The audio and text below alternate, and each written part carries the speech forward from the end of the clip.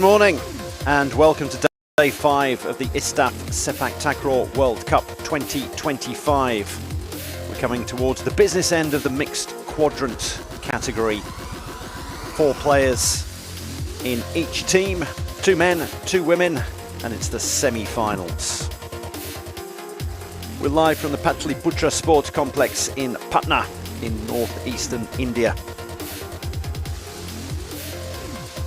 A big welcome to all of you watching wherever you are all around the world. India versus Myanmar, with a place in the semi-finals up for grabs. Good morning, ladies and gentlemen, and welcome to Day 5 of ISTAF Sepaktakraw World Cup 2025, Bihar, India. On court number 1, match 1, we have mixed squad semi-final event, India versus Myanmar. So ladies and gentlemen, to witness power, passion and pride, give a huge round of applause to Team India!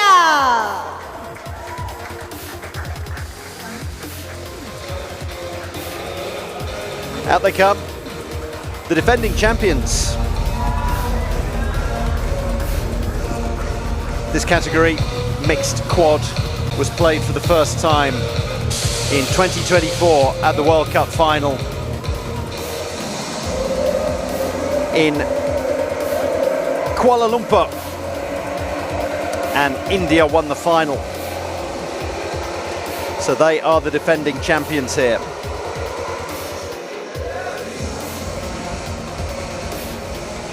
There's the starting lineup: 2 female players, Maipak Devi, Chauba Devi, and the men, Akash and Holendra Singh, Diana Devi and Lachenba Meite are on the bench. To see the unyielding spirit and determination, give a clap to Team Myanmar!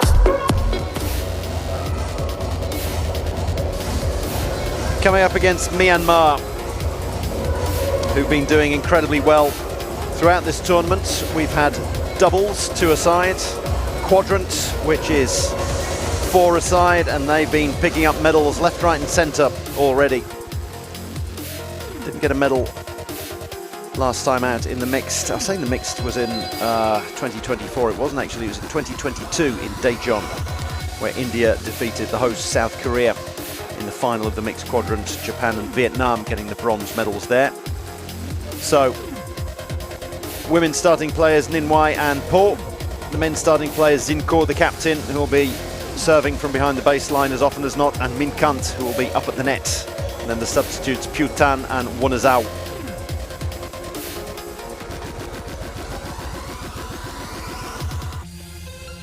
Welcome to you all around the world, wherever you're watching, on streaming.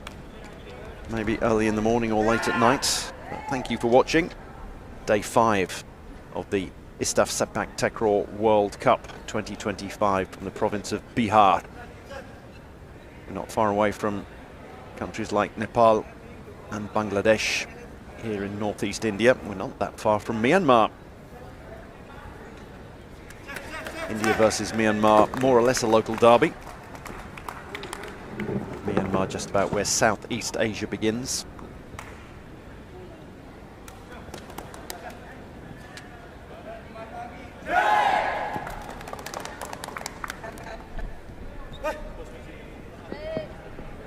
In the group stages, India were in Group B. They defeated Nepal, Vietnam and Japan to finish top of their group. Group A was a bit of a group of death. Thailand, Malaysia, Sri Lanka, Myanmar. And Thailand ended up topping that group, Sri Lanka at the bottom, and in between there was a shootout right at the end of Day 4. Myanmar and Malaysia was the final group game. Malaysia, who had pushed Thailand incredibly close, 2-1, 3 very tight sets. And Malaysia ended up, it was a bridge too far for them when they faced Myanmar. They were tied by the end of the day, and Myanmar won that one. It was a virtual quarter-final, and here they are through to the semis. The losers of this match and of the other semi-final, which is going on right alongside us, Thailand versus Vietnam, the losers of each of the semi-finals get a bronze medal. 2 sets of bronze medals given out. The winners, of course, go through to the final, the gold medal match.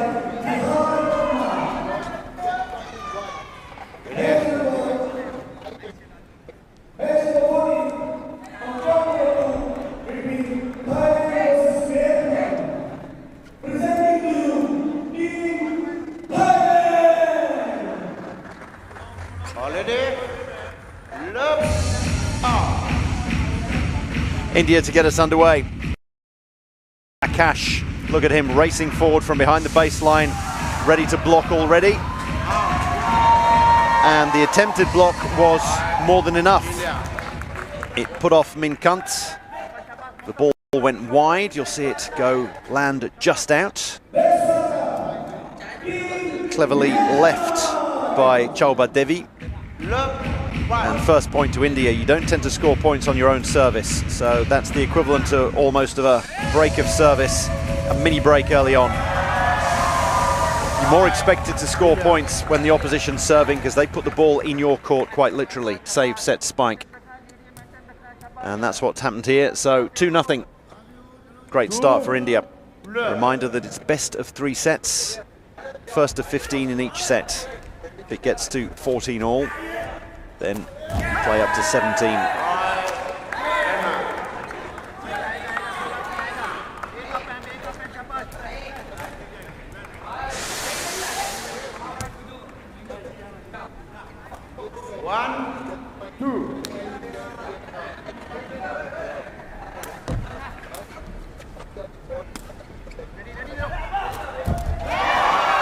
Beautiful roll spike by Akash. He's been around, made his debut, I think, at the ISTAF Super Series in Delhi in 2013. There were a number of Super Series events, mini World Cups they were, held between 2011 and 2015. One of them in Delhi, and he made his debut as a 17-year-old. Heading towards his 30s now, but still every bit as good.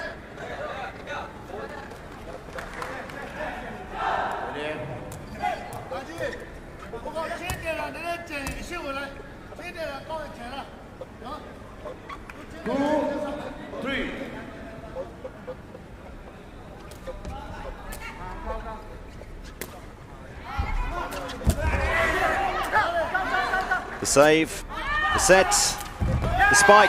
That's how Sepaktakraw works at its best.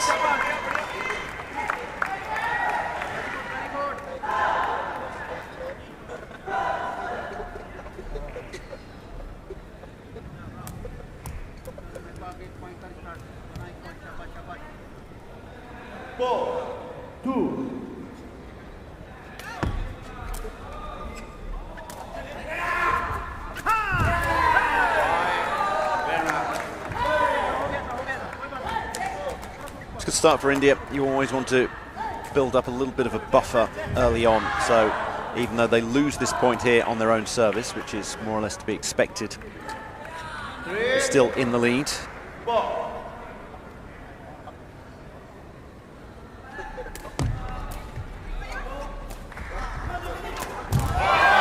And there's that 2-point cushion restored.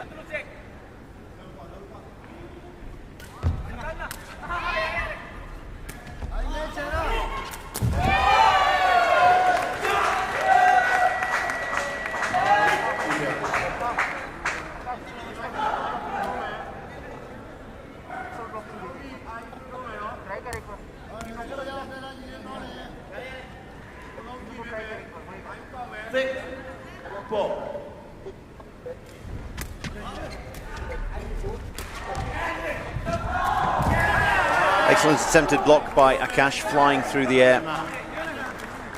But Minkant got the better of him. See, he was stretching out a long leg, Akash. See that most teams have, when receiving the ball, 3 strong defence and then one extra on the side, more or less keeping out of the way, because it's a lot of people covering a very small piece of real estate when you're playing quadrant. So you tend to have somebody who saves and sets, somebody who spikes, and then the other two who tend to back off a little bit. And they're there for defensive purposes. If the ball comes flying back over, you can see them spreading out here. And those are the defensive purposes there. You saw Chaubat Devi, the number 6, desperately trying to get back and pick up a ball that had cannoned off. Can be useful to have the 3rd and 4th players out there, but not always. And then when serving, as we'll see with Myanmar, who have changed service, they've got Min Kant out there rather than Zinko. The other 3 tend to line up at the net to try to block the view of the opposition, so the opposition finds it difficult to see when the ball's coming over. We've obviously got a camera angle that's higher up, so we can see exactly where the ball's coming from, but imagine you're at court level. The net is 1.55 meters. You've got 3 people standing in front of the net who are anything between 1.55 and 1.80, 1.85. And then the ball suddenly appears over the top of it, as it does there from Akash.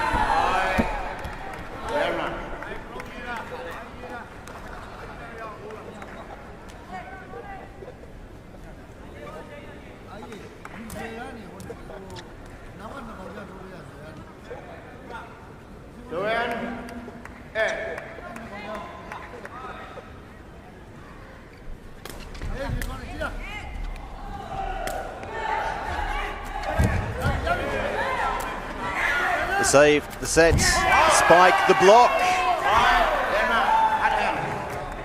Sepaktakraw at its best, and oh, it's been called against Akash. They've said it hit his arm. Obviously Sepaktakraw is like volleyball, but you can't use your arms or your hands. Akash saying, no, it was my shoulder. Let's have a good look. And that was definitely the top of his arm, and the referee up in the chair, perfectly positioned to see that. Excellent tackle all round. Shame it didn't quite come off for Akash. But look at that, Myanmar have got it back level, 8-all. Winning a point on their own service. And they're in the lead. Not what the home crowd would have wanted.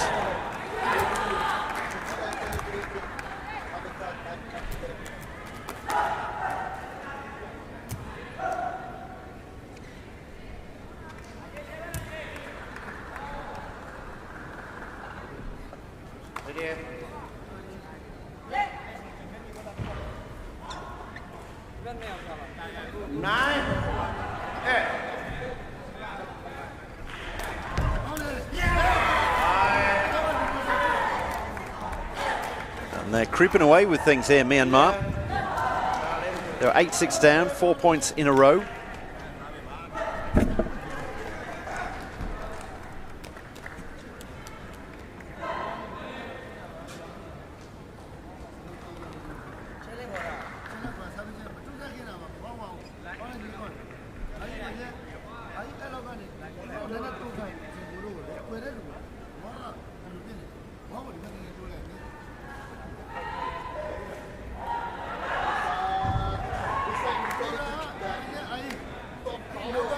One thing you can have in Sepaktakraw is video challenges, and we've got one here at the moment.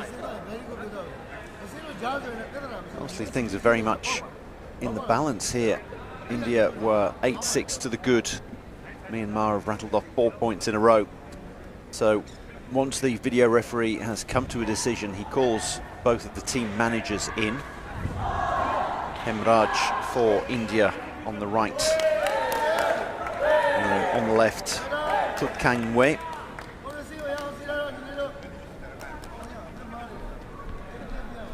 And then holds up a board afterwards with his decision. No fault, no harm, no foul. Challenge unsuccessful. India now desperately need to win a point on their own service. What can Akash do here?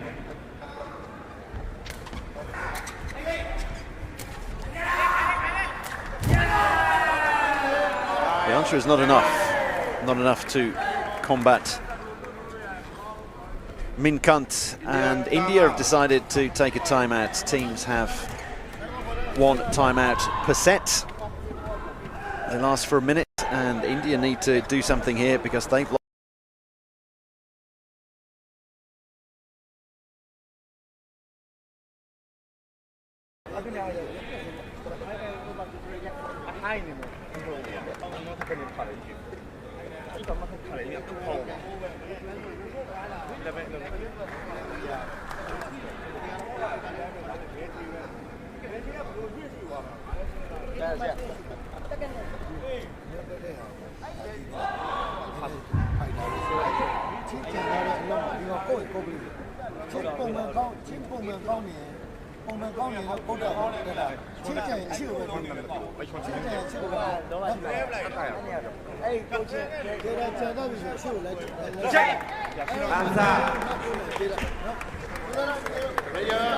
Back out they come. Myanmar just 4 points away from taking this opening set.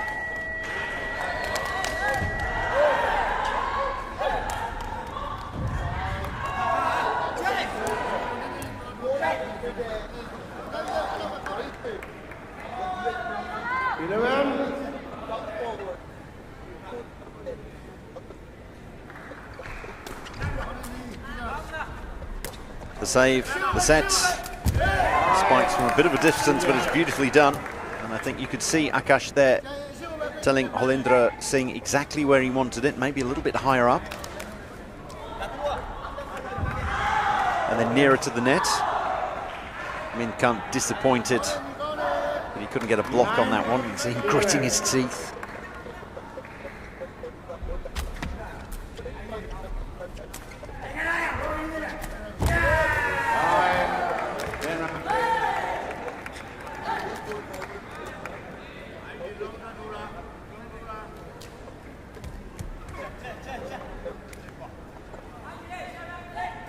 That's all that Min Kant needs to do at the moment, though. They've got a 3-point lead, so as long as he can take care of business when they're receiving service, and it doesn't matter if he can't get a block in. India keeping pace, but they need to win a point on their own service. That's when things start getting a little bit dicey. You think to yourself, where do I serve? How do I serve? Do I try for a tape service that catches the tape of the net on the way over and just dies on the other side? But of course, if that doesn't come off and bounces back on your side, you lose the point automatically. Akash has got a number of different services. One delivered with the sole of the shoe. Going for pace on that one. Not a bad idea. But kept it alive. Dinked over the top. And that is India back more or less on level terms. They've got it to within 1 point. They'll receive the next one. And that was an excellent block at the net.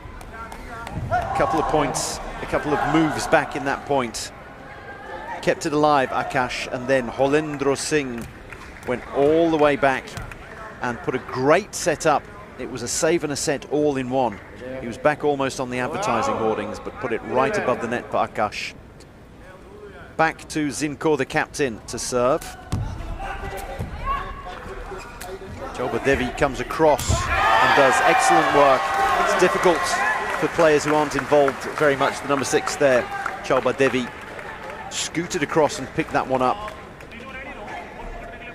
And then set it nicely for Akash. And there we go, 12 all.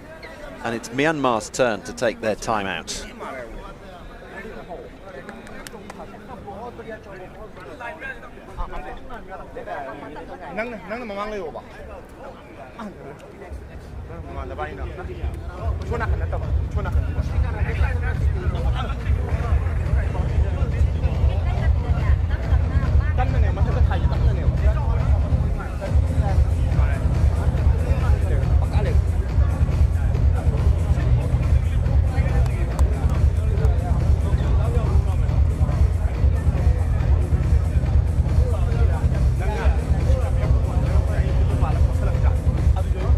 First to 3, best of 5 now, since it's first to 15.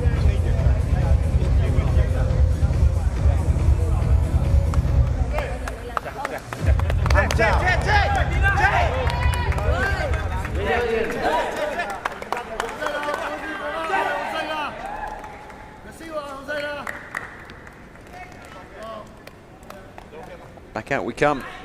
A reminder that if we get to 14 all, then goes first to 17. The only disadvantage for India will be that if it does go to 14 all, they will be the ones serving, and as you can see from serving, giving the opposition the ball, they can save, set, spike if they do things correctly. And so 14 all would become 15-14 Myanmar. 15 all becomes 16-15 Myanmar. And then at 16 all, it's deciding point. And you're serving that deciding point and giving the ball to the opposition. Good in. Go out. But we're not there yet. Myanmar, that's what you do.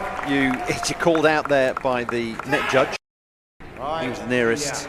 Saw him put both hands up. The net judge there to the left of the net, and it just misses. And then the net judge has a good look at it and then puts both hands in the air. That's what you do on service. You think, I'm going to gamble. I'm going to try to kiss the line.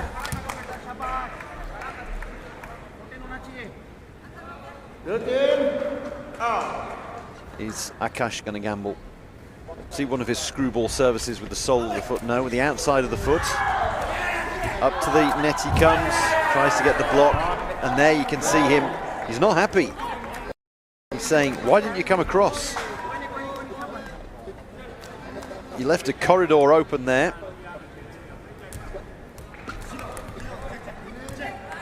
Particularly telling Holendra Singh there that he needed to be further across.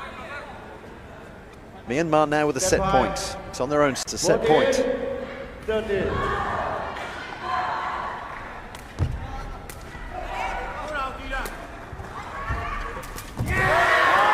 It cannons back off the net. They only need the one set point. Myanmar take the opener, 15-13. Stop.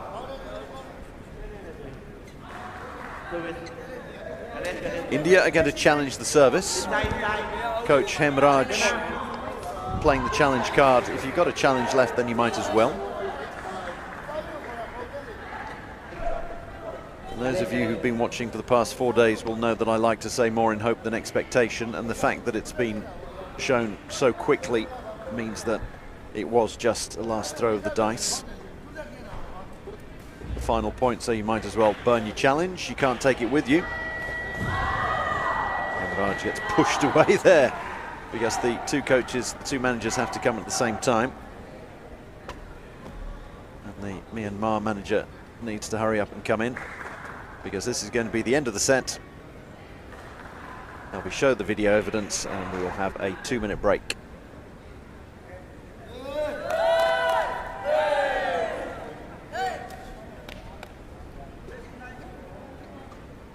No ball. No faults.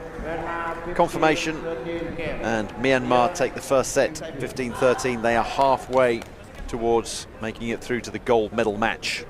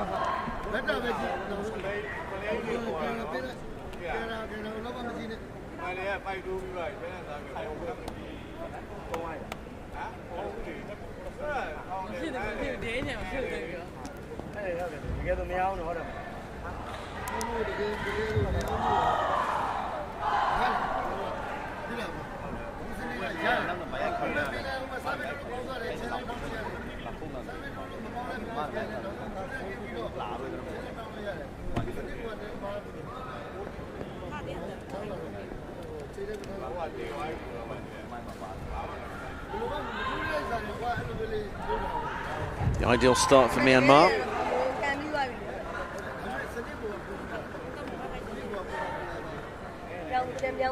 Things just got a little bit out of hand, as they can do very quickly for India.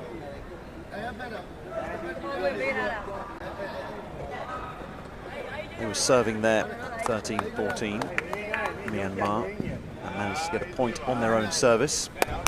India always a little bit behind the 8 ball, in that they were serving first, so giving up the point first, and yet they won the first point of the match on their own service. They led 2-0, they led 10-6, no, they led 6-4, and then found themselves 10-6 adrift, clawed it back, but things can go this way and that.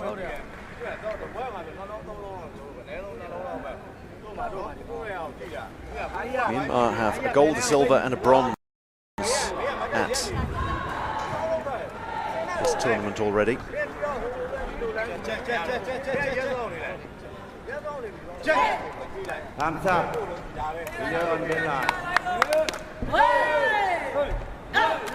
India with it all to do. They still only need to win 2 sets. Myanmar have halved their requirements. Myanmar, who have a gold, a silver and a bronze at this tournament already.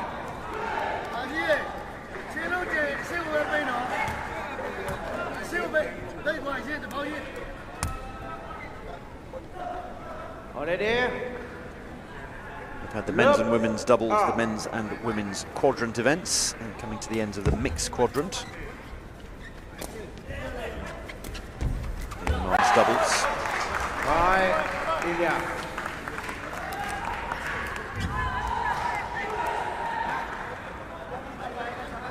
So it alternates who serves first in a set. It's not based on who served last, the last point in the previous set. So India served first in the Myanmar serving first this time around.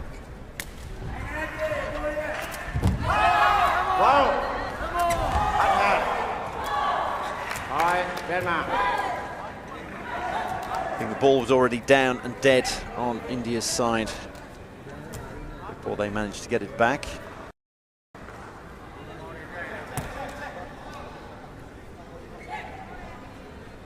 Ready? 1, off.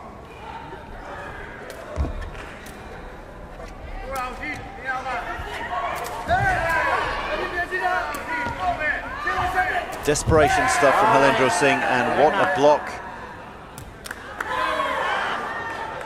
An amazing block.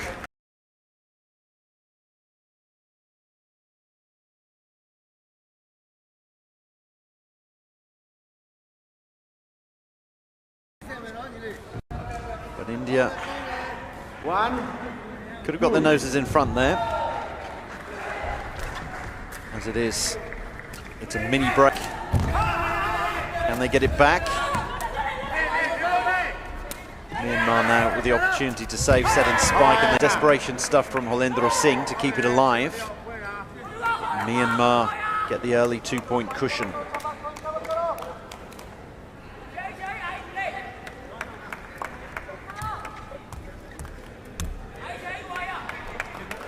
Ready?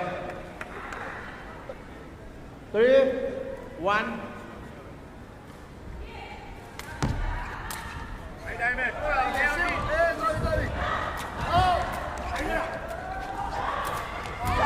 India get away with that one. The set wasn't the greatest. Akash going almost into court number 2 to get that one back. Look how far he goes.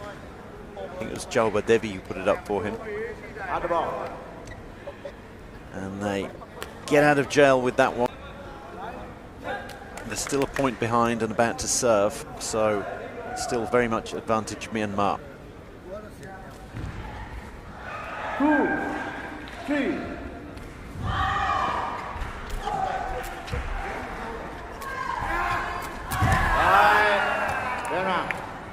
Minkant being given the ball exactly where he wants it, the number 4.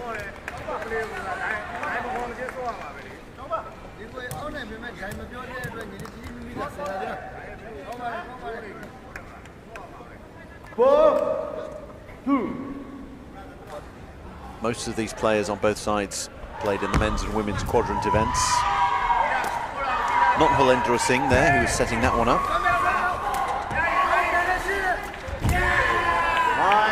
It's all going wrong at the moment for India. It's all going right for Myanmar.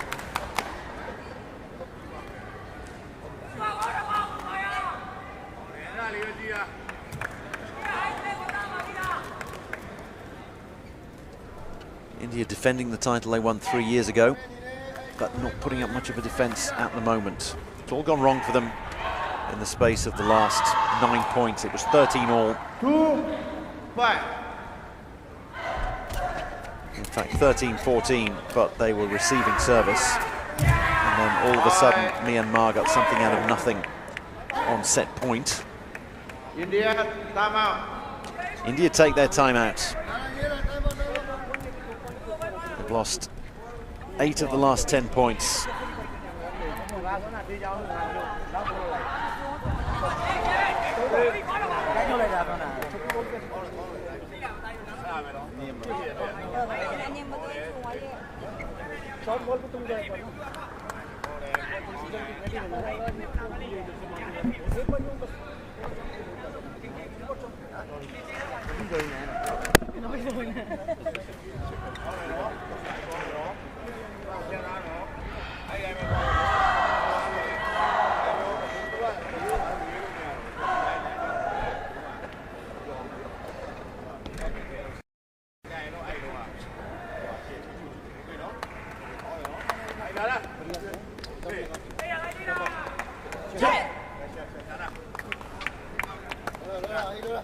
Hands up.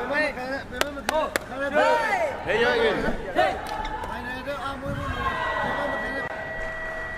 Back we come after the 1 minute break. India with it all to do. They're 9 points from elimination in this tournament. They need to ask more questions when they're serving, because at the moment Myanmar are able to save set spike as calmly as you like.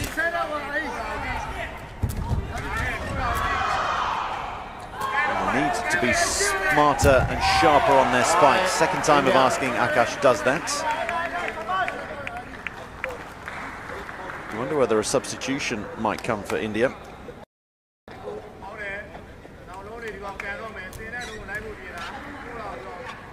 Problem is, it's all Akash at the front. They can't change anyone a lot as well. He's been serving in the men's quadrant, and then you'll see him, look at him here, he'll scamper up to the net.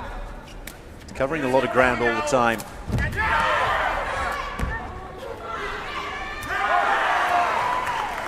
The bounce favours them this time. It was a good block by Akash. You can see the sweat he's worked up. He's serving, he's flying forward to block. And it was a great block here, and then Zipko couldn't quite get that one back over the net.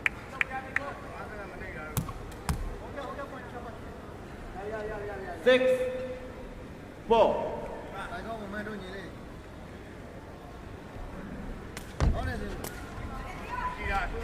Important point for India. Need to take care of business on their own service. They're doing it, but only just. They're not. The spikes aren't finding the court, they're finding someone else. They're finding a block there. Min Kant gets his back in the way. Paul almost managed to pick that one up.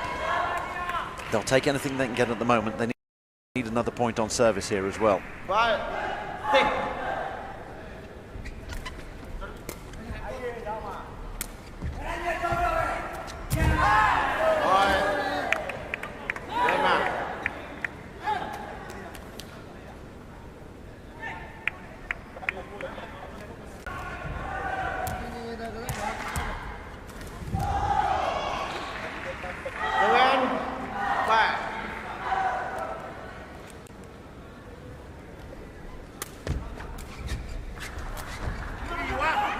Save set, and the spike does find a bit of pink. You don't want it finding white. You don't want it finding someone's shoe or someone's back. You want it finding the pink of the court.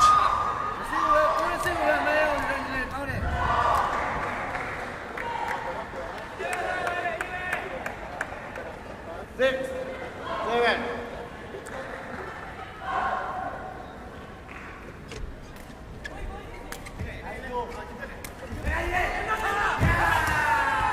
Cash sailing in there, trying to get a block, but cleverly played by Minkant, just tapped it over so that it would bounce at an awkward angle off Akash. Hadn't got enough, he didn't put much on it, so that way it didn't come cannoning back over his side of the net. 6.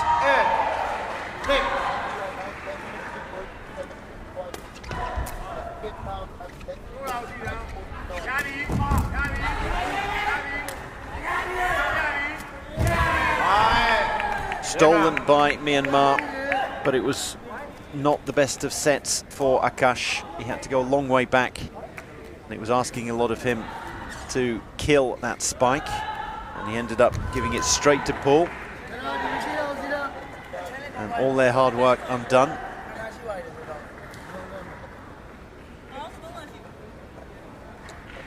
Are we having a service challenge?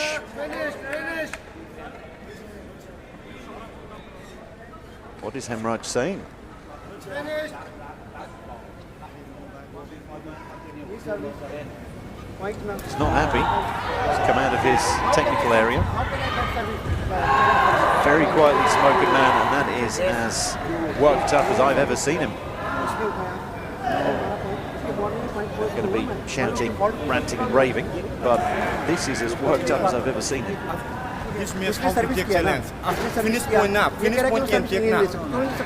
इसके point होने के बाद लूँगा ना जब point खत्म होगा तभी तो लूँगा ना मैं पॉइंट खत्म नहीं होता तो मैं कैसे लूँगा इसको समझा तो Sir, we point then how to take challenge. मुझे तो कॉल कर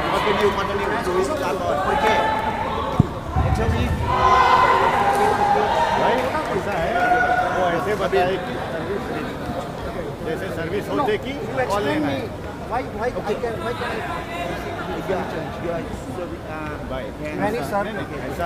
impression is that Hemraj has spotted something that's happening all the time and isn't being picked up.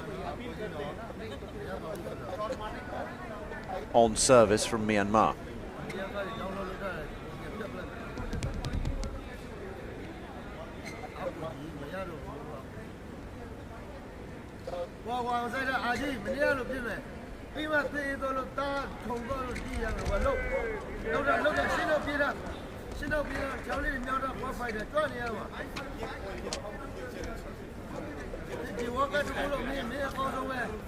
Interesting to see what's happening here. See one of the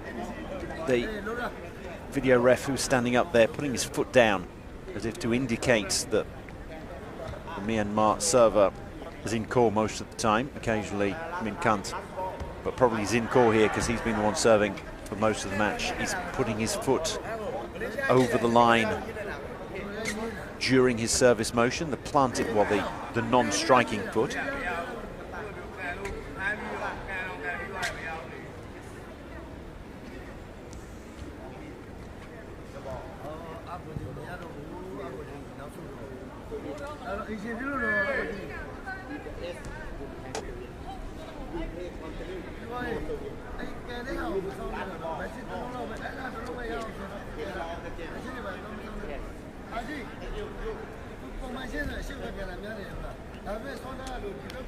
It's obviously quite an important point here. They're taking a lot of time deliberating about it.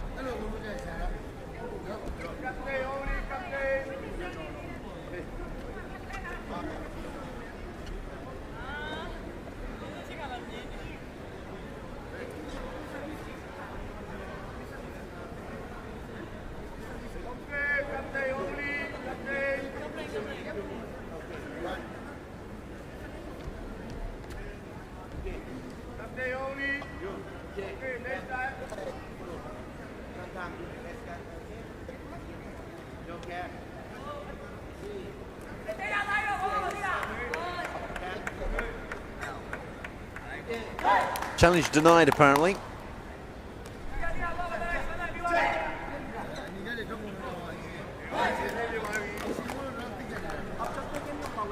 Ready?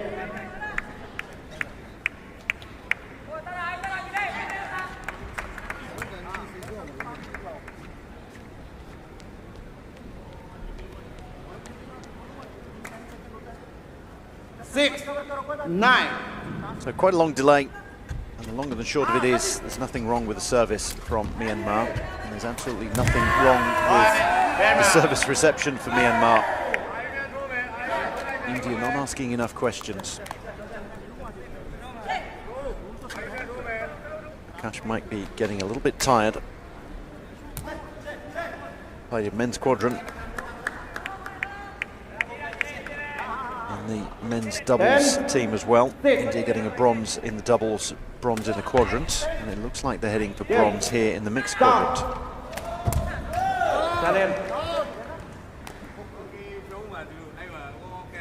Myanmar just 5 points away.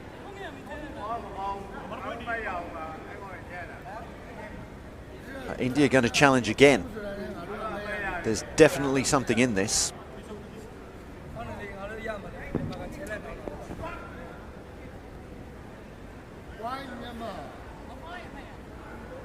We had a long challenge, and Hemraj, he's come out of his technical area. He's being brought in already. His opposite number taking his time to come in. Always takes a long time to come forward, as the Myanmar manager Kang Wei.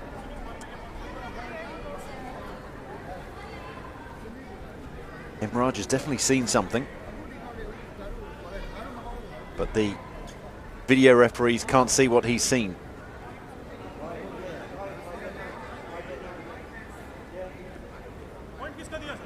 He's not a happy man.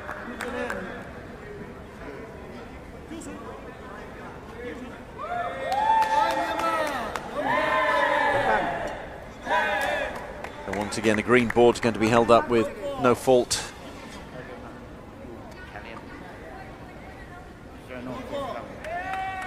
Right, no ball. Surely the end of the challenges from India.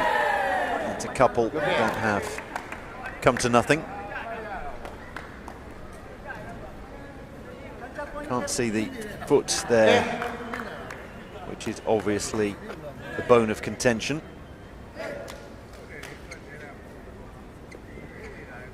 Or the bones of contention, since there are quite a few bones in the foot. Akash now not arguing the toss, but still asking the question. Nothing's gone right for India in this match.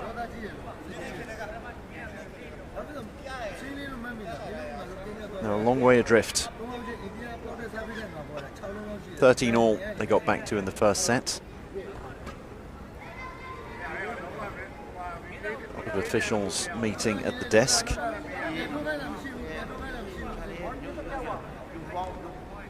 Cash down and not quite out, but you can see the sweat that he's worked up.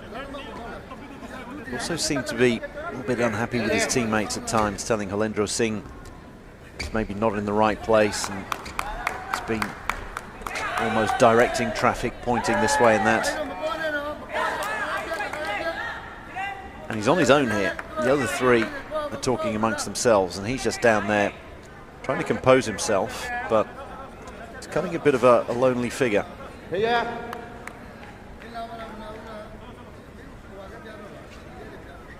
Isn't really a united team. They've come over to him, but nothing's being said.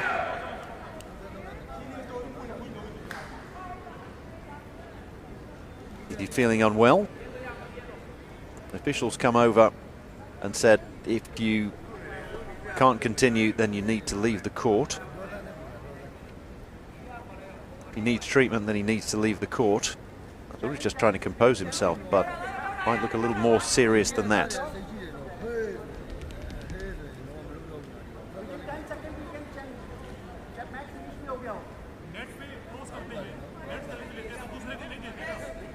He's back up on his feet. Bit of an empty look in his eyes, though. If he needs treatment, then he has to go off court. There's no real spiker who can replace him. India 4 points from defeat. You're going to carry on? I presume so. Just a shake of the head and a bit of a dismissive hand gesture. I can see this finishing sooner rather than later. He's been called over. He needs a ball. He's going to serve, he needs a ball, and he's been given a yellow card by the referee for delay of game, which is only fair because we've been waiting for the past 4 or 5 minutes for Akash to compose himself, and I can see this unraveling very quickly. That one cannoned into the advertising hoardings at the back. It didn't go anywhere near the court. You're not going to see this one bounce. It's going to disappear out of camera angle. Tries to get a foot to that one, and cleverly done there by Myanmar. Target the man who is all at sea. Target the player who is completely and utterly out of sorts. You wonder how far, you wonder where this service is going to go.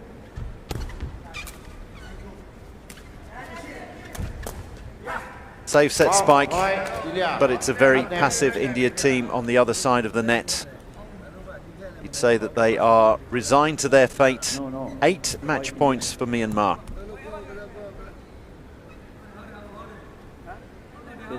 Imraj has done his best, but he's obviously seen something that he's not happy with.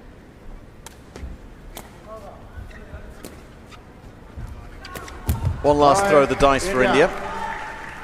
And a few applause from the crowd here in the Pataliputra Sports Complex.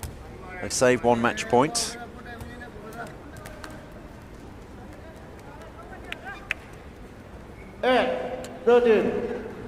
Actually, we've had a readjustment of the scoring, I think, during all of the delays. An extra point had been given to Myanmar, so they were only on 13. Were being the operative word. Now it ticks round to 14. 6 match points, the first on the foot of their captain, who decides that he might as well have a free hit, and he tried to just do a little, almost the equivalent of an underarm service in tennis. Akash, compose yourself. The match is on the line. Myanmar with a save. The set. Minkant with a spike. It lands in, and Myanmar have defeated the defending champions. They have knocked the hosts out of the tournament. Myanmar are through to the finals of the mixed quadrant, defeating India 15-13, 15-9.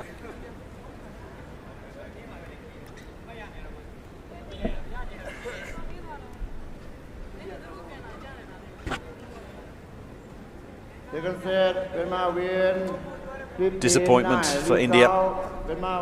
It all unravelled in the second set. It all unravelled at the very end of the first, where Myanmar got the 1 set point and ended up taking it on their own service, stealing it, if you will. And then second set, India 6-2 down early on. Now, it's good to see the Myanmar coach trying to console Akash, cutting a bit of a disconsolate figure. But it's nice to see Ong Myo Swe having a word with Akash. Sweat pouring off his brow. He was serving, racing forward to the net, blocking. But it just didn't work. So Myanmar are through to the final, and they will face Thailand. Thailand versus Myanmar, a local derby for the gold medal in the mixed quadrant event coming up.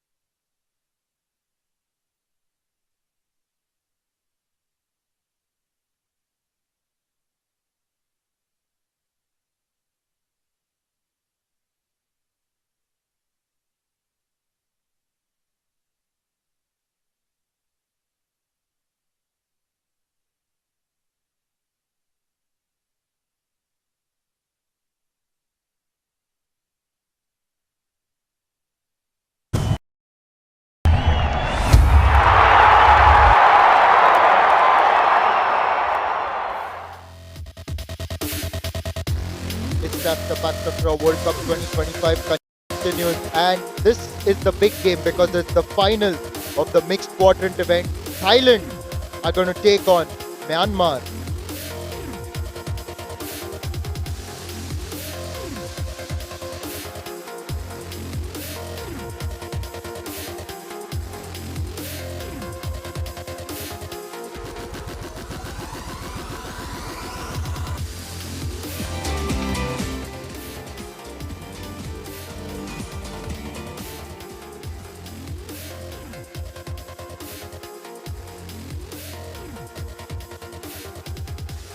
To please report on court number 1.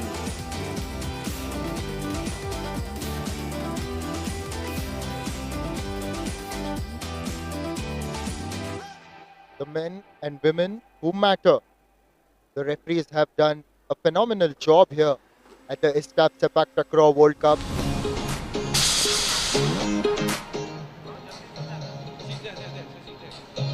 With me in the commentary box, I've got Drew Lilly joining me. Welcome, Drew, and this final promises to be a good one, but also a word on the referees, very consistent and good throughout the tournament.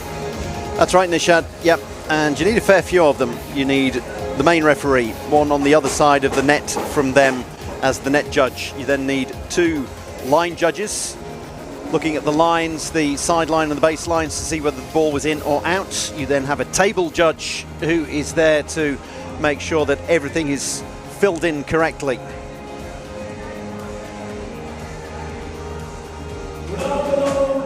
Ladies and gentlemen, welcome to ISTAF Sepaktakraw World Cup 2025 Bihar, India.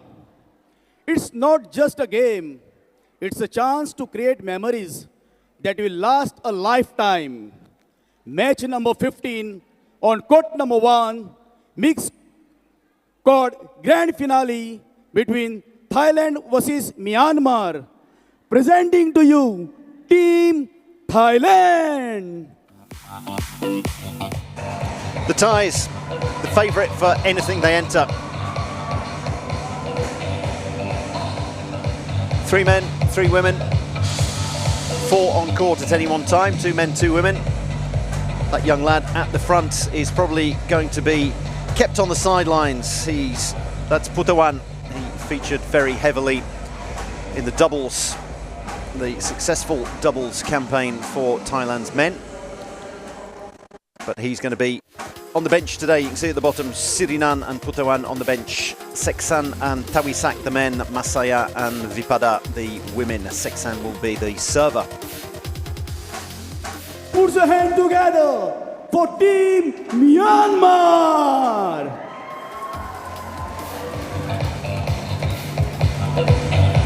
Myanmar, who have done incredibly well at this tournament so far, the ISTAF Sepaktakraw 2025 World Cup. They've got 1 gold, 1 silver, 1 bronze already.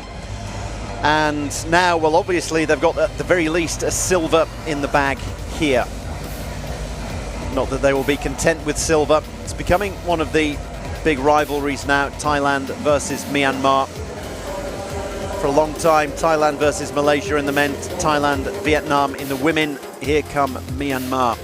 The men's players, Zinko, the captain, he'll be behind the service line, and Min Kant up front at the net, and then Ninwai and Po will be doing a lot of defensive duties and setting.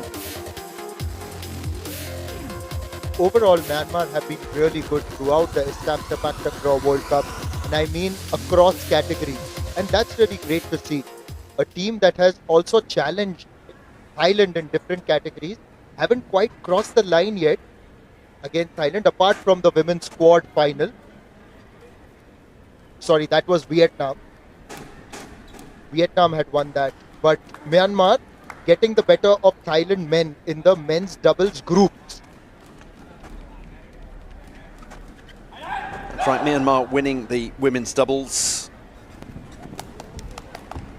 Getting a silver in the men's doubles, and they also picked up a bronze in the men's quadrant. So they've got 1 of each so far. And they're going to get another one. Thailand winning the men's quadrant.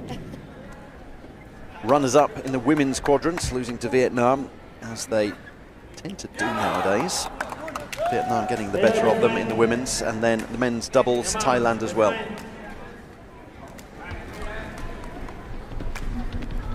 Two groups we had in the mixed quadrant, Group A and Group B. One of them was a real group of death that Thailand found themselves in, defeated Malaysia 2-1. That was so close, could have gone either way. Myanmar in the group stages, and then Sri Lanka cruised past them.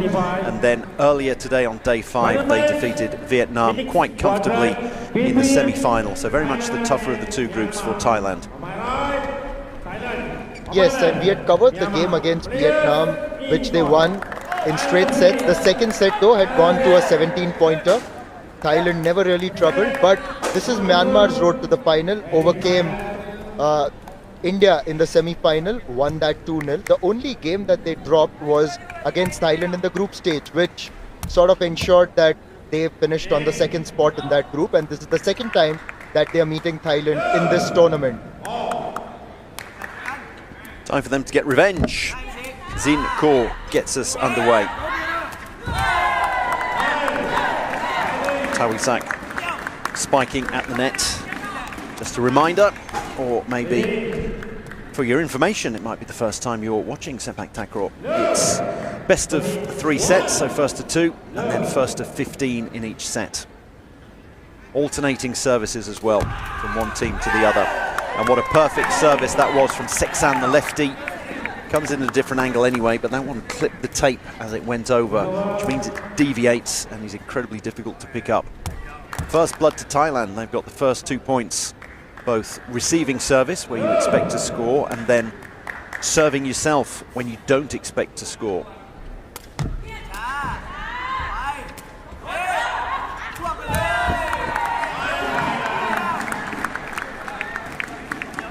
That's Rachan Vipan on the right, leading Thailand to the medal in the men's quadrant event, and then in the doubles as well.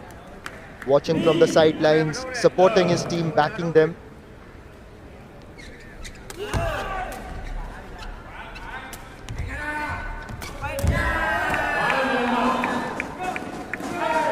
There's one by Min Kant. Min Kant was really good in the doubles, in the men's doubles. Just to illustrate what you spoke about earlier, Seksan, even in the match against Vietnam, got a few taped serves in very well. The accuracy was good. He's a reasonably tall player. We look at Sanapong, another of the Thai delegation here. He hasn't featured all that much in this tournament, and this is pretty much it as far as the Thais are concerned, because they haven't entered the men's Regu, which is the 3-a-side competition.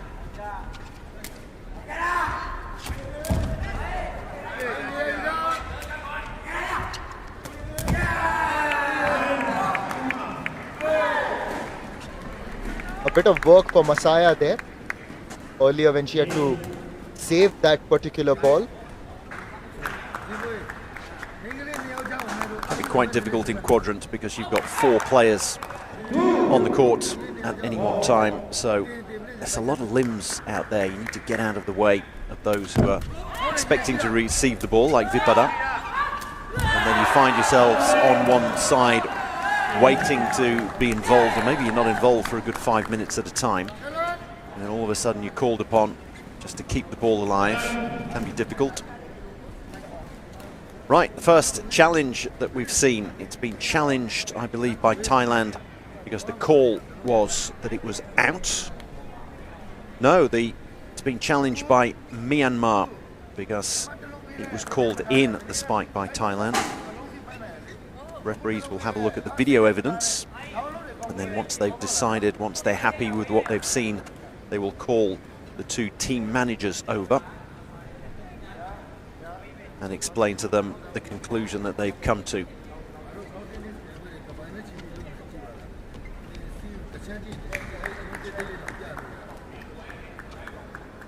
Vipada is she's a tekong. Usually she's a tekong in doubles and quadrant, where everybody can serve. It doesn't matter. You don't have a specific server. You get certain people who like to take on the service duties, but you can alternate. And she's proved to be a very strong server when you're serving from behind the baseline in doubles and quadrant.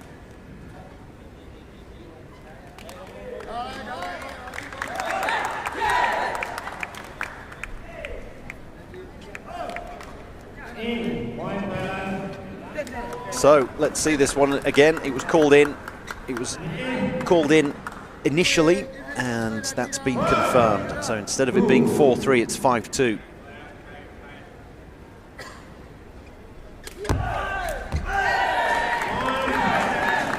That was a very good serve in by Sexan. It's quite reasonably tall, but quite powerful. And you see the spin there as well. And that's what you need to do in any kind of sport. You target two players, get in between them. Myanmar taking a timeout already.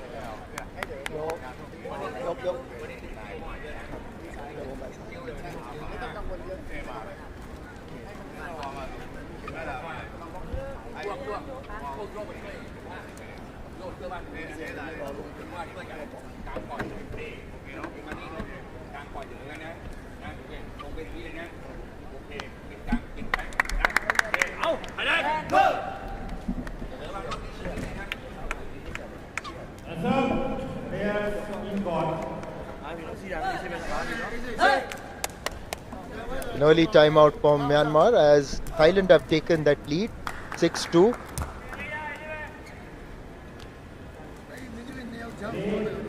Will be someone who will be happy with that. He's obviously impartial as the acting president of ISTAF, Kun Bunchai Lord Pipat, who is Thai. He'll be happy that Thailand are doing well, but as I say, impartial as the acting president of the International Sepaktakraw Federation.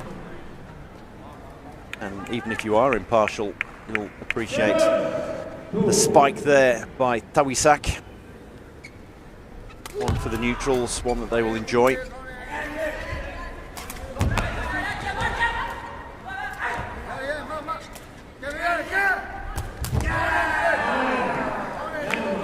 Something I'm picking up on today, day 5, compared with day 4 when we had the group stage of this particular event.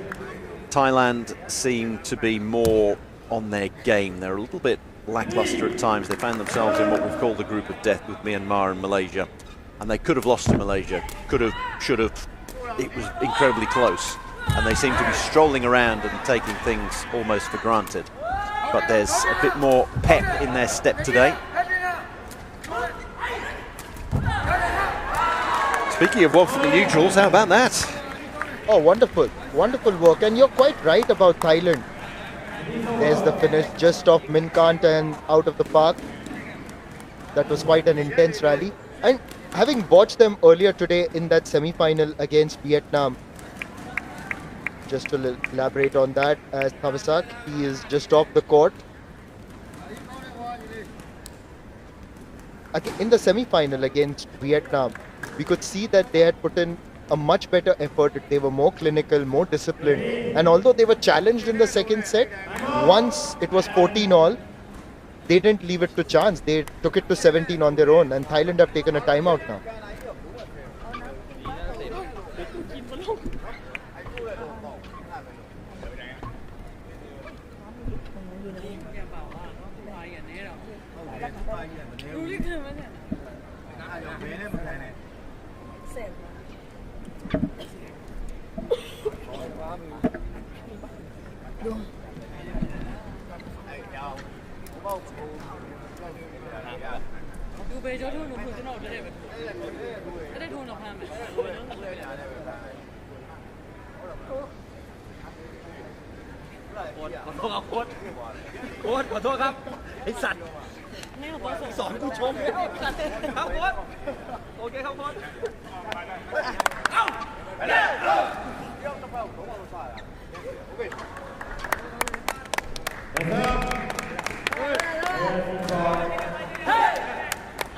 An early lead for Thailand in the first set in the final, 8-3, as Tektan gets ready to serve yet again.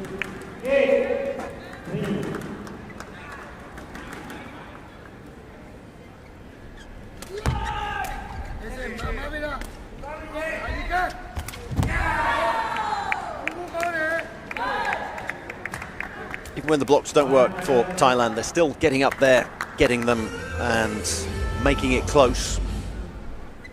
You can tell that today it's about the medals, and that's where Thailand come alive.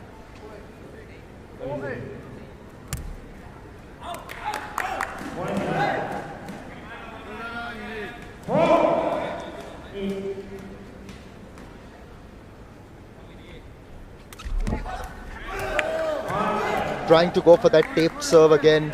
Zinkoko doesn't get it over the net.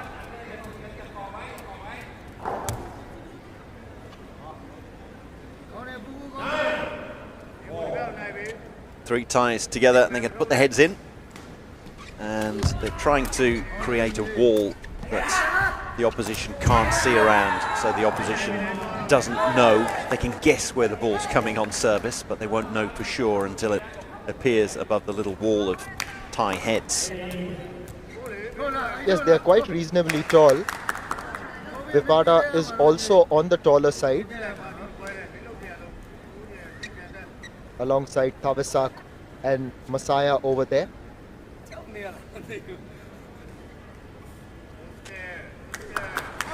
Just approaching the referee's desk for the moment. Had an interesting conversation with one of the referees today, obviously on the other commentary stream. He said that in training the referees are told not to be too serious on court, be confident, but not too serious, because if you're too serious, then the complexion of the game could get affected. Yeah, if you're permanently scowling, then the players are going to scowl back, and it invites an argument. Whereas when it's all smiles, it's okay, fair enough, we're all human, we're all here doing our best. Doing our best, and obviously it's the best in terms of both the players and the officials. Even the overall disciplinary levels have been quite good. We haven't seen too many cards throughout the tournament, so that's also one of the good things here.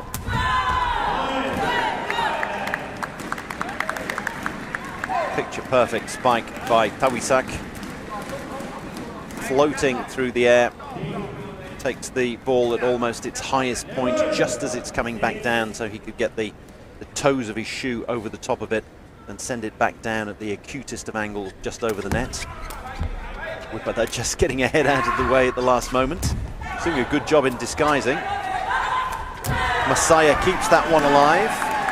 Rarely called upon, but a great save and set by her. Yes, rarely called upon, but there have been times when she's really retrieved some of those spikes very well. A similar thing also happened a couple of times in the semi-final. Masaya saved a couple of those spikes put in by Vietnam and then converted them to those opportunities.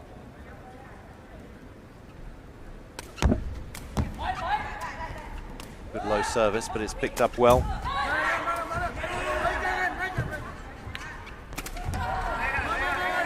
Seksan getting in on the act, saying, I'm a left-footed roll spiker. And everyone giving him a round of applause. Masaya pointing to him, going, what are you doing at the net? Goes back to his coach as well. Just gives him a namaste.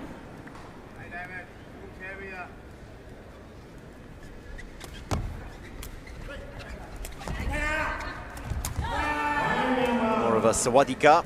He's from Thailand. 13-7. They are running away with this. What's it called in Thai? I didn't quite pick up the name because I don't know about that though. Well, just putting the hands together and saying hello is Sawadika.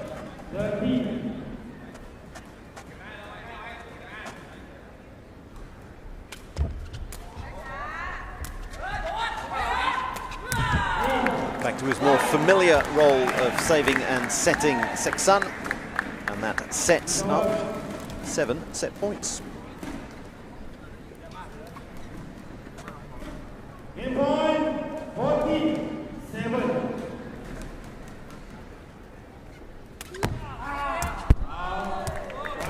Goes for the big serve, but puts it out. I think you're allowed to go for a big serve when you're 7 points to the good. You can afford to try to go out in a blaze of glory, but this is where they'll be looking to convert the set.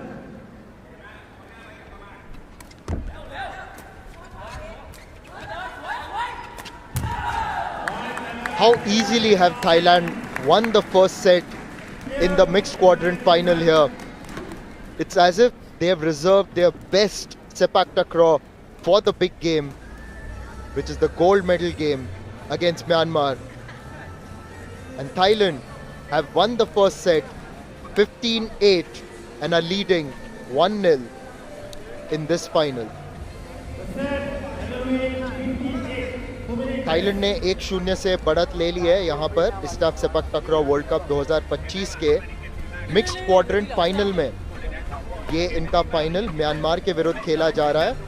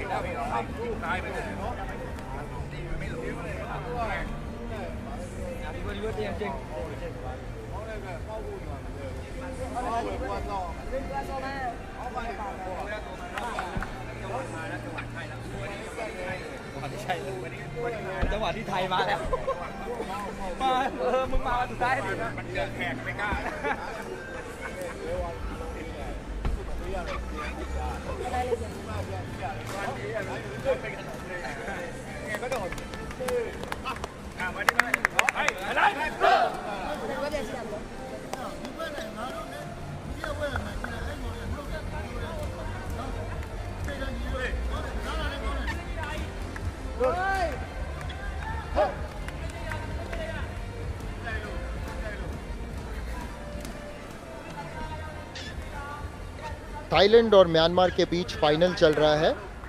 ये है mixed quadrant event का यहाँ ISTAF सेपकटाक्राव world cup 2025 में। ये खेला जा रहा है पटना में और यहाँ बिहार गवर्नमेंट ने काफ़ी साथ दिया है ताकि ये प्रतियोगिता यहाँ पर रखी जाए। साथ ही साथ बिहार स्टेट स्पोर्ट्स अथॉरिटी ने भी अपना समर्थन दिखाया है। बिहार गवर्नमेंट के खेल विभाग ने भी यहाँ पर अपना साथ निभाया है।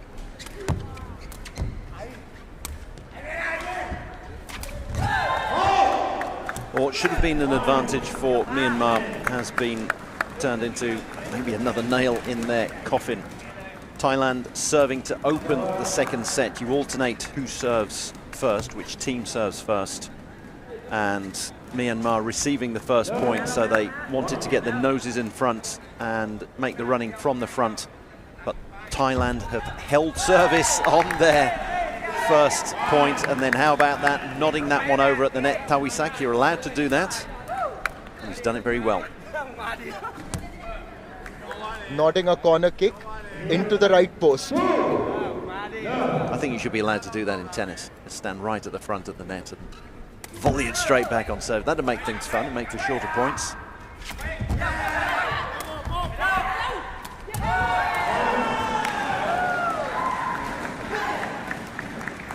Shorter points, this looks like being a short game and a short match.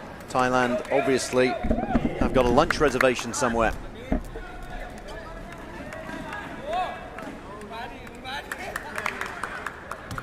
Two points on their own service. It's the mark of a good team.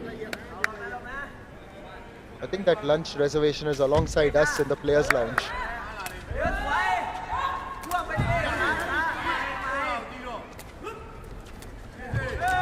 Oh, that one just floats in onto the line. It's agonizing when it lands in against you, and it's beautiful to watch for Tawisak's three teammates. I think we're all going to be having an early lunch. All smiles there. They're 11 points from a gold medal.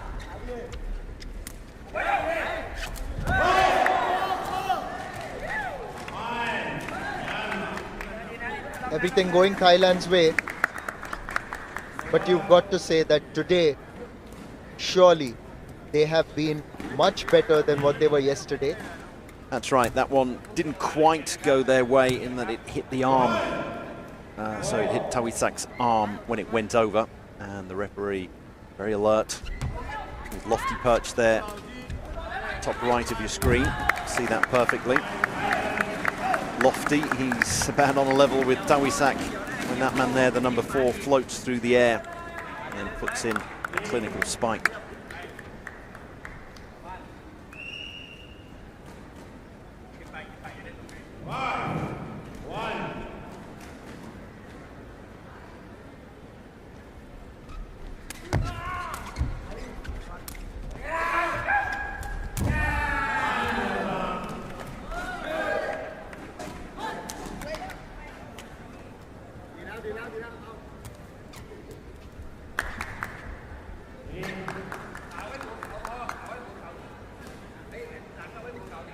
That was Min Kant on that occasion for Myanmar. He's been awfully quiet actually today. The whole Myanmar team has been rather quiet today. And obviously you've spurred him into action there.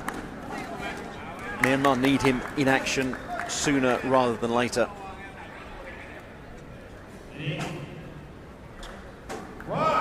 Best of 3 sets, so Thailand already halfway there. And a third of the way towards the 15 points they need in this second set.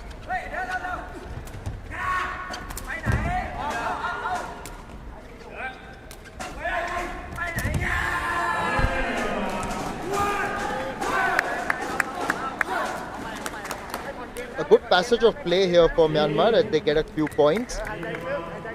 Particularly good on the net, and this time this was a traditional sunback spike by Min Kant. Generally goes for the roll spikes.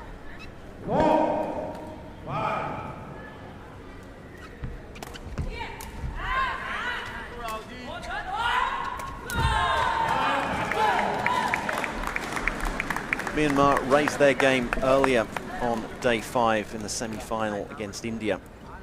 It was 13-all in the first set, and then they ran away with it, got the last 2 points, one of them on their own service, and then ran away with it in the second set. India rather lost their way, lost their cool. But it seems that they peaked for that semi-final when they eliminated the hosts and defending champions, and now they're looking, I was going to say a little bit tired, but if they can get a few more of those, that was an incredible spike from behind the Regu Tekong circle. If they can get a few more of those, then maybe this match isn't over yet.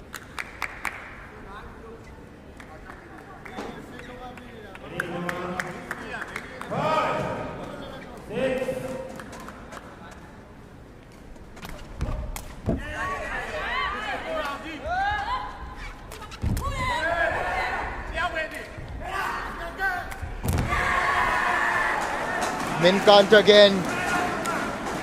He was the Tekong and then ran across to the net to take his favored position of being the striker. But overall, good teamwork by Myanmar. Saving that spike first, then retrieving it, setting it up very well. The captain Zinkoko playing his part. So a point scored on their own service gets them back to level pegging, 6-all.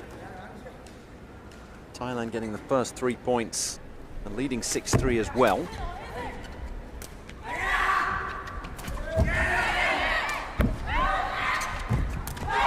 And of course, as soon as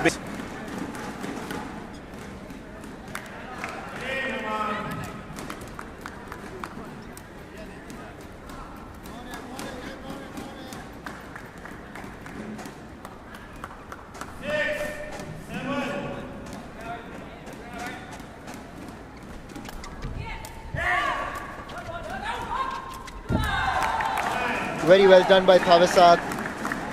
This time just placed it between the two players, and just the angle of the foot, it seemed to be a little different there. We've had some great slow motion replays. You can see where the players take the ball on the instep, on the side of the foot, the sole of the shoe. Fault called, and it's going to be Thailand's point. I think it was touching the net. Yes, you could see that. So Nin White touched the net, and there's a big loud call from the referee. A timeout's been called by Myanmar, trying to drag things around before it's too late.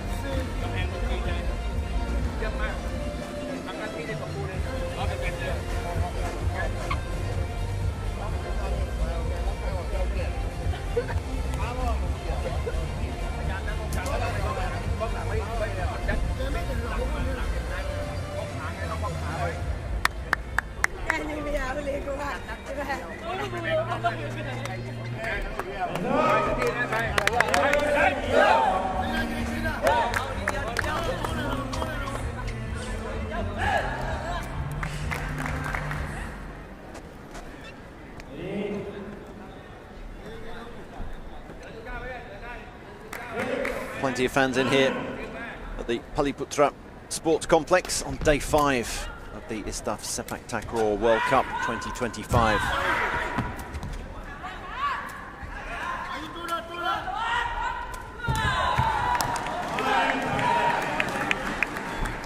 Both teams winning points in bunches, and unfortunately Thailand getting more of these bunches and making this one even bigger. 4 points in a row for them now.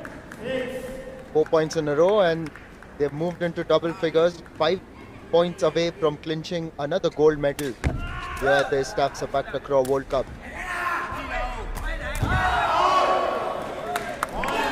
Called out by the Thais. You could see them all put their arms up, the palms up straight, which is what the line judges do.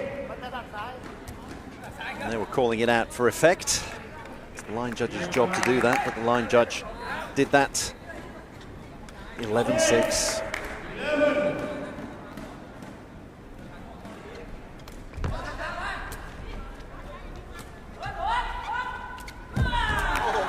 How beautiful! It was almost as if we were watching a replay and not real-time action. Look how slow that was, made even slower by the real replay. Sole of the foot of Thavisak absolutely flat. He's saying, look how high I was. So off goes Thavisak. He goes, my job is done. In comes Puthawan. I think the youngster just must have told the coach that, hang on a minute, I would want some action of the final. Now that we are well on our way to a gold medal. He's got a smile on his face. That was a good serve. Very well done. It was a very good serve, and it was really difficult for Myanmar to retrieve that. Inching closer to victory, Thailand. I think the Thais should play a bit of a prank on Puthawan. I think Wipada, when she picks up the ball here, should set it for either Seksan or Masaya. No, they do things by the book. First point for Puthawan, and it sets up 8 championship points.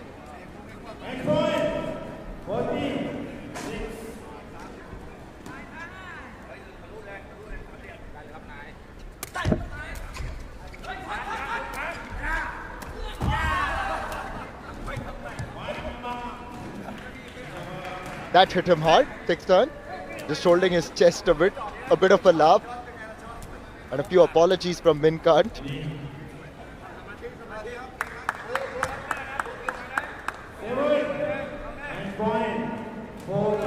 It's not funny when it happens to you, is it?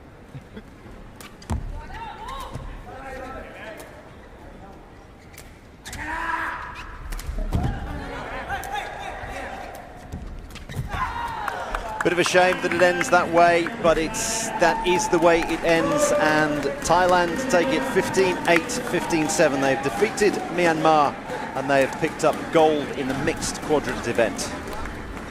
If ever there was a very convincing performance by Thailand, it is this at the ISTAF Sepaktakraw World Cup 2025 in Patna, taking yet another title. The mixed quadrant event, Thailand have won 2-0 against Myanmar, 15-8, 15-7.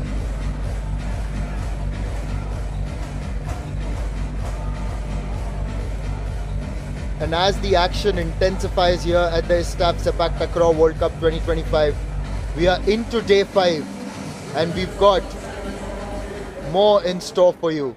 And this is particularly something that I'm really looking forward to.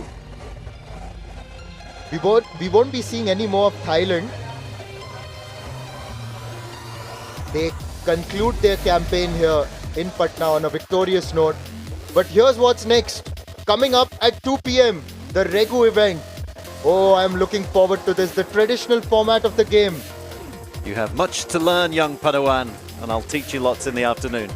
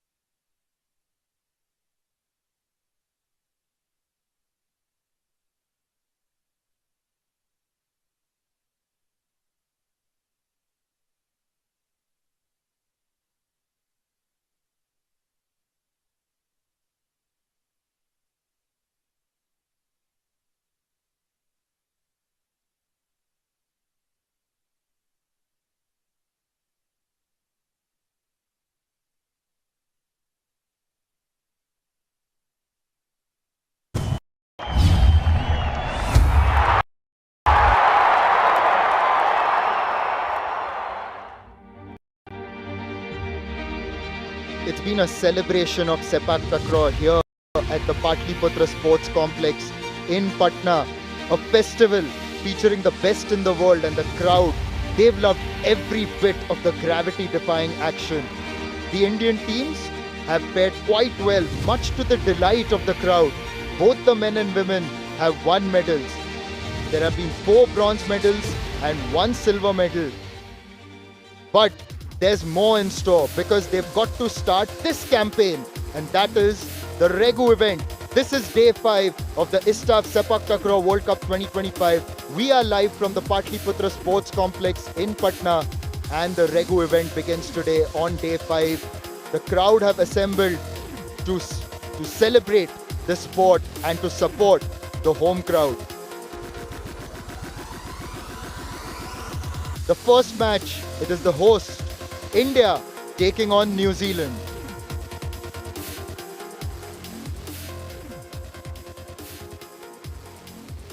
The action continues here at Sepaktakraw World Cup 2025 as we shift gears from the mixed squad event to the highly anticipated Regu games.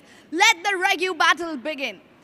And ladies and gentlemen, please put your hands together and welcome Team India. A new format in this tournament, the most traditional of the sport, and that is my cue to bring in Drew Lilly. Drew, this is the sport in its traditional form. It is the Regu 3-a-side. So you've got 5 coming out, 2 reserves, and then you'll have 3 very well-defined roles: the tekong, the feeder, and the spiker or striker. So here's the lineup. Ram Kumar is going to be the tekong, Arun the feeder, and Bobby Kumar will be the man at the net.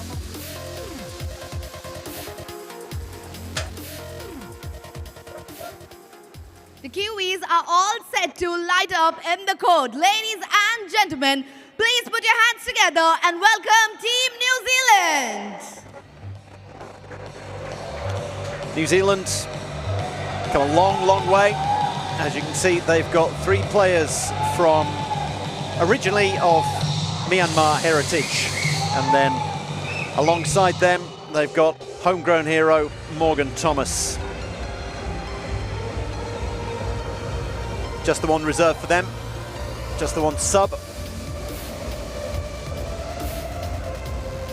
They played in the quadrant event where you have 4 aside, all 4 of them involved.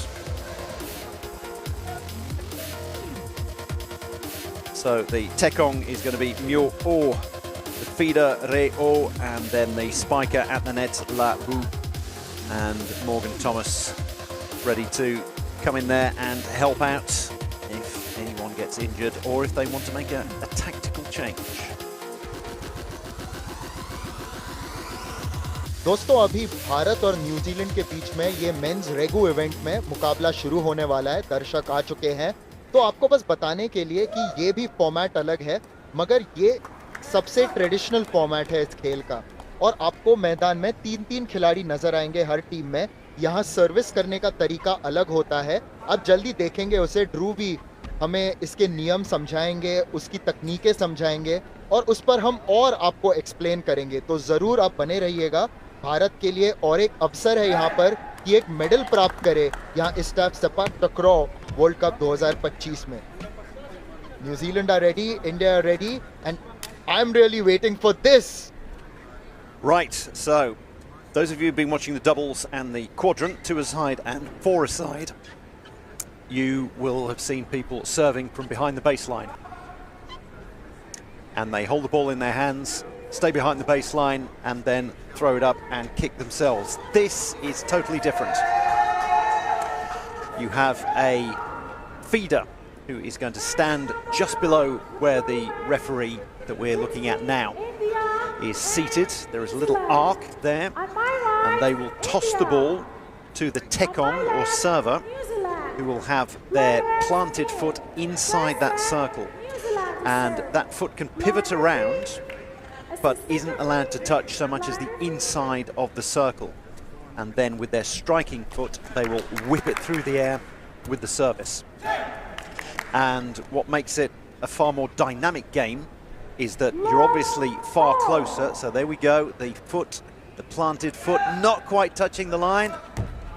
And there we go.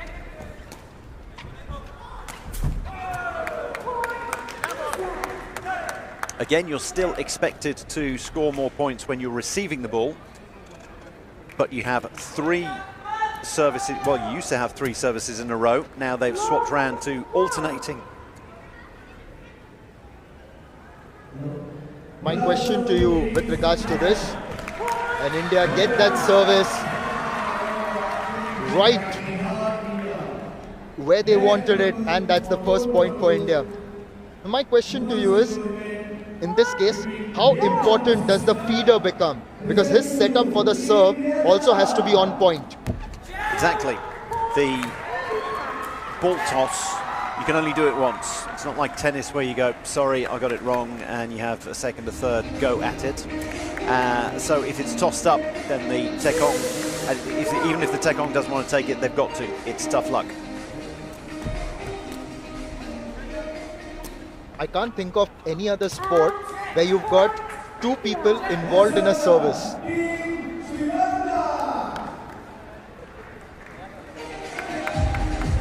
Takes some getting used to after you've been watching the doubles and the quadrants, but it's a real skill. In fact, 2 real skills.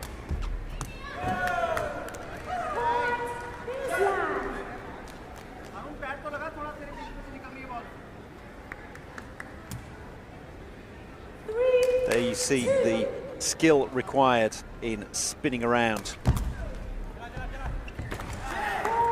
That was a really quick service onto the head of Ray Wu, and it just deflected, went away.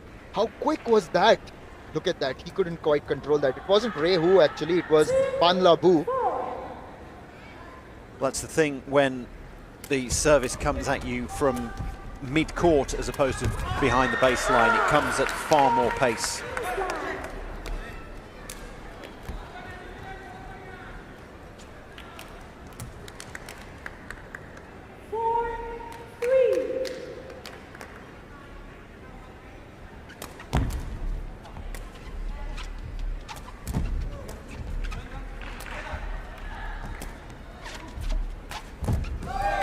Excellent roll spike. It's an important point for New Zealand. It used to be that you would have 3 services in a row and you could get into a bit of a rhythm when you were the Tekong. You'd be able to do 1, 2, 3. Whereas here, you're constantly alternating, so it keeps you on your toes. Lets that go through, and that's gone out.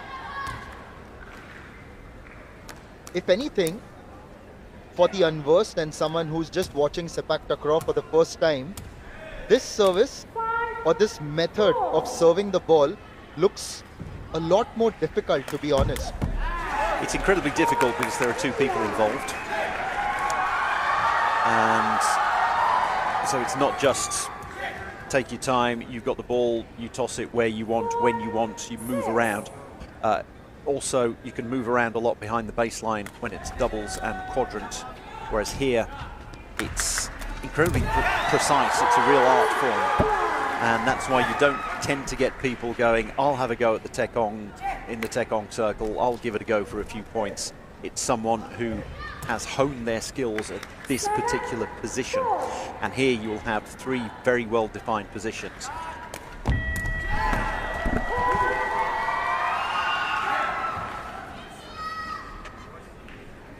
Bobby Kumar has been the feeder for India. Also, just to understand, for our viewers' sake as well, that yes, India have got, or both teams here, they've got the nominated server. And for India here, it is Arun who's taking the serves. And Bobby Kumar is feeding. So how much would they have to practice in tandem? Because there may be substitutions later. That sort of coordination, understanding between the feeder and the server, how's that developed? Exactly, you've got to work together. You've got to know exactly how high to toss the ball for a particular tekong, which side they want it from. So you can, of course, change sides.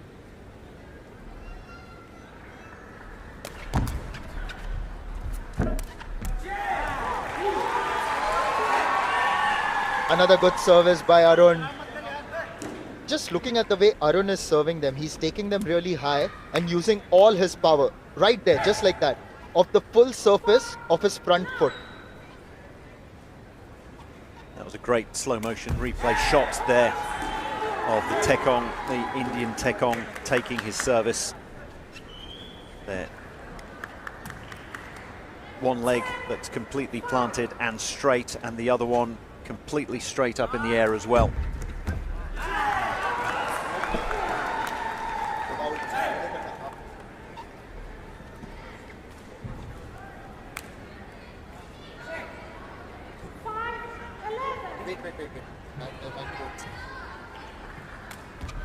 Reminder that it's the familiar scoring system though, so it's best of 3 sets and first of 15, with India making real progress here in this first set, leading at 12-5.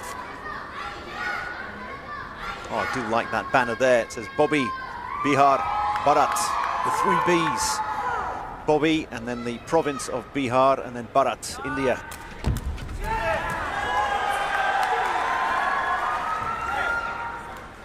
दोस्तों अभी अभी आपको जो ये सर्व है यहाँ रेगू event में, इसके तकनीक और इसके नियम ध्रुव ने समझाए।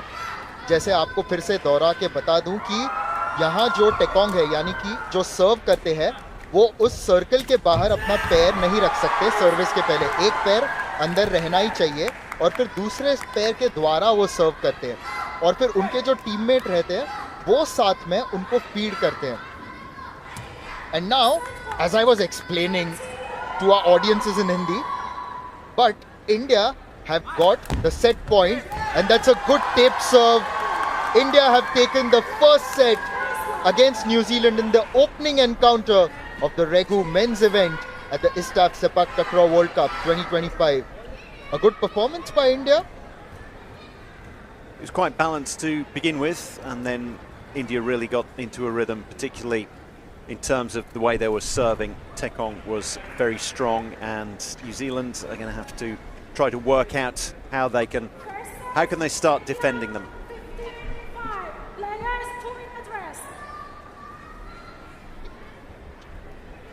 Service so fast.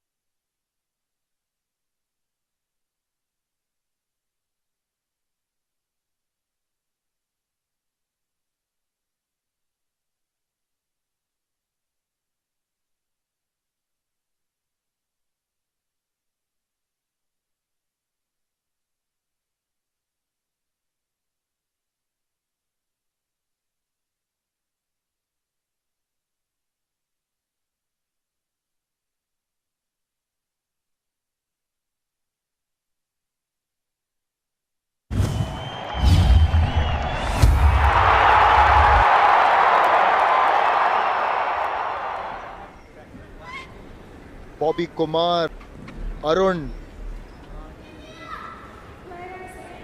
इन्होंने एक बहुत अच्छी शुरुआत दी है भारत को राम कुमार के साथ, और यहाँ 1-0 से बढ़त ली है न्यूजीलैंड के विरुद्ध।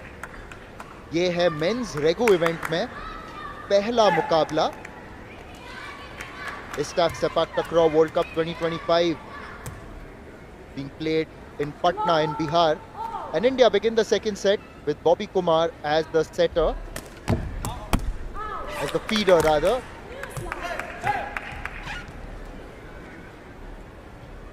Arun has just put it out wide.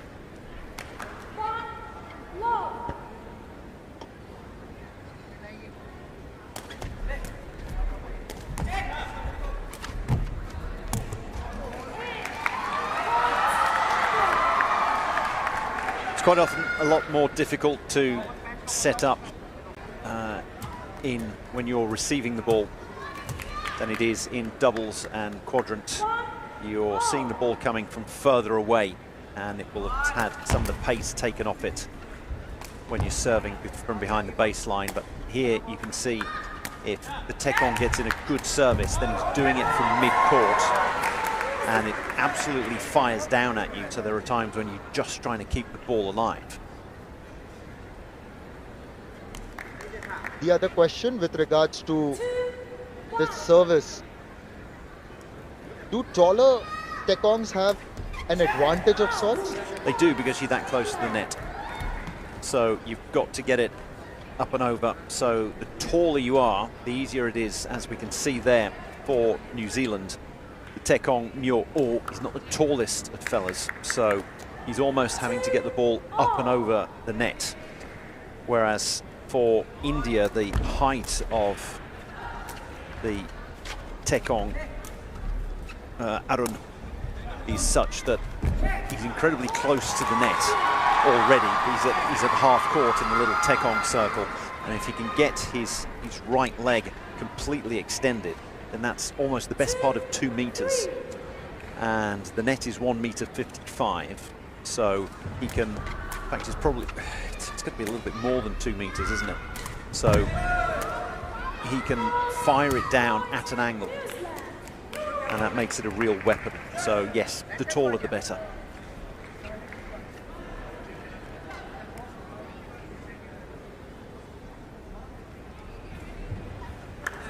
And the game's going to evolve because people are getting taller, quite simply, and it doesn't work in such a way that every generation gets taller by 2.5 millimeters or something like that. Heights tend to stay the same for a couple of generations and then jump. And we're seeing a bit of a jump at the moment, which is why a lot of teenagers, when you look around you, all of a sudden are 6 foot plus. There are 14, 15-year-olds who are already 6'3", 6'4", and we see it with the Thai team. 15 years ago, the best Taekong ever, the best server ever, who is now team manager for the Thai women's team, Swebsak Pansweb, he is 6 foot, 6'1", and that was very tall at the time for a Thai player and for a Sepaktakraw player. And now we're looking at the Thai team. You look at the likes of Putawan, the young spiker, and he's 6'4" and probably going to carry on growing. So the sport's going to evolve as players get taller.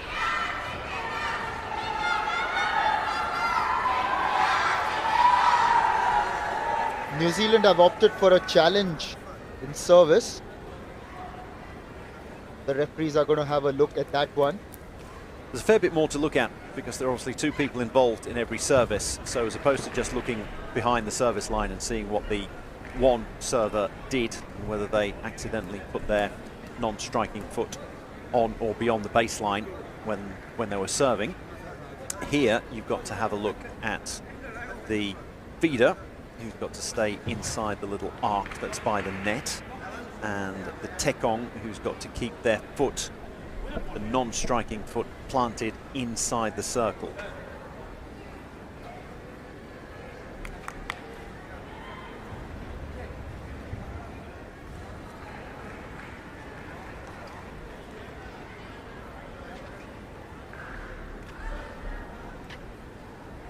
So there by the net you can see the little arcs on either side, and the feeder can be on the left or on the right depending on what the Taekong prefers.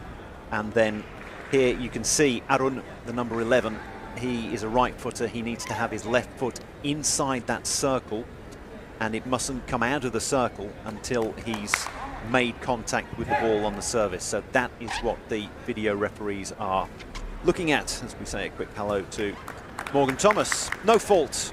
There we go. So they got everything right. Even the feeder cannot leave that quarter circle, isn't it? The feeder has to stay inside the little arc as well, yes. 3-6. There we go, perfect illustration. I was going to say a perfect roll spike. Was it called in or out? It was very close to the line. I think it went just out. Ended up being well left by New Zealand there. Maybe more luck than judgment, but you always need a little bit of luck at a World Cup. And, well, luck or judgment, we're going to see whether the judgment is going to outweigh the luck. India challenging that one, saying it might just have touched the line on the way through.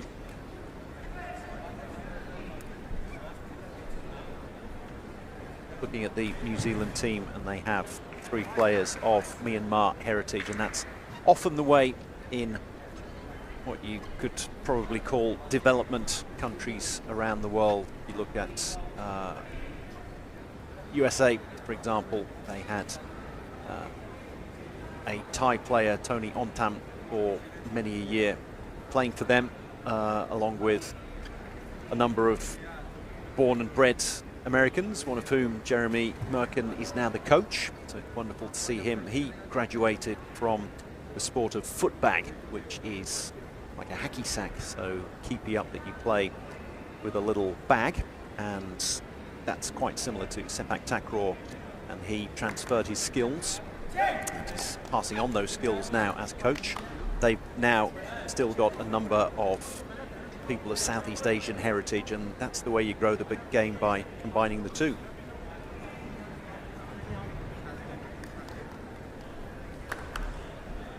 The game will grow, and as it will spread to some of the other parts of these countries, there are more people playing, not imports but born and bred in those countries. That's when the sport really takes root, and India get that point. They get the point. It was a successful challenge, so it was indeed in.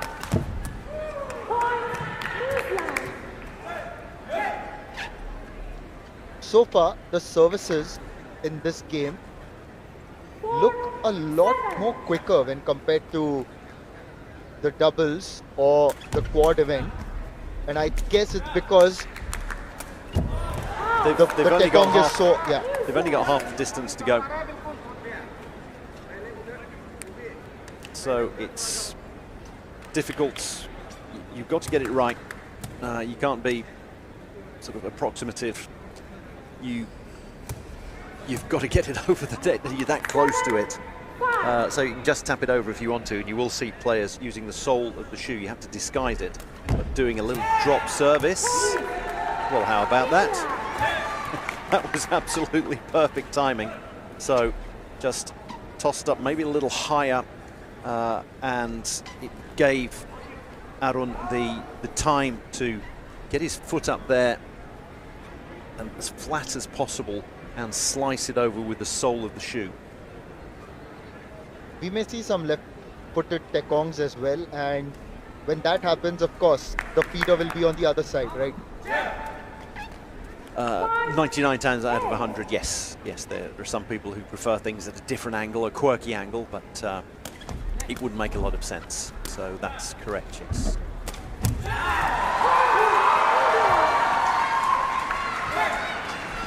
Let's go, India. We just saw that banner, and India just moving ahead to 9-5, making a mark on the scoreboard. 9-5.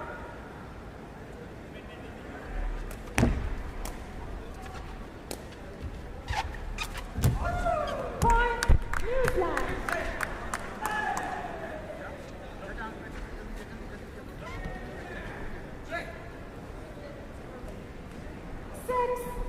The number of teams involved, well, 12 teams involved in the men's regu. We're in Group B here, India, New Zealand and USA. Group A is Japan, Nepal and France. C, Brazil, Singapore, Sri Lanka. D, Chinese Taipei, Italy, Iran. And those 4 groups, everyone plays everyone else.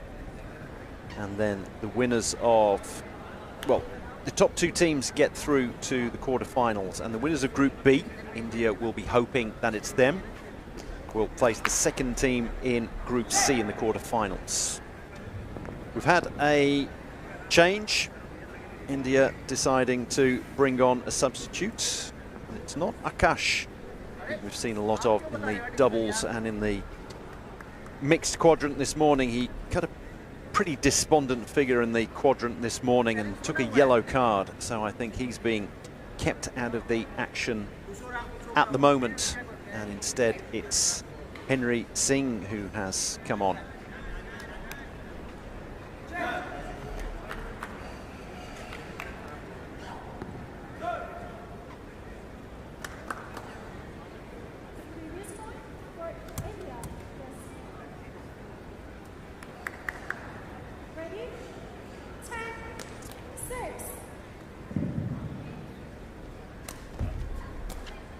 So you have 2 substitutes, or you can have 2 substitutes. New Zealand obviously haven't got the pool of players required to come here in numbers. But what you tend to do is have a replacement Tekong and a replacement spiker. Those are the 2 crucial roles. And then after that, either of the 2 non-Tekongs can toss the ball and be the feeder, and then after that the spiker is the one at the net, but the other 2 play a more defensive role.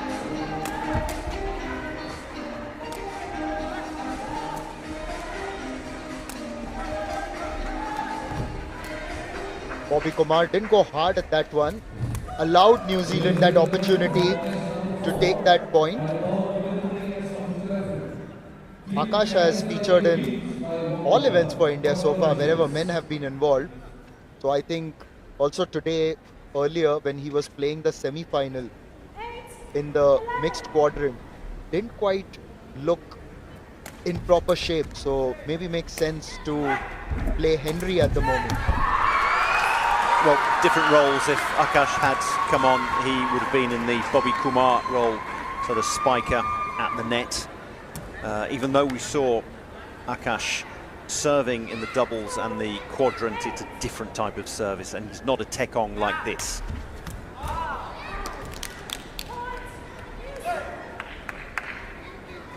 The roles are a lot more clearly defined and a lot less interchangeable in Regu. If you're a Tekong, you're a Tekong. You will occasionally come to the net and spike if necessary, but a striker isn't going to go back and take the odd service as a Tekong. Very well headed past the line.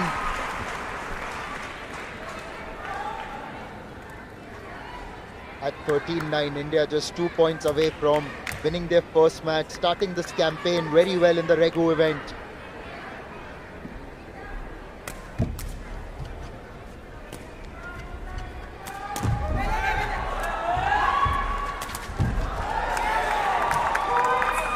Well, that was set up, and then the spike by Bobby Kumar himself. The initial save, it was almost in reflex because it came too quick. But right now, India with the match point.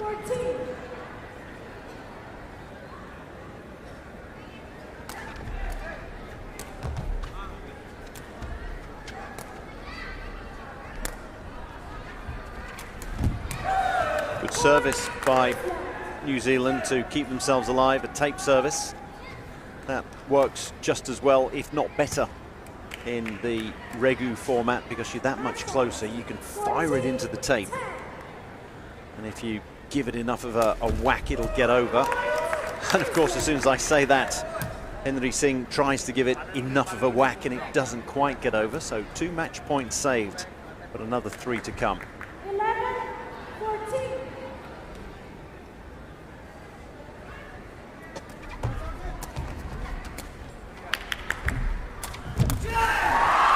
A victorious start in the Regu men's event for India at the ISTAF Sepaktakraw World Cup. It's been a performance that has been convincing over New Zealand. This is a group stage encounter. We are into day 5 and India continue to showcase their talent and quality in the group stage. It is India 2, New Zealand 0. India won that one 15-5, 15-11. And here's the winning moment in trademark Bobby Kumar, the local favourite. His style, the trademark style that we've so come used to during the men's quadrant event.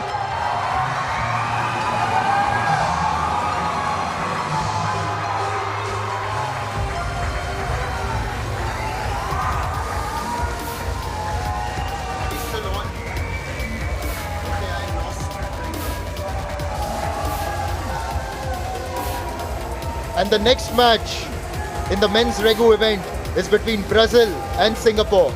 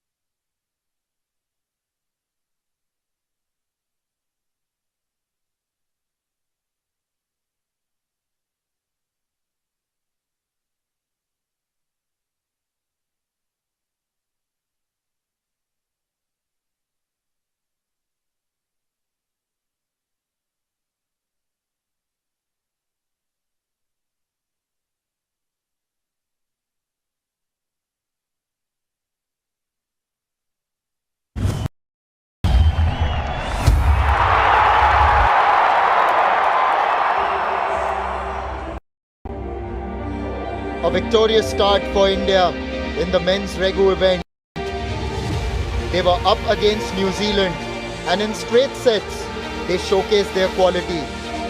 It's been a memorable time for India at the ISTAF Sepaktakraw World Cup as they have won medals in every event that they've been a part of. and in the men's regu as well, there are a lot of expectations. But let's move ahead because there are other countries as well here. And in match 3, we've got Brazil taking on Singapore. Team India turned this game onto their favor and had a smashing win over New Zealand. But there's one more highly anticipated game coming up. Ladies and gentlemen, they bring in the flair, they bring in the perfection, and they bring in the style. Can we have a big round of applause and welcome Team Brazil? 4 players they've brought over here, and as you can see, it's a different kind of build. They hit differently in Brazil. It's not the Southeast Asians or indeed the South Asians, the slim, tall, wiry ones. These ones are brought up playing soccer on the beaches, and they've converted those skills by the likes of capoeira into Sepaktakraw. 4 players out there. We have Elias Silva, Guilherme Peroni, Diogo Figueiredo and Gustavo Leite. Diogo Figueiredo is the substitute.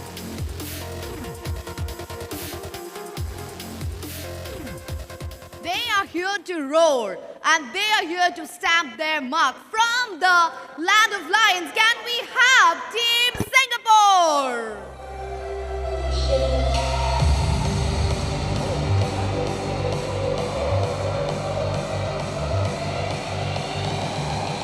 Singapore, that's quite a jersey they're wearing. Usually it's red with a bit of white trim, but there we go. They've got, is that Minecraft? Is it Space Invaders? Either way, red with a bit of green in there. 5 of them, they've got the full complement out there. Akmal Masharaf and Yuri Adli Fatullah are going to be the ones on the bench, and they will be starting with Danish Irfan, Khairil Shami Shamsuddin and Zairirman Zaharuddin.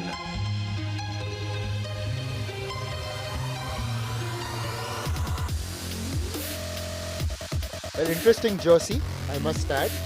It's neither Minecraft nor the other game that you mentioned. A bit like Tetris, actually. The traditional form. That's not Tetris. Far too much going on for it to be Tetris. Maybe 4 different games going on at the same time in different corners. It's a strange Minecraft, or it's Space Invaders, and I'm sticking to it. I'm the one with the experience of Sepaktakraw. I know Minecraft and Tetris. Fair, I'm going to concede there. But just talking about Brazil, I watched them during the men's quadrant event and we covered one of their games. It was really interesting to see just their body language and the way they use their head and body. It just looked like they've been brought up on a lot of soccer or beach football or whatever you call it. Soccer or football is the same thing, of course. But just the style and the way they play the game, a lot of footballing influence, you know, it was so evident. There's a fair bit of height there.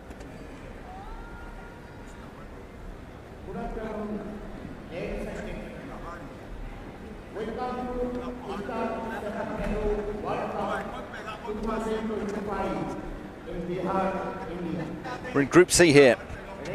Brazil and Singapore, Sri Lanka being the other team in this particular group. Singapore will be looking to top it, no doubt.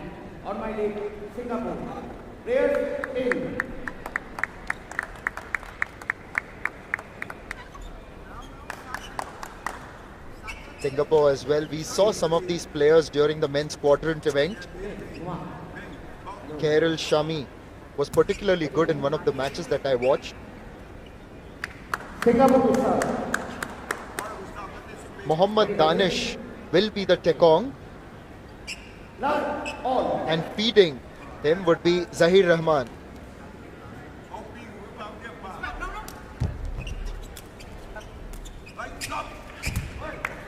That's how you hit, and that's how you score a goal just by the goalpost. Unfortunately, it doesn't get you a point in Sepaktakraw. Needed to go up and over a little bit more.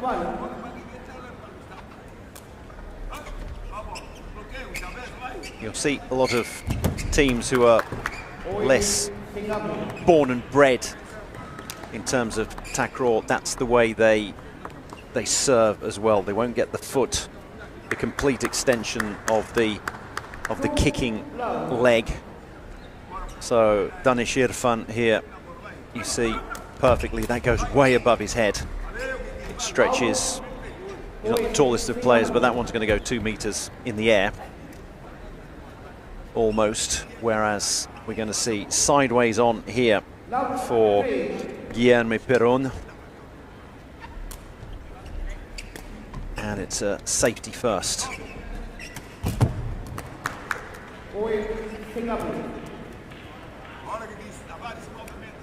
What's it like in Singapore?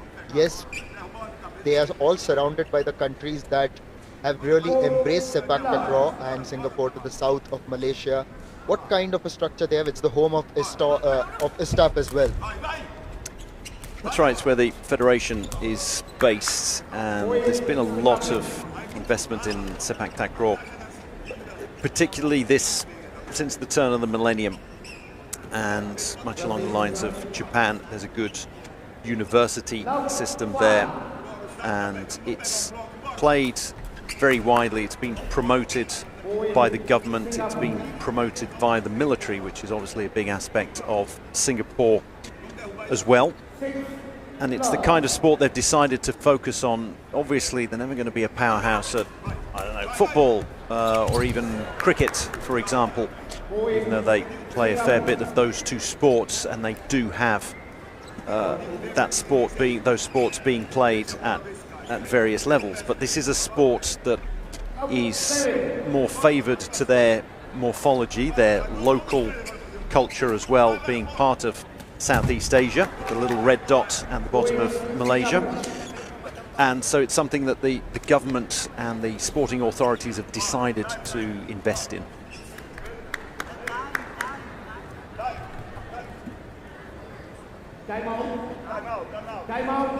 Meanwhile, the Brazilian coach has just called for a timeout.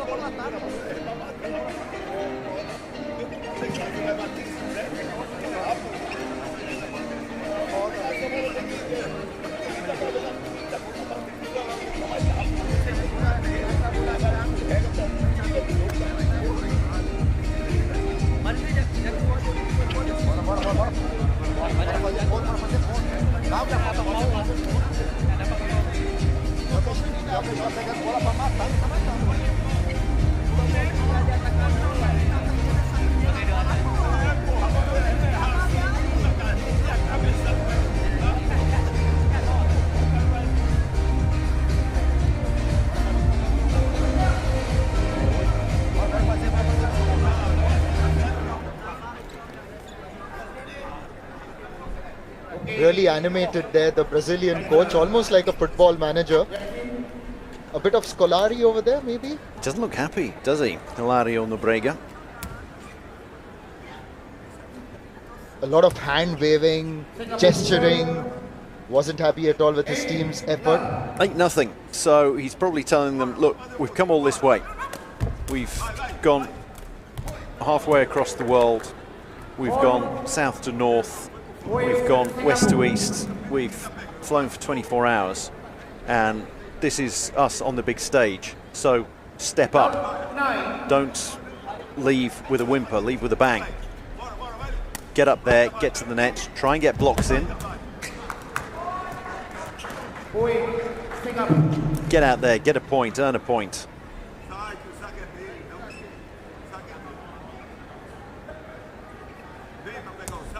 Yes, and the difference in skill level is quite evident, not just looking at the scoreboard. So Brazil have got a long way to come, but this tournament is more about the learning than anything. You said, and we've used this phrase numerous times, that when you're development, while that is true for some of the other teams as well, but you would expect someone like a Japan or Nepal to compete a lot more. From Brazil, it's purely about learning at this stage. It's going to be tough for them as well, but before, at previous World Cups, there have been two divisions. There's been a Premier and then a Division 1.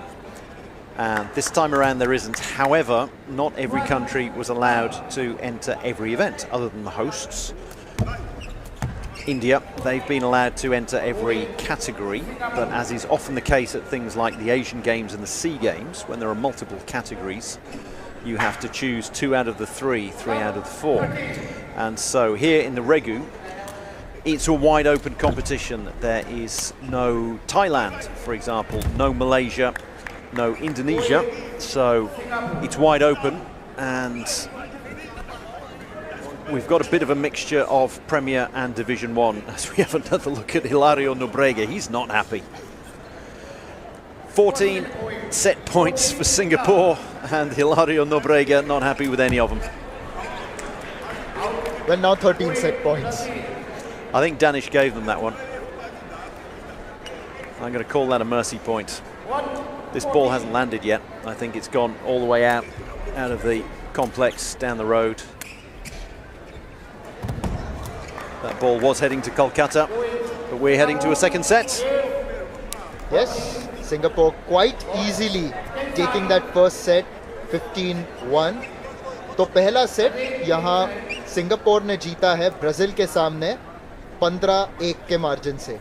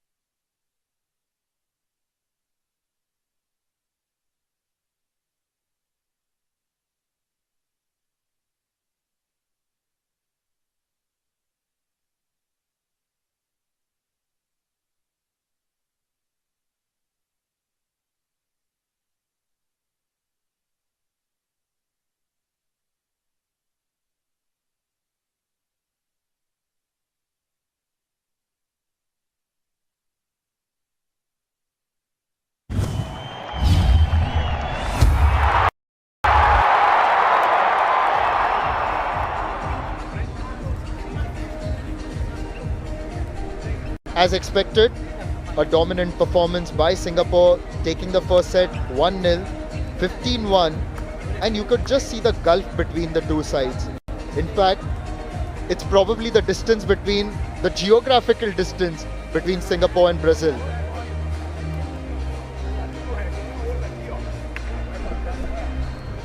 This, I think, is going to illustrate the difference. On the one side, you've got an attempted header by Guillermo Perón, and then on the other side of the net, Zahirman Zahrudin with clever little spike, tap spike over the net. Danish Irfan as well is a very good tekong. And if that's Tetris, then, I mean, how could you play Tetris with that? I mean, it's far too complicated. That's some sort of mega master Tetris, that is. That'd be beyond me. A couple of weeks ago, I saw one of my cousins play a game like that on his phone. So they've come with different versions, and even I couldn't make sense of it.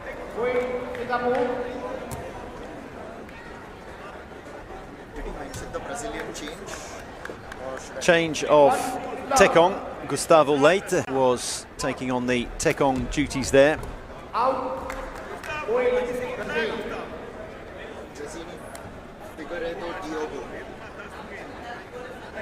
And Figueiredo Diogo is now on the park.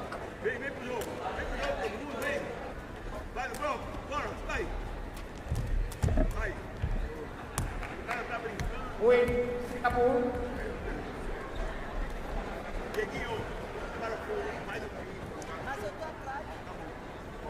2-1. Now that is nonchalant.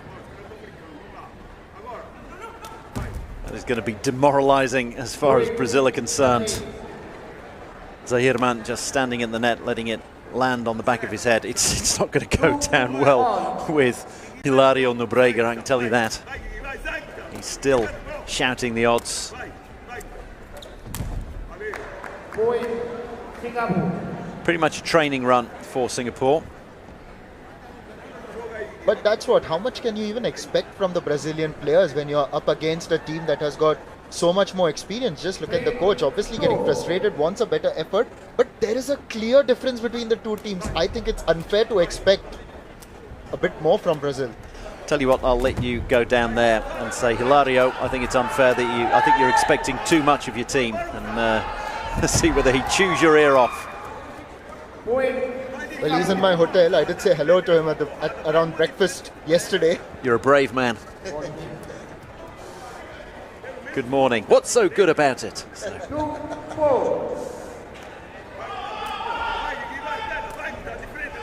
Alternating Tekongs, Brazil, so they've gone back to Guilherme Peron. Point Brazil. They're picking up the odd point as well. I think that's more Singapore trying to find the range here, there and everywhere.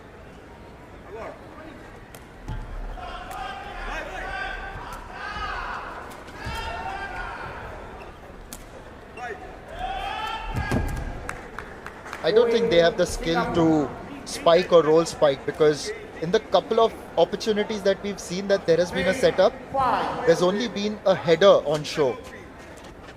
It's a question of skills, learned skills, as we see Zahirman keeping that one in, I think deliberately, just to keep the point going and have a bit more practice saving, setting, spiking. There's habit, there's a bit of a fear factor, there's build as well. It's easier said than done. And it takes years of practice to try to serve like a proper Tekong, for example, and then to roll spike at the net. And you need to be born, I mean, if you had the body of Zahirman, then it's far easier to stretch your leg up there. He's got hamstrings made of elastic, as he illustrates there, and he's got an unerring sense of accuracy.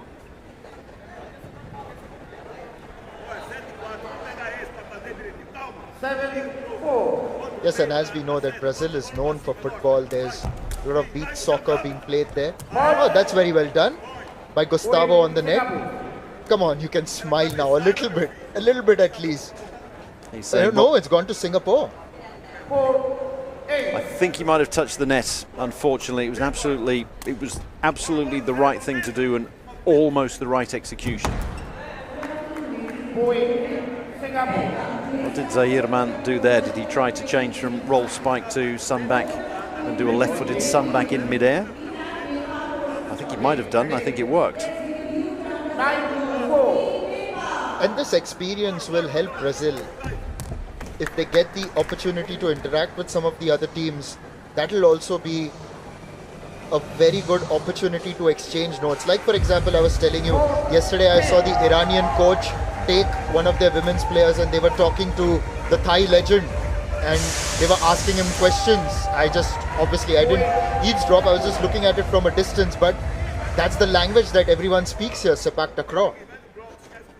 Oh, we can all eavesdrop. If Swebsak Pansweb is going to pass on his pearls of wisdom, then I'm sure everyone should be allowed to listen in and glean what they can. That was more like it. That was what they were trying to do earlier, and Gustavo Late gets that one over.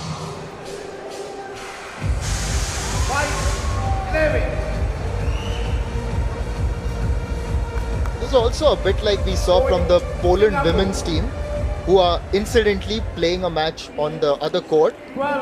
They too are really dominant in terms of their style.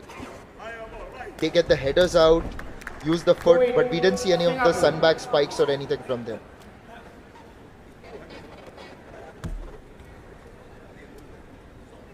Point. 2 points remaining for Singapore.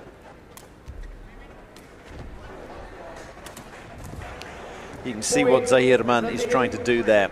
The ball was going to go out of play, and it's just keep it alive and get some practice in and see if I can get a desperation save. And I think he would have done had there not been the new innovation of the serving clock that is there. You've got 15 seconds at the end of a point, so the serving clock, once the referee has put the score on the score pad, you've got 15 seconds to be getting into your serving motion.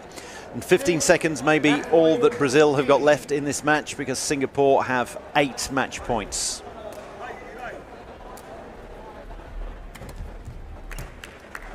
Easily done. A walk in the park for Singapore, as they have beaten Brazil 15-1, 15-6. For Brazil, another humbling game as Singapore take it 2-0.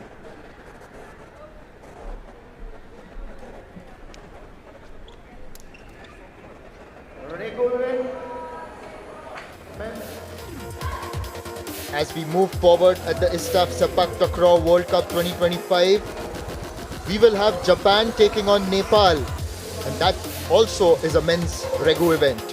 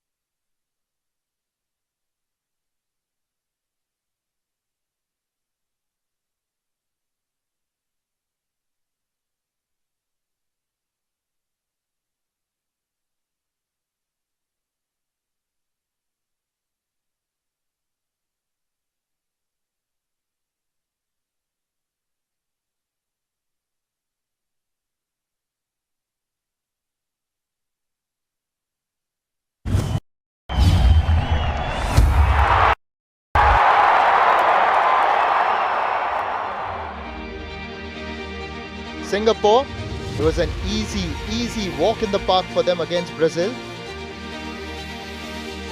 In straight sets, 15-1, 15-5. Absolutely no opportunity handed to Brazil. And we could see the Brazilian coach frustrated with his performance, his team's performance rather, but you've got to really them credit for being here at the ISTAF Sepaktakraw World Cup. Just try and win their development, because such matches will only help their learning. But we move ahead, and it's going to be Japan taking on Nepal in the men's Regu event.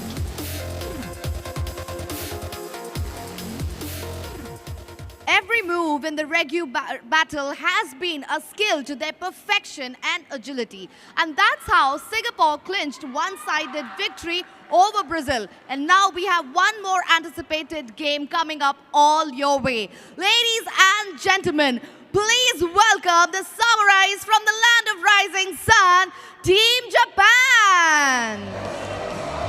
The samurais from the land of the rising sun. How about that? Japan, they'll be fancying their chances here. Got a bit of a flex to them as they come out. Japan find themselves in Group A. Japan, Nepal and France. So I'm not sure whether France are going to have enough players. So it could well be that Japan and Nepal are already through, and we're looking at this match to see who finishes first. Mito, Ichikawa and Kobayashi are their starters.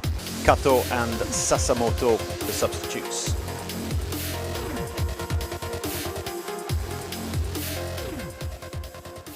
Hailing from the roof of the world, they are all prepped up and are all set to lit fireworks here in the court. Ladies and gentlemen, please put your hands together and welcome Team Nepal.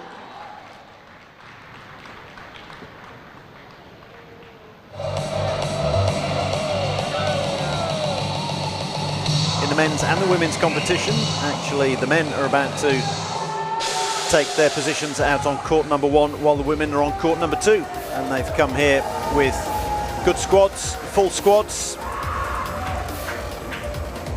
Not that far away. We're here in Patna in northeastern India, so Nepal is not that far away. Roshan Tamang, Ravin Batarai and Dipesh Jungtapa are the starters. Anil Magar and Sanam Pun are the two on the bench.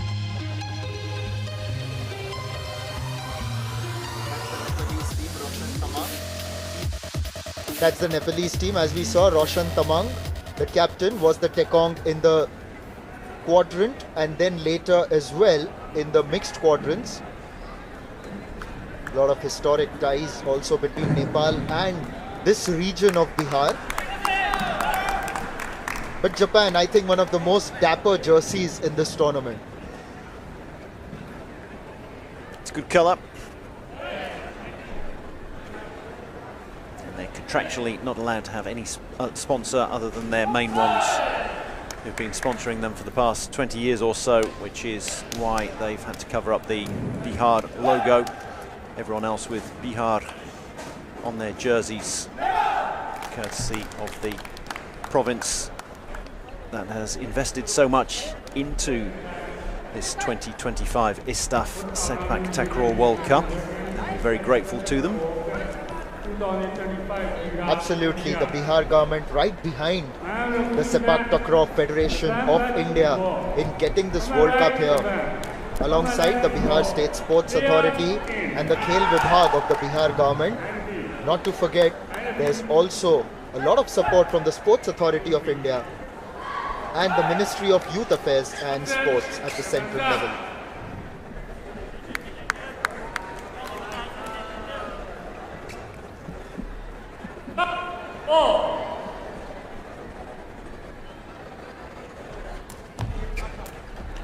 This match, we're going to see a proper contest of two Sepaktakraw playing nations. Maybe not the huge Southeast Asian powerhouses, but still teams that have been playing it for decades, if not centuries, and we're going to see proper skills on display here. They're still emerging, of course, but on a level with each other where they can really compete, put in some good performances, and that's gone out. Although one of the highlights of the tournament for me, this whole journey that we've been a part of here in Patna, was the Japanese women's team in the doubles and the way they performed, particularly in the semi-finals. That presented a lot of promise. That's a good service there by Japan. Hirokazu Kobayashi is their tekong, the tallest of the three.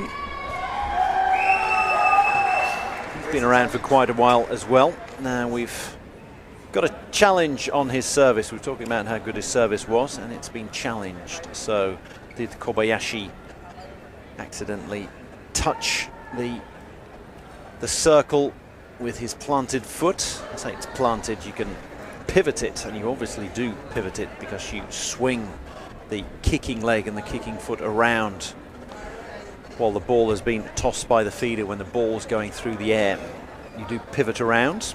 Now the team managers have been brought in.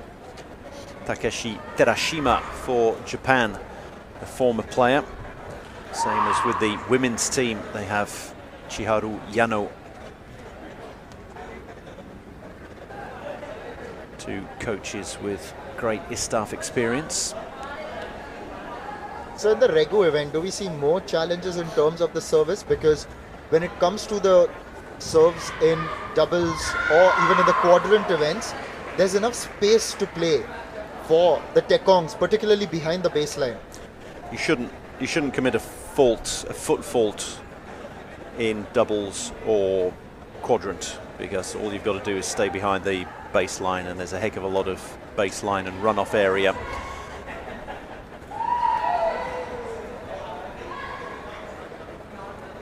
We presume this has been turned down, and no fault is what is held up. So there wasn't a fault on service, so the point does indeed go the way of Japan. Kobayashi's service as well. You can see his foot stays inside.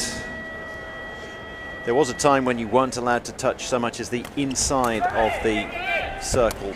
Now it's just, you cannot go beyond the outside. I like the flair on that one. Just the way he delivered that roll spike, Yota Ichikawa. The retrieve was way past the baseline, and then on the net, Yota Ichikawa was fantastic. Japan are yet to get a medal in the men's Regu. We've had 5, this is the 5th World Cup that we've had, the 5th ISTAF World Cup, and they haven't got a medal yet, so they'll be rather hopeful of getting as far as they can this time around.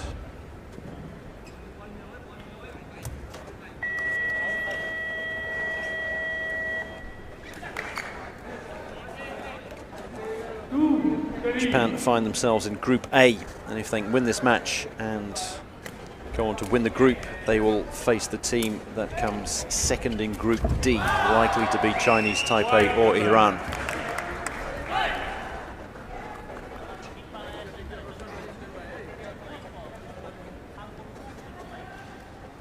Yota Ichikawa has been quite good on the net in the couple of occasions that we've seen so far. He's also the feeder right now for his team. There's a perfect spike right onto the tape.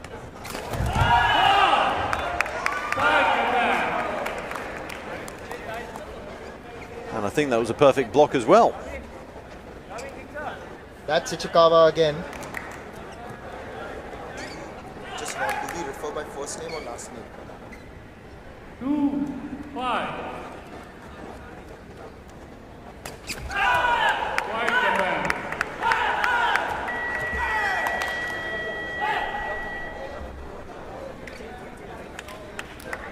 So far, Japan seeming to be more in control of their game here.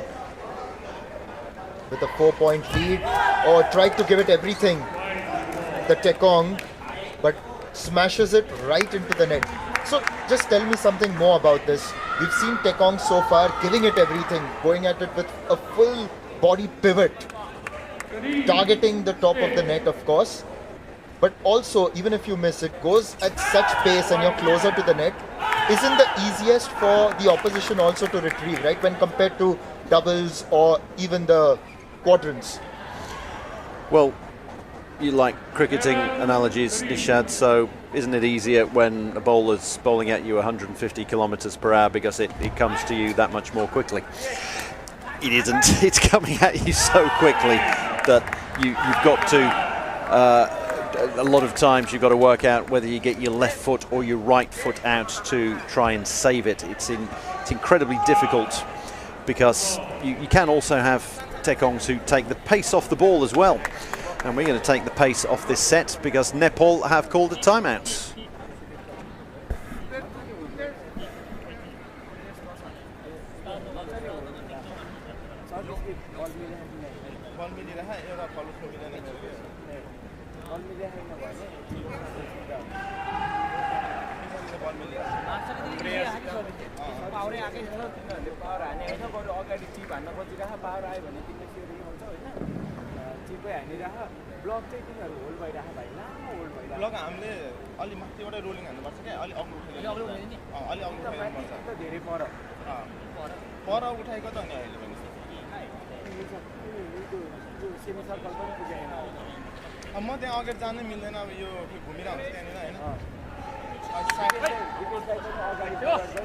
Nepal just deliberating their strategies as Japan have taken a 5-point lead. It's the first set. Ichikawa in particular for Japan has been very good on the net with both his spikes as well as a couple of blocks.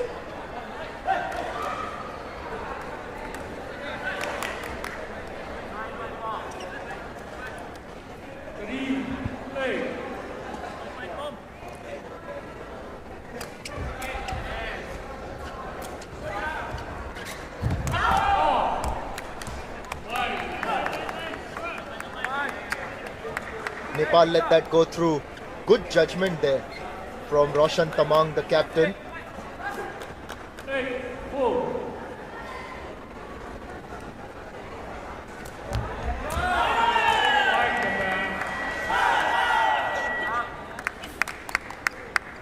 Also on that note, it's really good to see Nepal trying their hand at various sports, coming up the ranks as well. They've made great progress in cricket in recent times.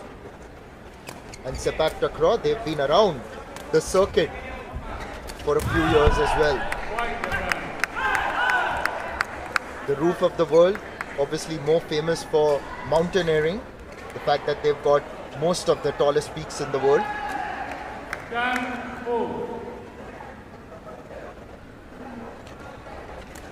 Well, that sets us up for a sporting cliche. They've got a mountain to climb at the moment since they are 11-4 down against a very efficient Japanese side.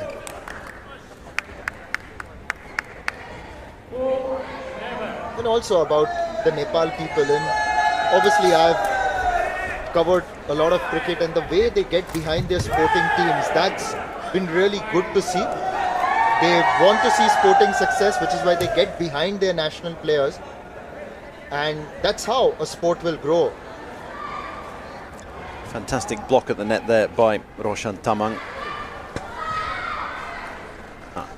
So it was fantastic block at the net. Was it a little bit too fantastic? Did he reach over or did he touch the net on his way up or way down? That is what the officials are going to be having a look at.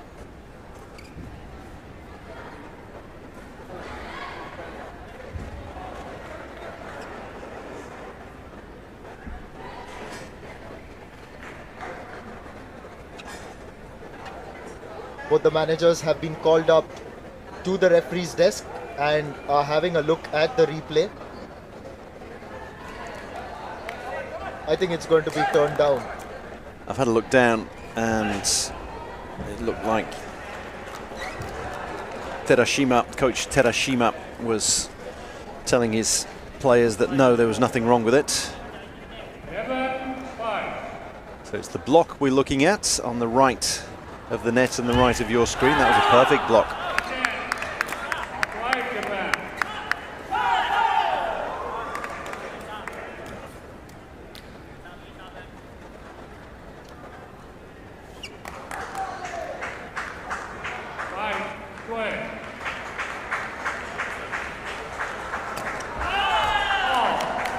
Well left, very well left indeed.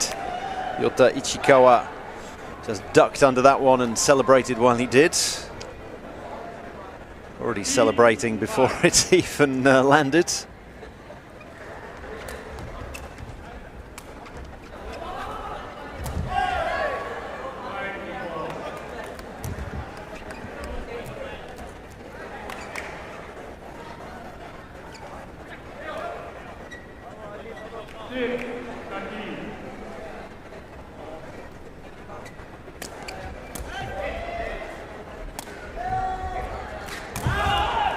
There's that man again.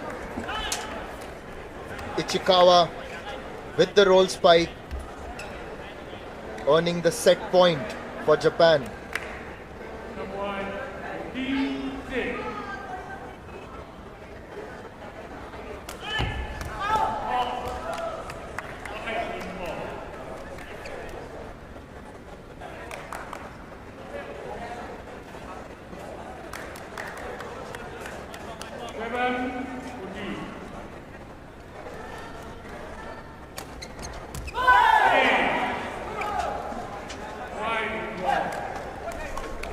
Staying alive here, Nepal. That's 3 points in a row. Landed perfectly on the line, that one. Japan would like to seal this one with a nice service from Kobayashi. Just long.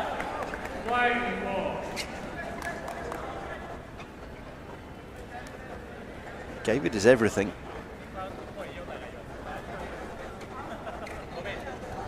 But they've challenged it, although I thought it was quite a good lead by Roshan Tamang. So sometimes players too can get tempted when it's in that corridor of uncertainty, if I may say. It's difficult because it's flying past you and you've got to guess. You've got to estimate where it's going. It's more an estimate than a guess because you've played the sport that often.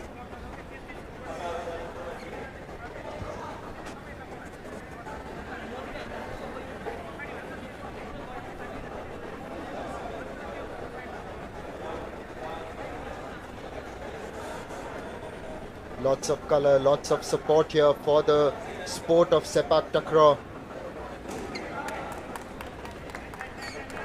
Yes, I think now the point will be awarded to Nepal. Serve was found to be just out. The set point for Nepal continues, of course. It's probably Coach Terashima who's a little... I think he's the one getting nervous because Nepal are saving set point after set point here.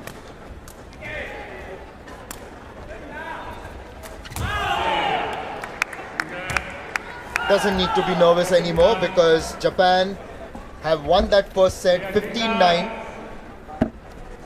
and it was largely a clinical performance by the Japanese as they take the first set, and the match is at 1-0 to Japan.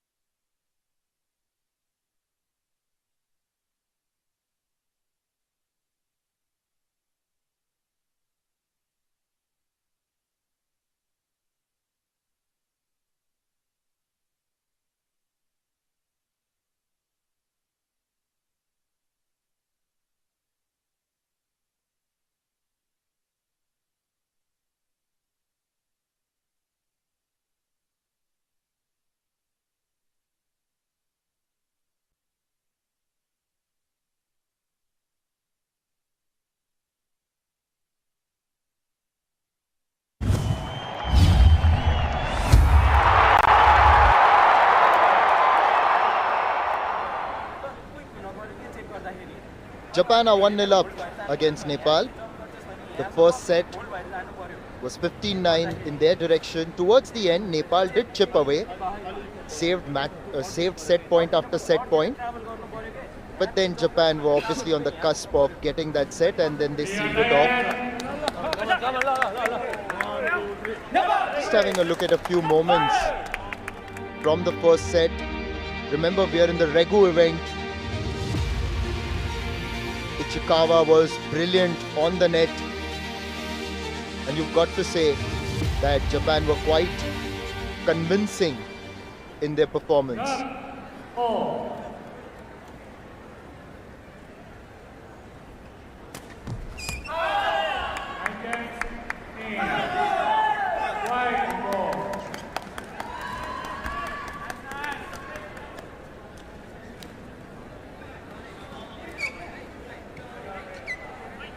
Nepal get the opening points, and they'll be hoping to save set spike here.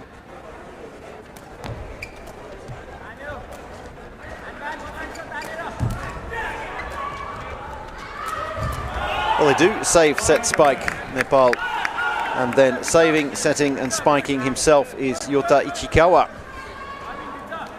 He's a one-man band.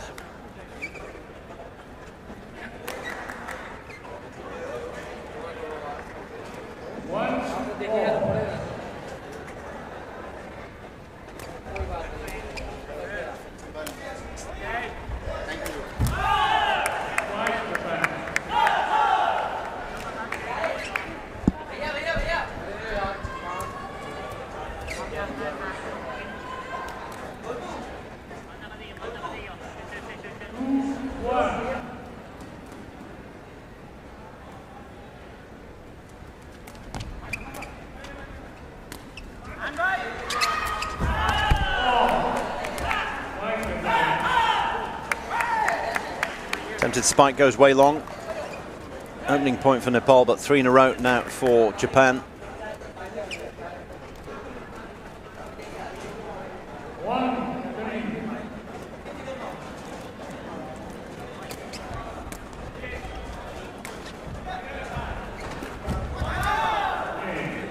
Just tips the net and goes over, and that's how Japan get that point.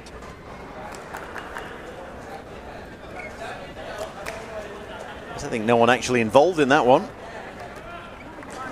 Landed all of its own accord on the top of the tape and had enough momentum to take it over.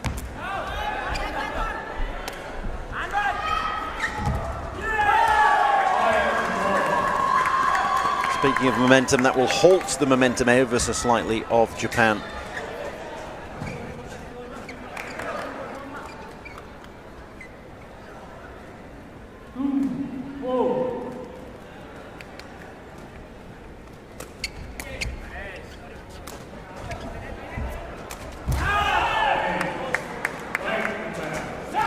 Great positioning.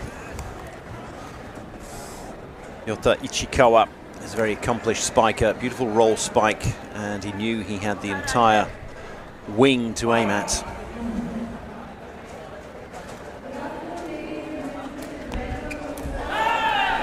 Clever, deft touch by Kobayashi. Takes all the pace off it, sole of the shoe, slices it over.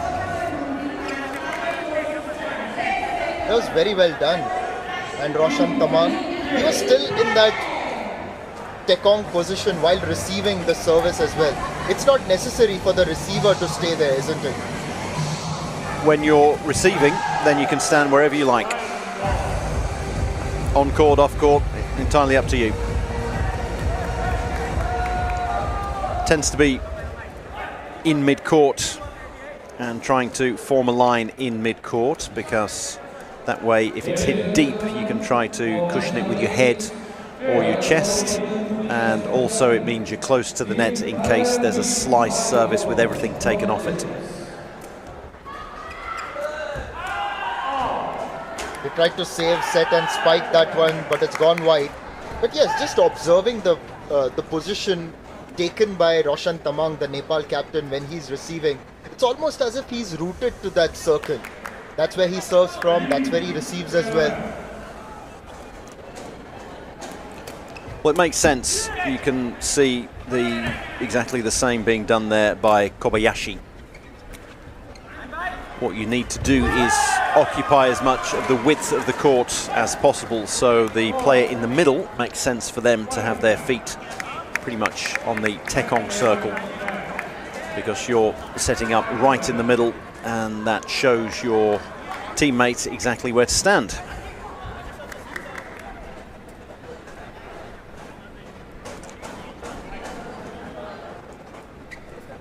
Iki Mito has taken on the captain's armband, because I think at some point there's going to be a change in Tekong. Masaki Sasamoto likely to come on for Japan.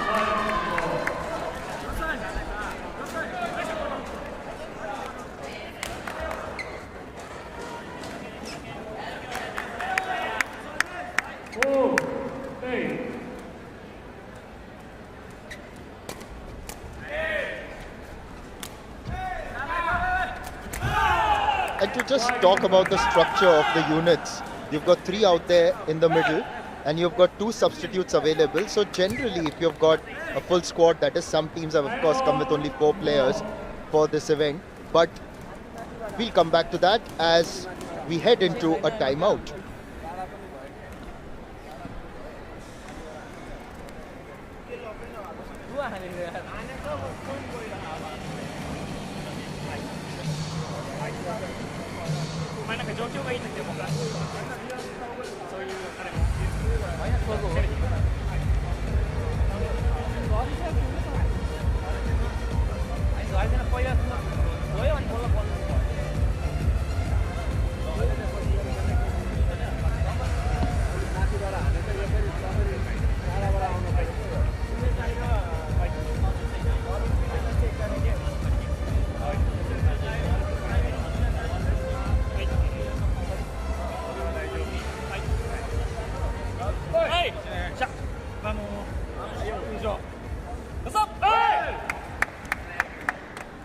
So Japan leading 9-4, only 6 points away from taking this match against Nepal.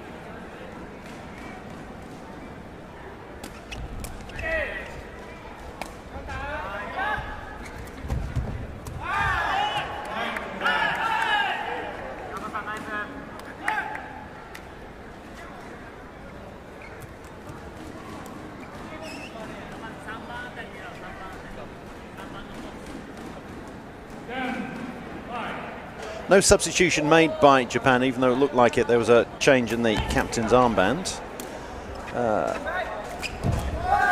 Iki Mito was down to be the captain.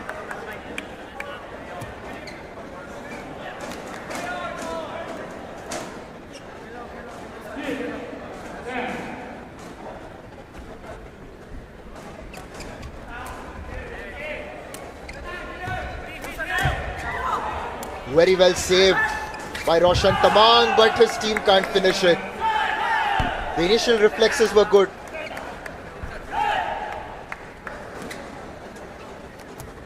An attempt by Robin Bhattarai.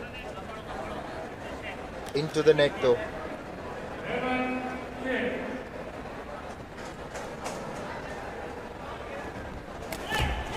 Very good view of the planted foot there. You could see keeping it inside the line. Kobayashi, and a great service as well into the tape, dying on the other side.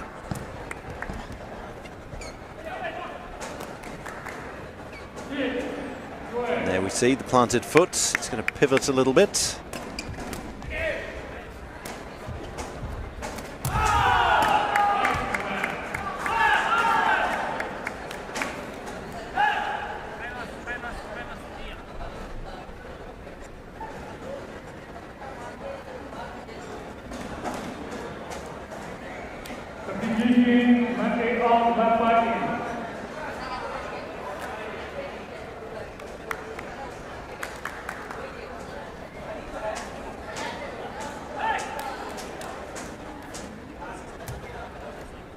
They've got Masaki Sasamoto now on.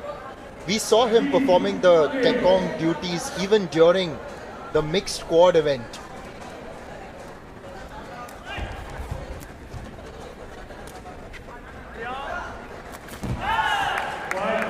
That setup was so high, it took all the time in the world to come down. Difficult, right? Some of these, when they really go high, to just time your spikes or roll spikes. All the time in the world, but Nepal don't have all the time in the world. They are facing 8 match points, and it's only going to need the one for Japan. At service nestles in the net, and Japan have taken this in straight sets, 15-9, 15-6. 15-9, 15-6. A good performance by Japan. They weren't troubled by Nepal at all in this men's Regu event match at the ISTAF Sepaktakraw World Cup in Bihar.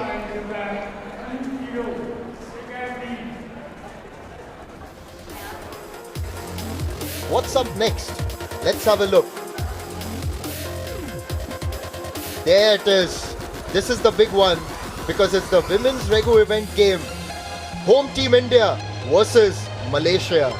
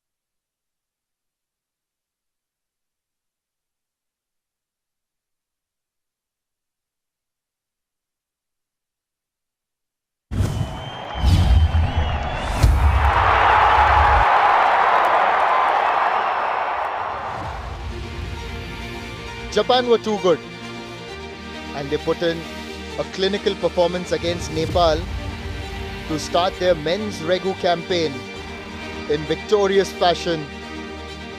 Ichikawa on the net, showing good skills Nepal did showcase a bit of promise from time to time, but Japan were far, far ahead in this match.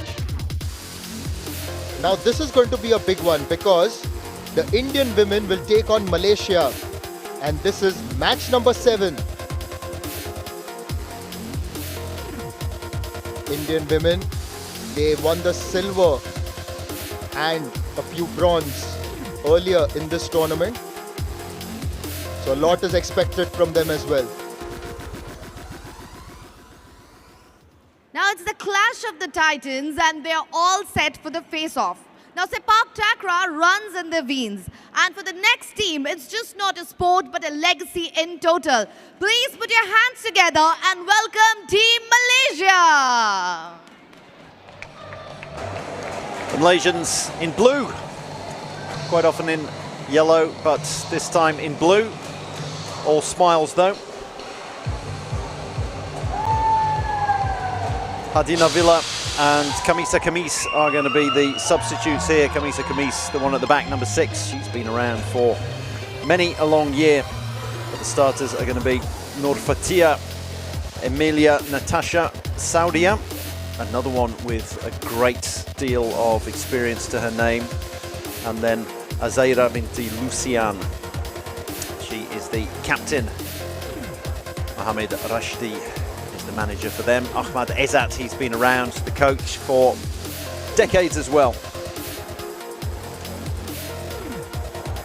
And to the team who have a heart and soul, ladies and gentlemen, with the loudest cheer, please welcome our home team, Team India.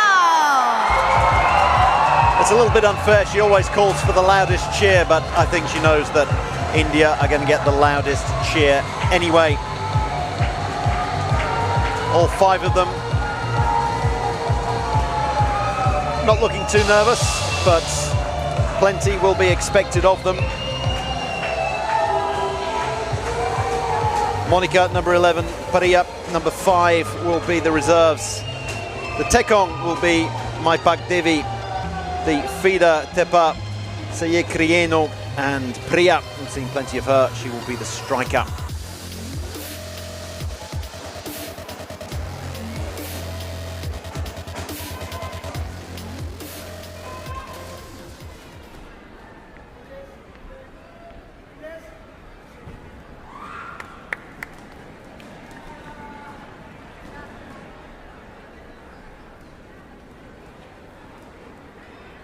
The Indian women, they've performed quite well in this tournament.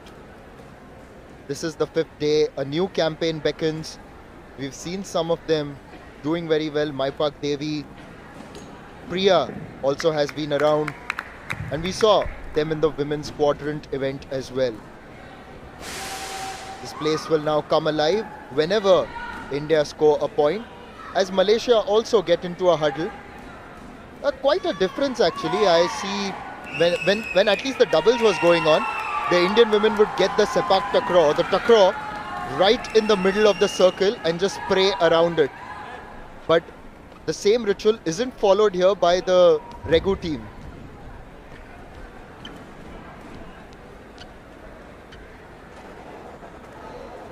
Women's Regu, so the women's 3-a-side, and we've got 8 teams involved. This is Group A. Malaysia, India, Nepal, Poland. We've just seen, well, seen out the corner of our eyes, you won't have seen it, but Nepal have defeated Poland in their opening match. Malaysia and India, though, they're going to be the ones expecting to make it straight through to the semi-finals. Top 2 get through, 3rd and 4th are eliminated. Group B, Thailand, Vietnam, Sri Lanka, France.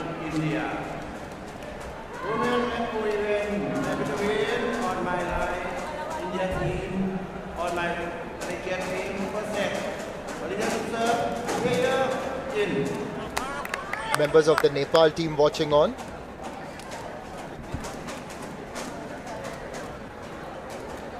Nepal is a part of this group. It's Group A, as Drew just mentioned. Yes, you've got to consider that Malaysia and India are going to be the favourites to get through. Unless, of course, Nepal just spring a surprise. And Malaysia to begin with their service.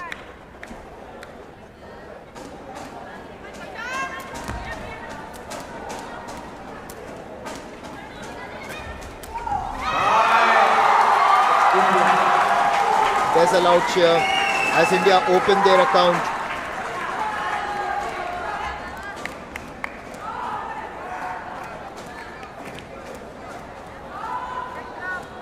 The captain Mehpak Devi will now be the Tekong with E. Priya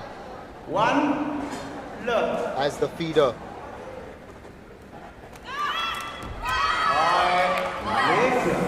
Not the best of starts. Hit that under the net. Just got it off the corner of the foot, which is why. Not getting it off the full surface of the boot.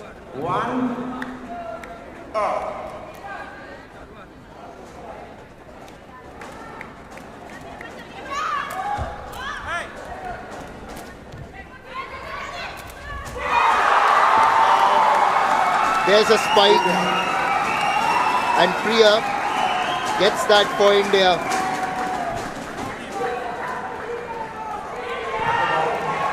One of the things that we've also seen during this tournament is many women players, when they execute the sunback spike, they land on both their feet. If you can land on your feet, it's preferable.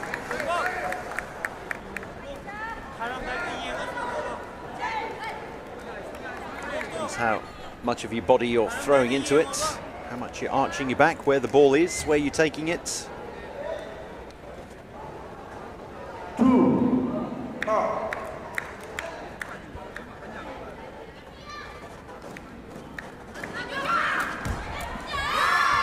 That was a very good serve. Just taking the tape. Well done by Emilia Natasha.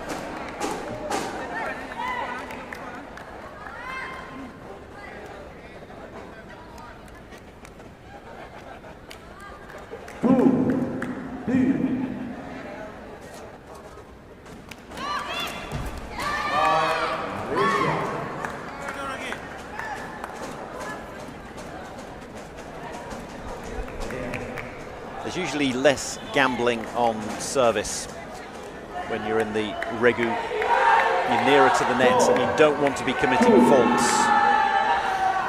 It is easier to win points on your own service in regu because you're that close to the net, and it should be a real weapon. And we're seeing just how much of a weapon it is with the serving of Emilia Saudia. Malaysia getting the early advantage. Now they're already up to 5-2. That's why it's gone a bit quiet. That's the thing about fans, isn't it? That I thought she was getting up to leave. I thought, come on, we're only 7 points into it. See, they can come back. No, but that's a very Indian thing, you know. It's like, even when there's cricket going on, if you're batting, every ball you need to get a run. If you're bowling, every ball you need to get a wicket. If you're playing hockey, you have to set up goals time and again. 3. As a nation, the expectations are always high, the emotions are always high.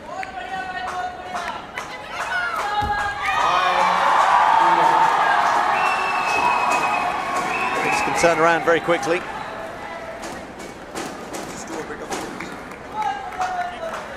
तो यहाँ महिलाओं का मुकाबला चल रहा है रेगू event में, और भारत और मलेशिया आमना सामना कर रहे हैं।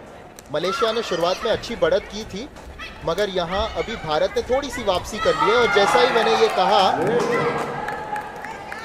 ये स्पाइक द्वारा मलेशिया ने और एक पॉइंट हासिल कर लिया।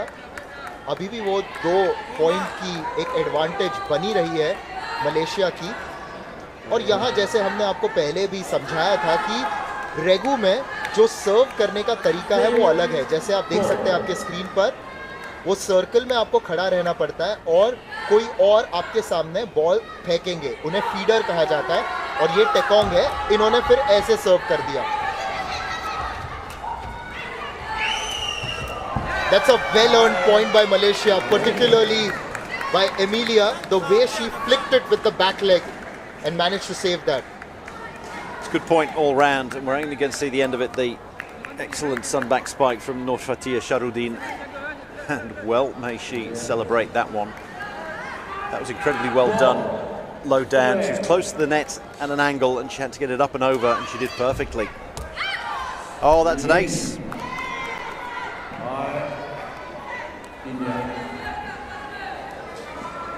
Maipak Devi, the captain, buys a point for her team.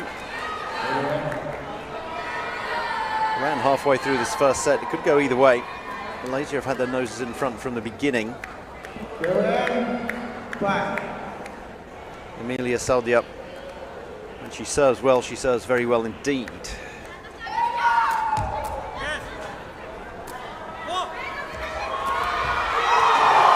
Great block and cushioning by Tepa.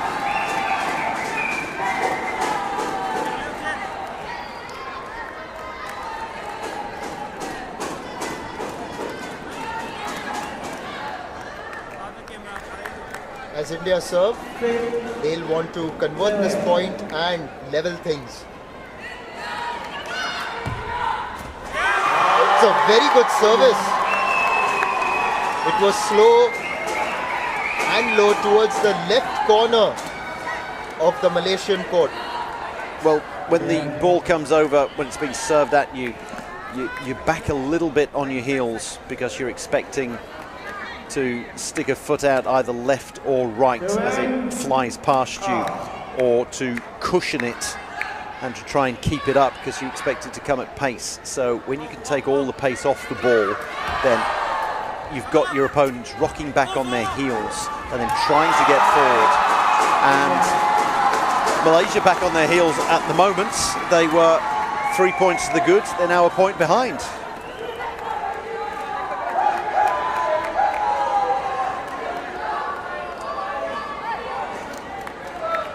So far we've seen some very one-sided contests, and this is possibly one of the first that is going to be a little bit even-handed and competitive.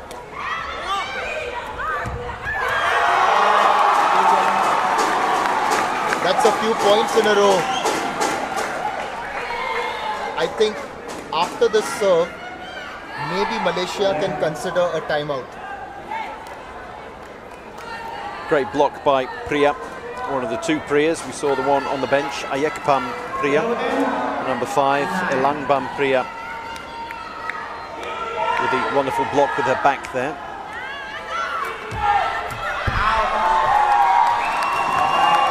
Goes long.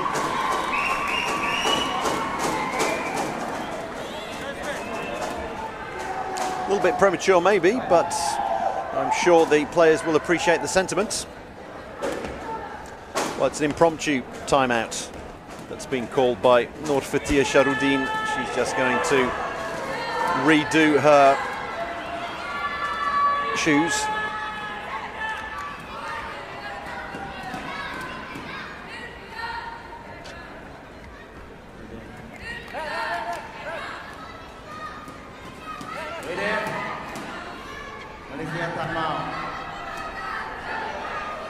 And here's an actual timeout being called by Malaysia.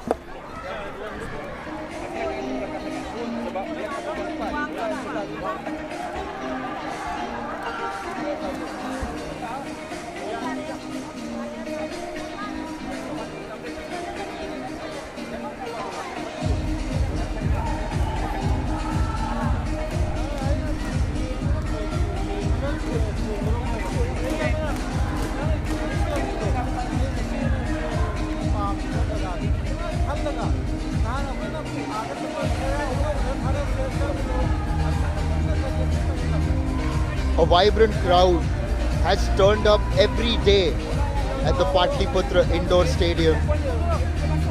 We are in Patna, in the state of Bihar, with the support of the Bihar state government, the Bihar State Sports Authority, and the Khel Vibhag of the Bihar government. Drew and I have been here for nearly a week and we've had a great time, particularly when we are here at the Patliputra Sports Complex, following the action, presenting it for you on the Sony Sports Network. But we've also been energized by the presence of the crowd, who've of course been very vocal for the Indian players, but at the same time, they've also managed to support some of the other teams.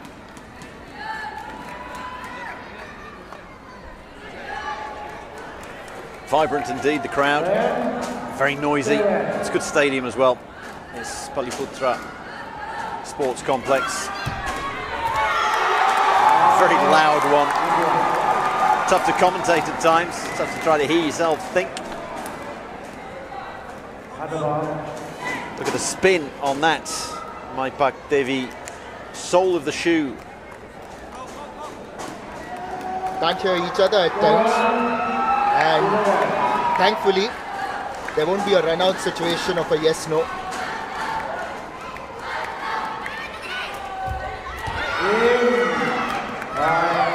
Tape service. That's what they needed, and there's been a change in Tekong. So Siti Jumidil has come on, the number 13 there. 11, 10.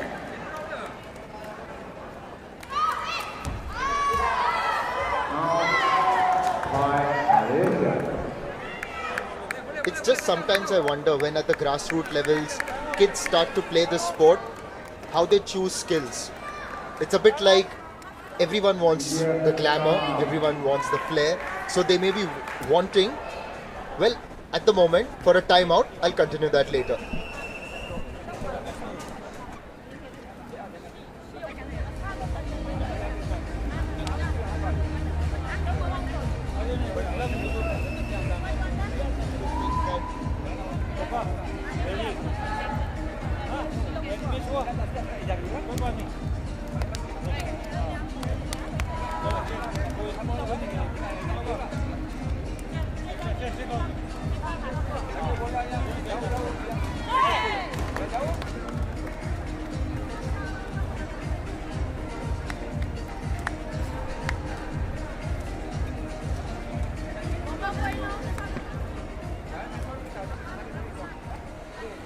A bit of a break, and we'll be back with India. In fact, having a 2-point cushion. So just as I was saying, as kids pick up sport, they would obviously want the more glamorous or the more flashy sort of roles, which in Sepaktakraw's case, it's the striker where you're putting in the spikes, roll spikes, something that thrills the crowd, cheers them. Tekong isn't as glamorous, isn't as flashy or heroic, if I may add. Well, Sepaktakraw's greatest ever player was a Tekong, Swepsak Pansweb. We'll be seeing him managing the Thai women's team when they come out for their Regu matches. And in the Regu version of the sport, which is the main version of the sport, the one we're watching here, you can almost win as many points from the Tekong position as you can from being a striker at the net. And then as for when you're young, which positions you take up, or when you're young to the sport, because we've got a lot of players who pick up the sport, particularly in other countries, non-Sepaktakraw playing hotbeds around the world. When you see them picking up the sport at a later age, well, which positions do you go for? It's up to your coach. Your coach can recognise what kind of flexibility you've got, what kind of skill set you've got, and then maybe you're the coach of a team that needs a Tekong, so you encourage someone to be a Tekong. That previous service was quite good, and just right on cue as you were explaining the importance of a Tekong. Invited both the Malaysia players to come forward, really crashed into each other, and that's crashed into the net.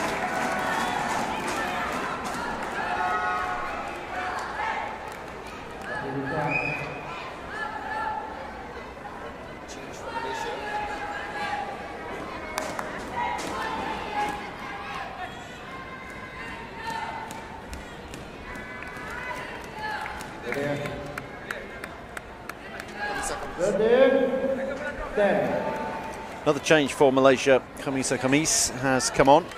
And she'll be trying to spike at the net. Here she is, and there she goes. Making two substitutions in this format, it's almost like having a new team altogether, because Yes, mathematically, 66% of your team has been changed. That's why you tend to have a Taekong and a spiker as your backups. You can have a left-footed and a right-footed Taekong, strikers who are roll and sun back, or left-footed and right-footed as well. Great defense.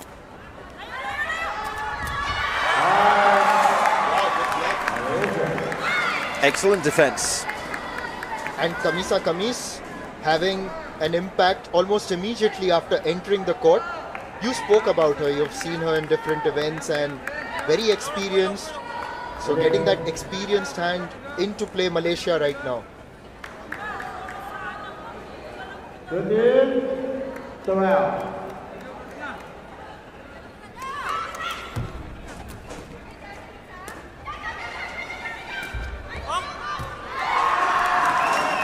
It was right idea, wrong execution there. There was no way she could have tried to spike to win the point. She just needed to put a neutral rally ball back there, and she ended up sending it a little bit too far, and that sets up a couple of set points for India.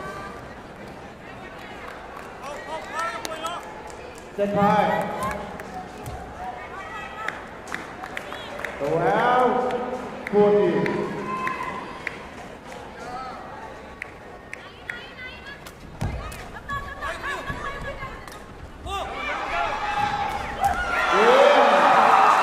That's the first set for India. The tricolors go up 15-12 against Malaysia in the first set. Malaysia had started very well. India then reduced the deficit, moved ahead, and ultimately take the set and leading this match 1-0.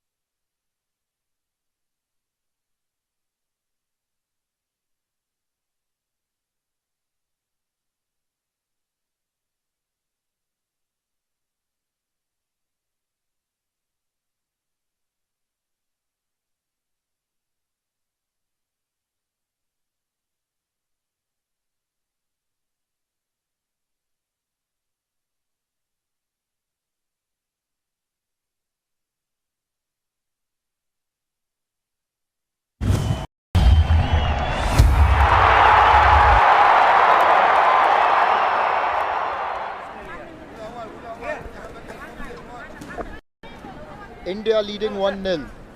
The first set was 15-12 in their favor. And now against Malaysia, a team that has got the tradition in Sepaktakraw.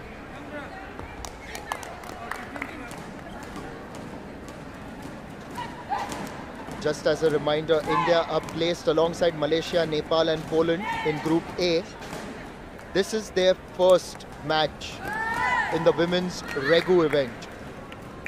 तो अभी ये Malaysia और भारत के बीच में women's रेगो event का match चल रहा है. भारत ने पहला सेट अपने नाम और यहाँ मलेशिया ने पहला पॉइंट अपने नाम कर लिया.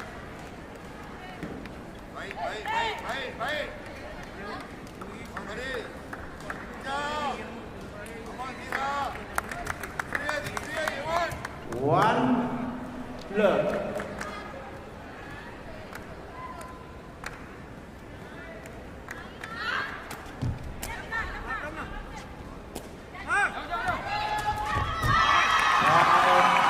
India.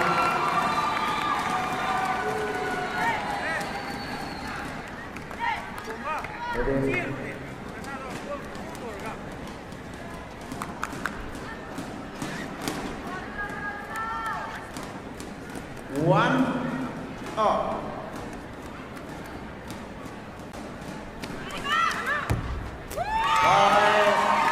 Very good service. Maipat Devi, she's done that a few times before. Again, right in the middle. Bang in the middle. Good geometry there. A maths teacher would be proud.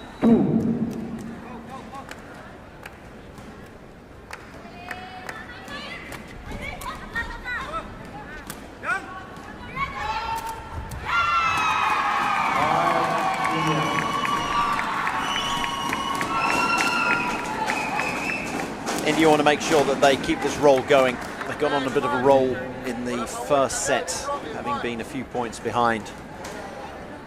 And if you can get that roll, that momentum, and bag 3, 4, 5 points, it can be very difficult for a team to come back from. When it's only first to 15. It used to be first to 21, now it's just first to 15.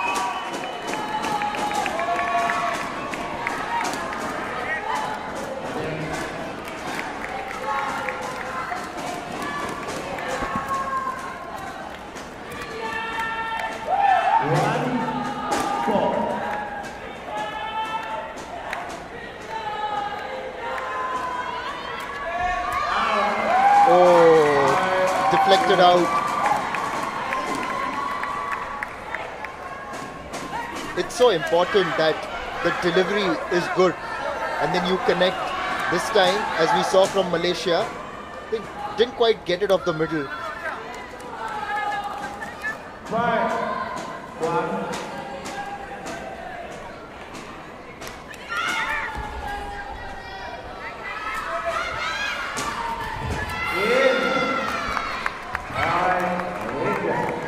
Cleverly done off the tape there by Kamisa Kamis.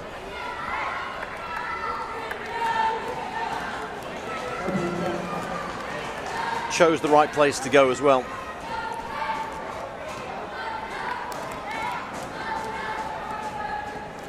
So having a substitution for Malaysia, and Siti Jumidil off.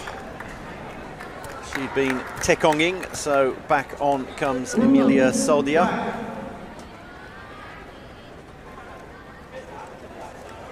Coach Ahmad Ezat using all of his substitutions, all of his options. Made 2 substitutions in the first set, already made 1 in this second.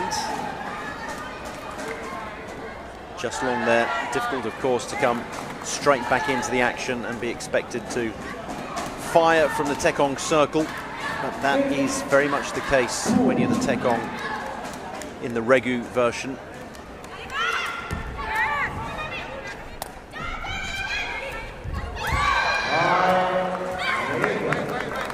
Kamisa Kamis has been a good addition here.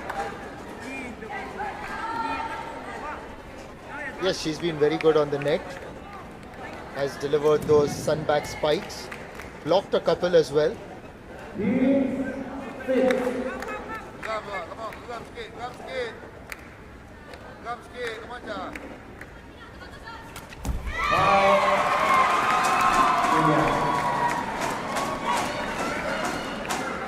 India's lead grows. It's 7-3 right now.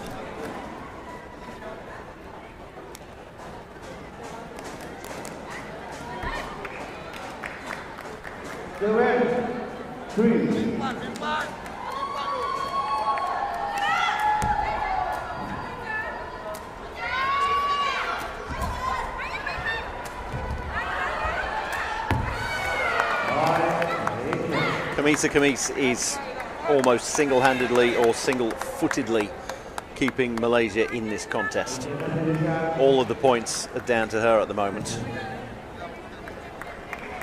Second substitution for Malaysia, and so there we go. That was a brief experiment. Emilia Sodia came on for a couple of points. Back comes Siti Jumidil. Maybe she just needed running repairs or something like that. As you just mentioned, that Kamisa has had a great impact for Malaysia here. Just to reflect on that. There again, that's another good delivery, a good header. As Malaysia now move up to 5 points. So just to build on that, individual impact in the Regu, that's also critical, isn't it? Just maybe somewhere between doubles and the quads event. Maybe in a quads event, because there are 4 people, it's even lesser. But the scope is still good here for an individual brilliance to actually change the game.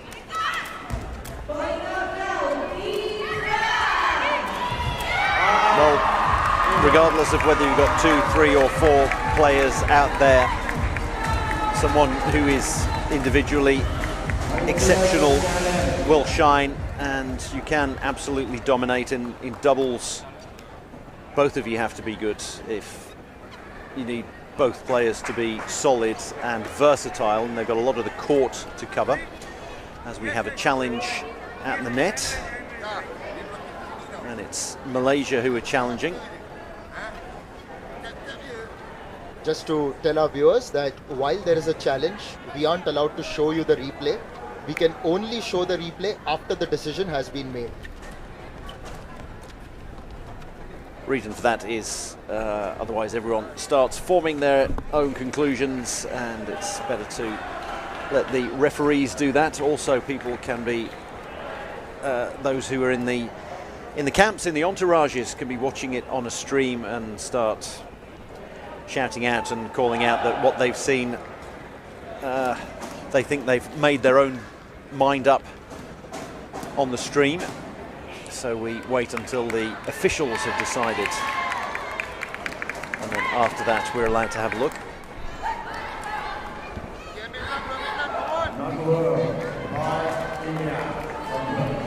Challenge turned down. Yeah, she was fine there. You see why they're challenged. It looked as if the foot did almost try to encroach over the net. Nilang Bums.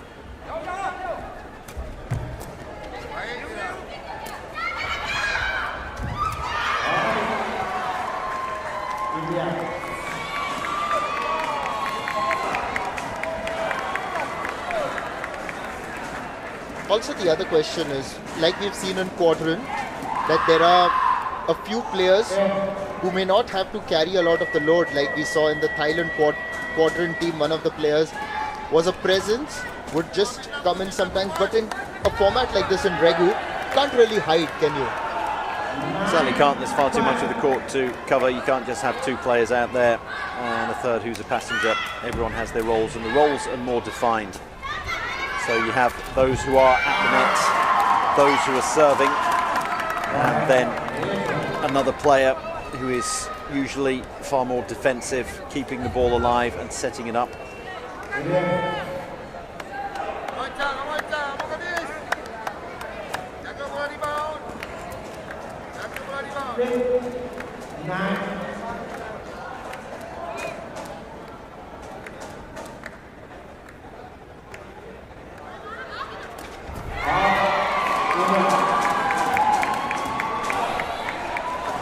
Malaysia need to be faultless from here on in if they're going to turn this around. So every time a service goes into the net, it's an extra point in India's quest to reach 15 and get their first win in the women's Regu competition this time around.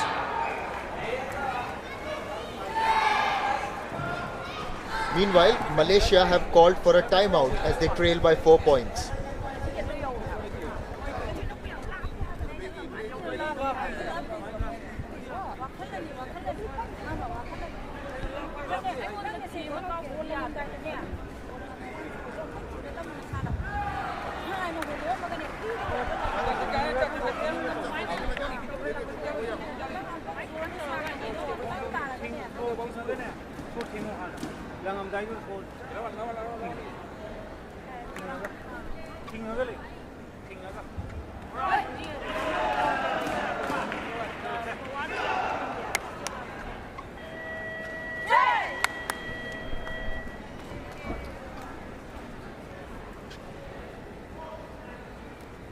As India step onto court after the timeout, they know that they've got control of this match against Malaysia. It's the beginning of the women's Regu campaign for them. Wonderful crowd as always.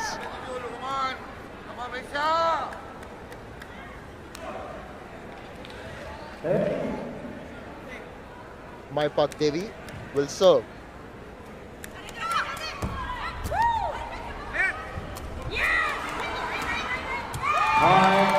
That was some good work, very good work there by Tepa Criano.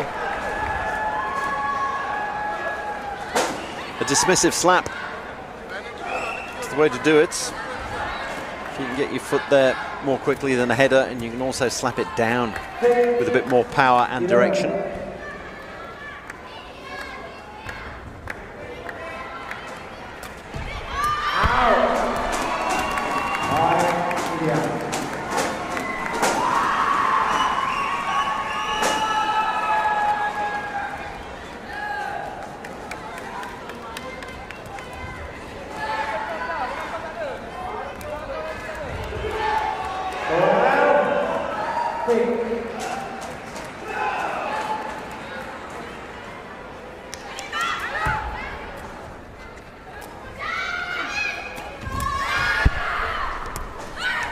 There's Khamis again.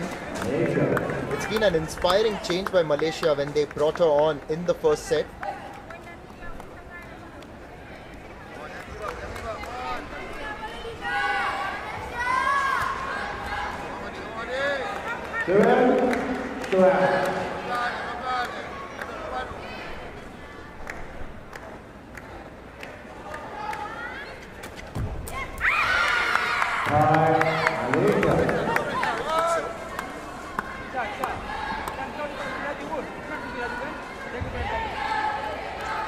Excellent slice service. If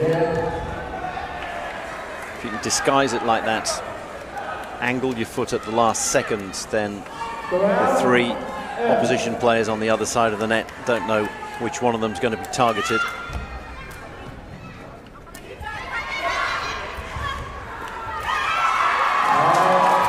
A good header on the net.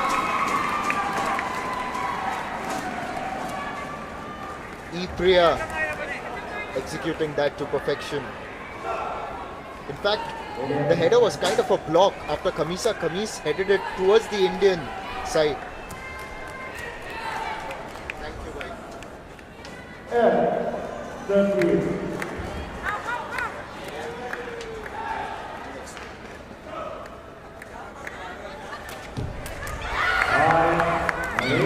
Another good service towards the Indian left.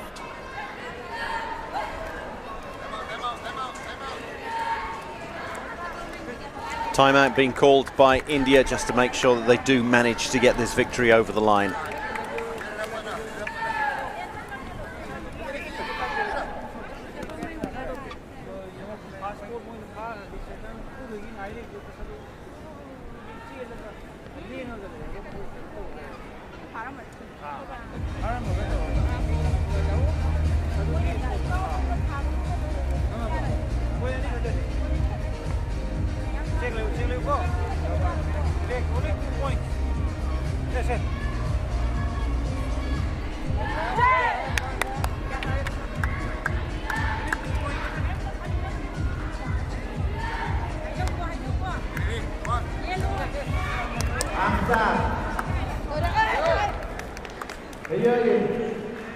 As the final timeout of the second set concludes, India and Malaysia head back. The pressure is on Malaysia, already a set down, and here India are in the lead. 4 points clear. Good. 9.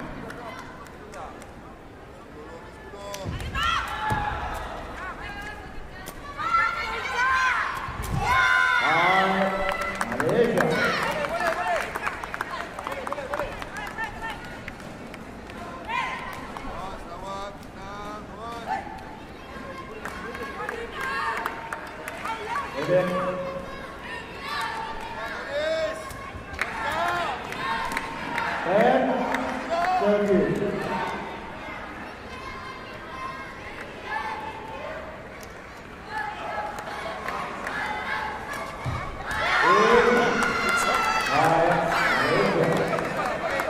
That was a very good serve.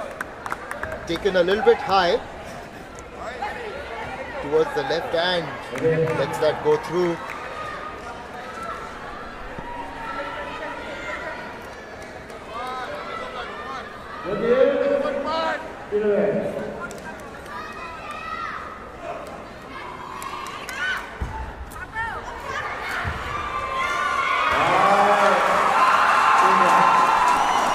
Match point now for India.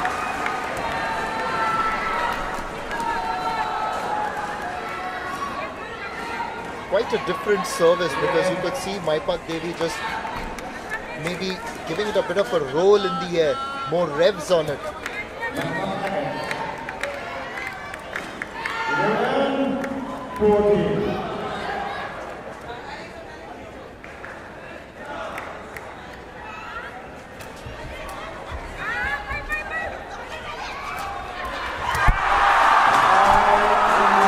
The campaign has begun in victorious fashion for the Indian women in the Regu event, and this victory against Malaysia will surely serve them well going forward, because it's come in straight sets, and in a group where Malaysia and India are the favourites, it puts India in firm position to top the group as well.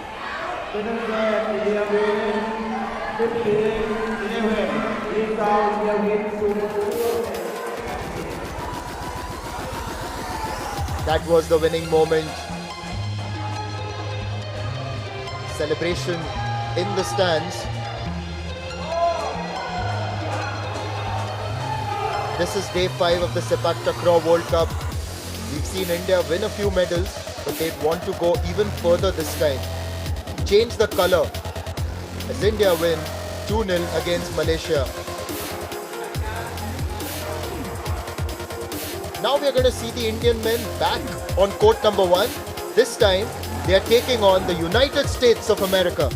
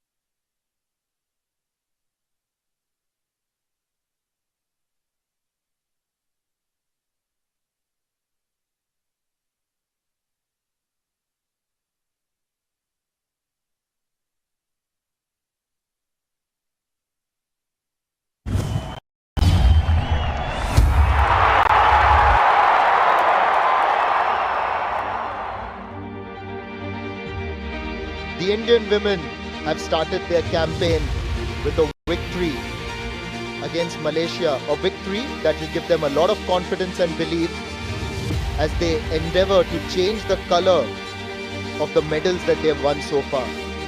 There have been 4 bronzes and 1 silver by the Indian contingent.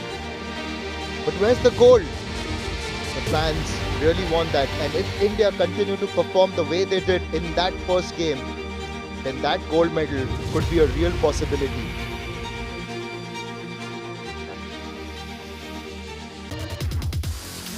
But it's also something that you'll expect from the Indian men, who are now gearing up to face the United States of America.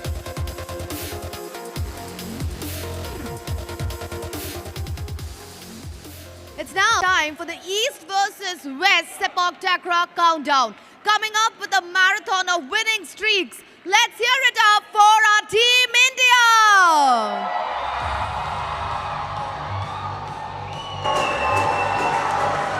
Group B action, we've already seen India defeat New Zealand. Very much expected to top this group, but they need to take care of business.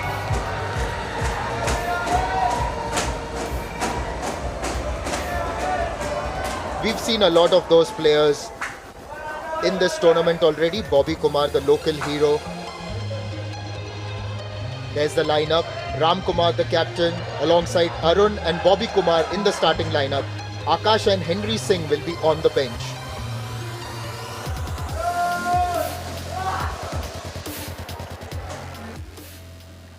The Stars and Stripes are ready to shine out in the court. Ladies and gentlemen, please put your hands together and welcome Team USA!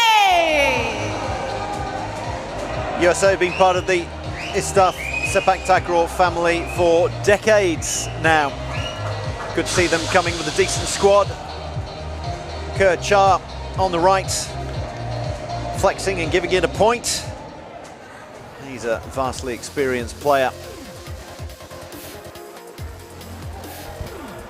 This is their coach, Jeremy Merkin.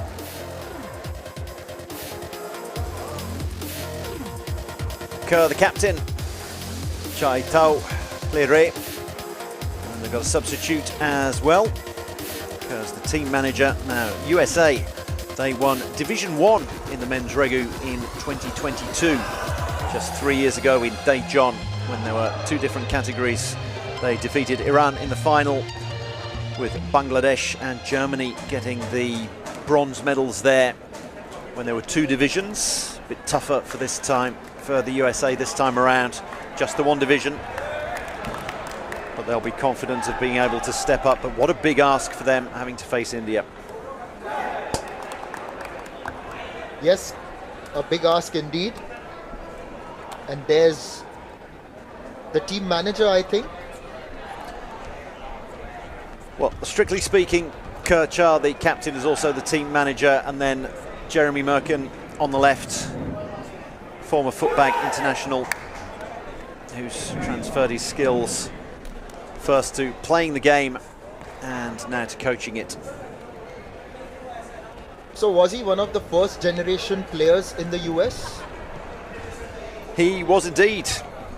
There wasn't a whole lot of Sepaktakraw played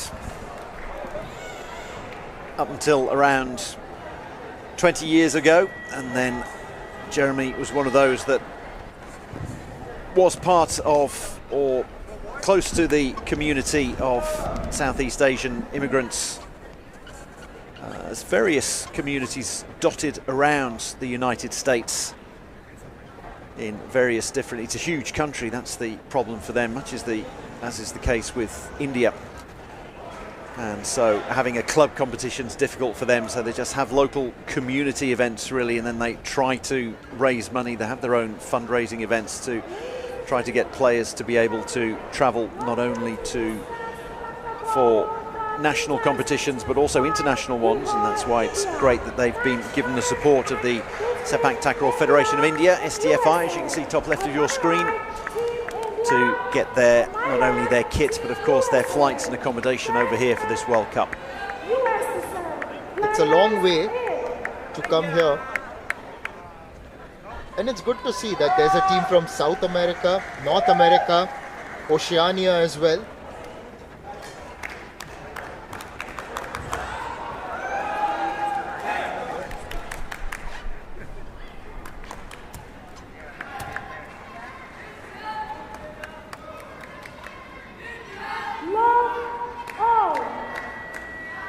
The veteran's going to start for USA. Starts off by hitting the net.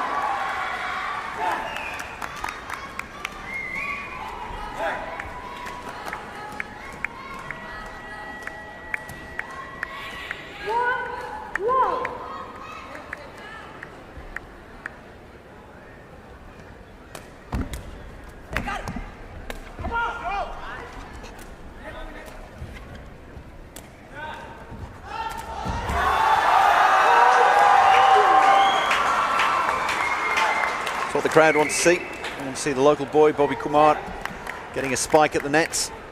Always looks spectacular. And when it leads to a point, then that's what the crowd wants. Bobby Kumar is originally from the town of Chhapra, which isn't too far from Patna.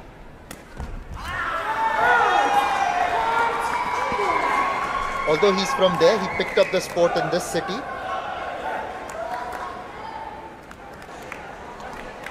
I'd say Kerchar is trying a little bit too hard at the moment. You can see he's got a beautiful take-on motion, a beautiful sweep of the leg. But he's trying to pick out the perfect spots at the moment because he knows that points are going to be very hard to come by against India. And then on the opposite side of the net, look at this from Arun.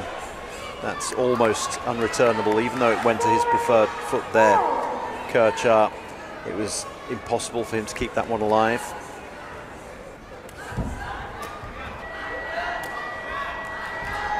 Bobby Kumar. Apologies to Kerchar because it's hit him straight. One of my favorite banners today, Bobby Bharat. As it suggests, Bobby Bihar and Bharat.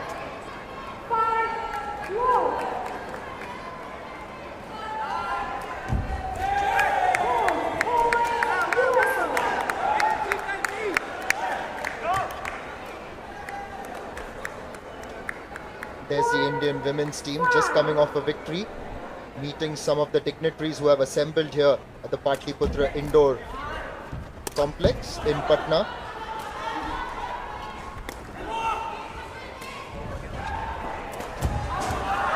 The entire US team getting involved there. It's been Captain Kerr making most of the plays there, but Play and Char involved in that one.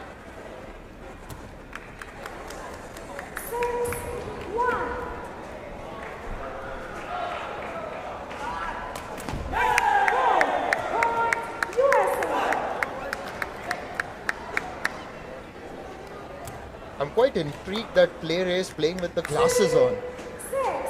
What's he going to do for a header?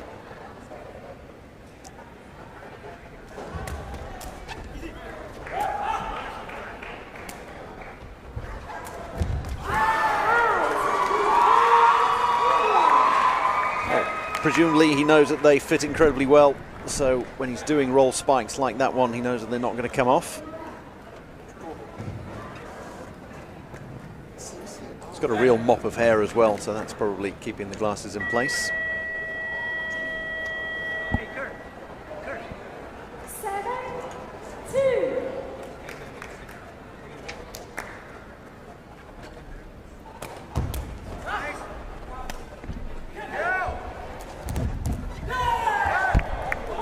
It was actually a good service, but Play gets that over towards the Indian side, and the save isn't as effective. Proper technique by Play, the way he is rolling in the spike. A lot of flexibility as well.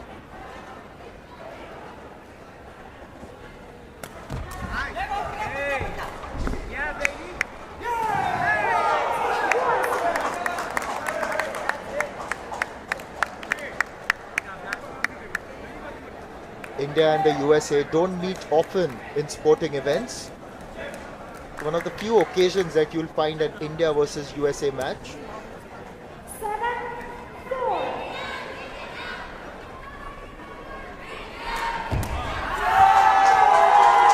A very good serve.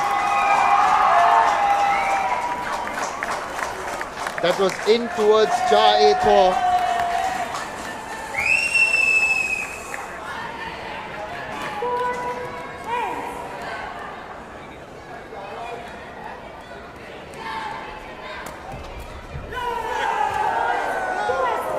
Bobby Kumar went low, trying to get the header in. Save it with the header. We've seen a few players trying to go really low and trying to get it with the header. It's a little interesting the way they go for that, because they can even use their feet, because this one particularly was very low.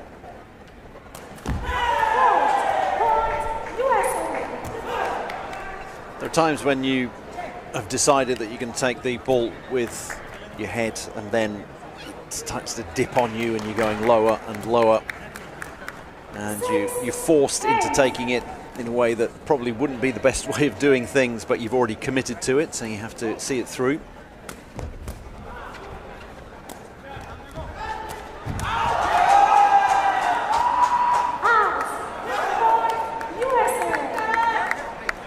USA just managing to claw their way back.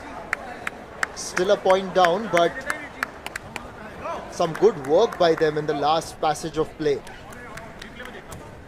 8-7. They've done very well. Got it back to 8-7, and that's going to make India a little bit nervous, particularly when it's 8-all.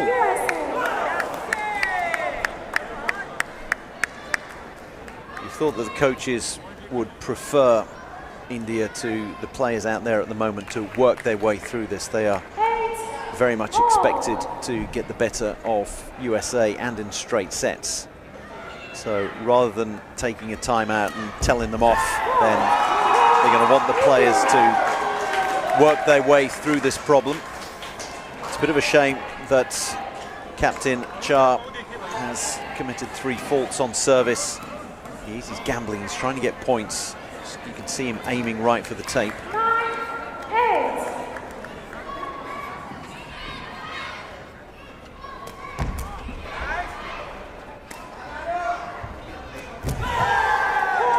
Beautiful roll spike by Ray. Glasses or no glasses, he could see exactly where he wanted to put that one. Very well done. I'm very impressed by the way Ray has really brought his skills out here. Just another question for you. We often see coaches on the advertising hoarding just telling their players what to do. So there is a margin where coaches can actually shout out instructions, unlike tennis, right? In tennis, you are allowed coaching boxes now in the Grand Slams, and you have to be at the same end as your player. Timeout taken by India.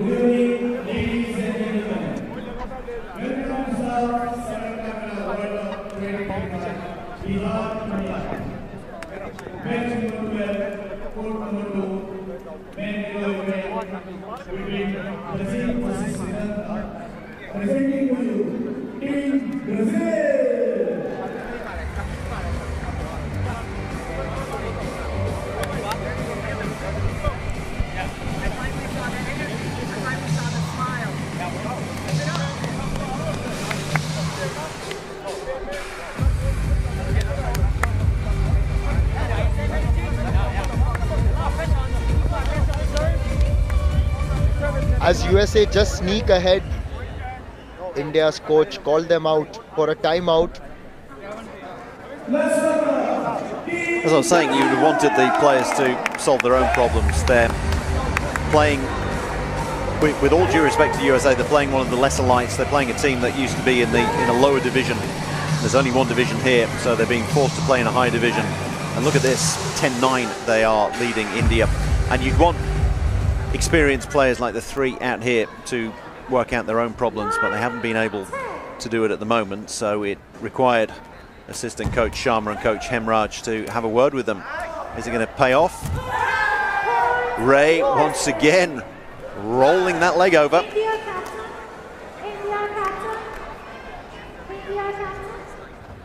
You know, in games where one team is considered to be overwhelmingly stronger than the other and expected to win, a few nervous moments and a few moments that don't go your way, and suddenly the pressure's on you, and that's when teams may start thinking, oh my god, what if we lose?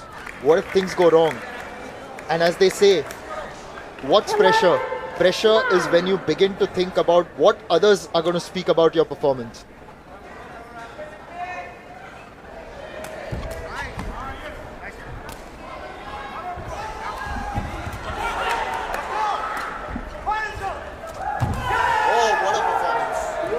Ray has been brilliant at the net.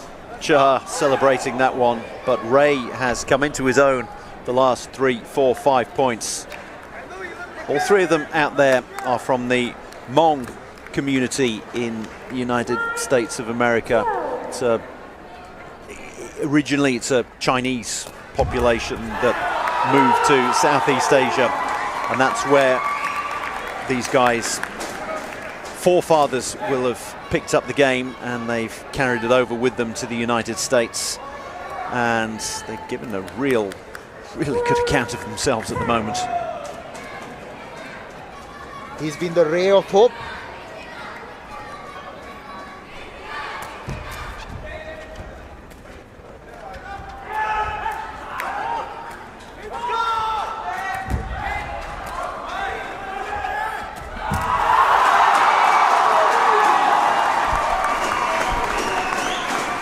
The local boy gets that spike in.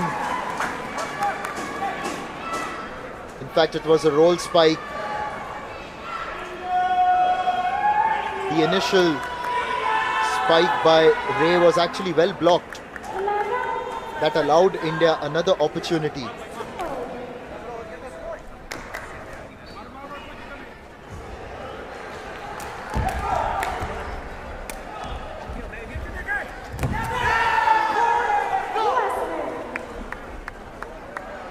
Ray has actually shown very good composure on the net, and this time didn't get carried away.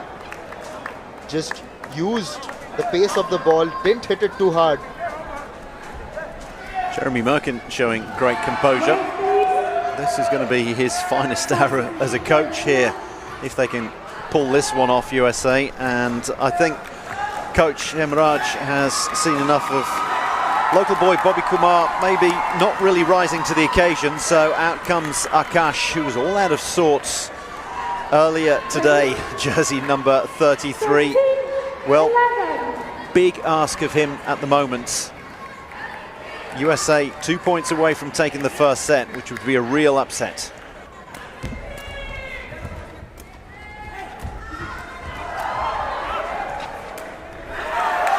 Has an immediate impact. Akash, a few moments ago he was actually in his jumper, so it didn't look likely that he was going to come on, but it's really pushed the Indian coach to make that change. Chah, the US captain there, saying that was my fault, he shouldn't have set it towards Tao, so he took a save and a set and then put it towards Tao. India need a good service here.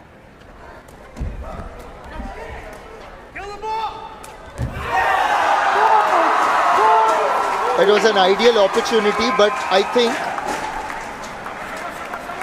the setup was a little bit deep inside the court, which is why Ray had to run back.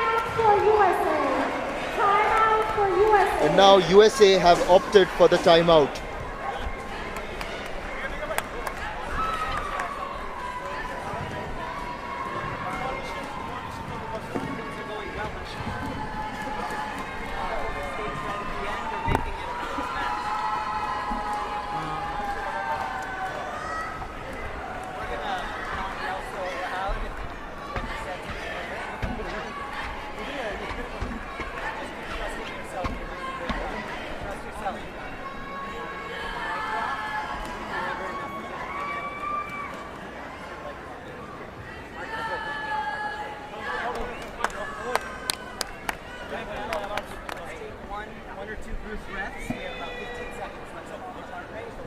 India have bounced back. There was a phase where USA had surged ahead, but now India leveling things at 13 all. A timeout was then called by the USA management.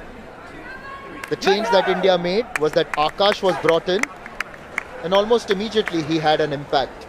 There's Coach Hemraj for you. Can be a bit animated at times.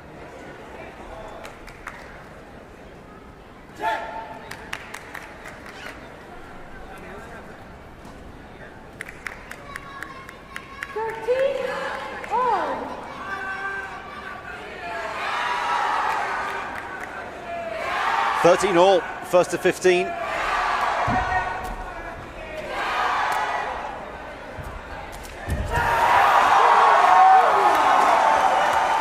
Ray tried to block that one, but that spike was too good by Akash. The man from Manipur doing his job yet again. Didn't feature in the first match in the Regu, was on the bench throughout. But India had to call him on, and it's going to be a set point for India. Set point, 14-13.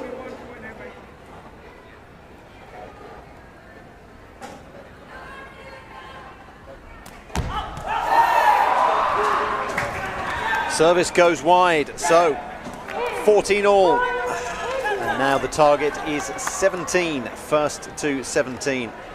Challenge for USA. Challenge for USA. Right, was it given in favour of...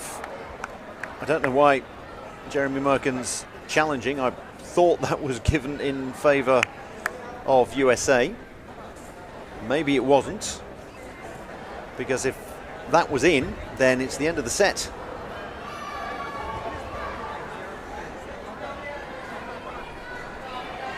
Jeremy Merkin may be learning something from the ties, which is if it's set point and it's gone against you, then you challenge regardless.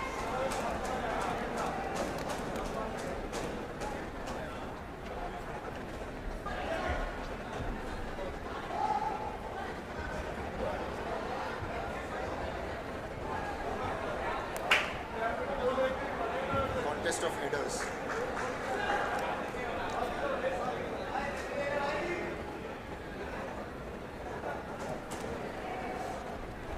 Jeremy Merkins and the Indian official called up to the referee's desk.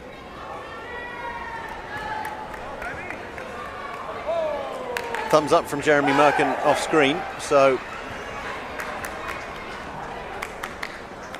looks like the service was out. Could have sworn it was called out already, but the result is the correct one, so 14 all, first to 17.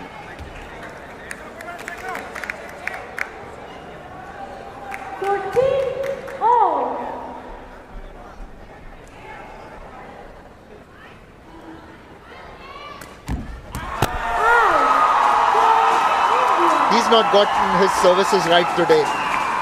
Earlier he was hitting the net quite frequently, and now a bit too much on that one.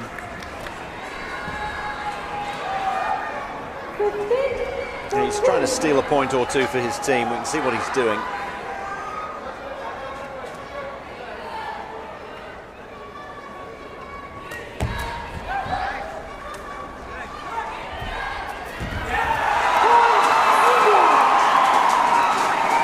Doesn't get the roll spike in, and that is another set point for India.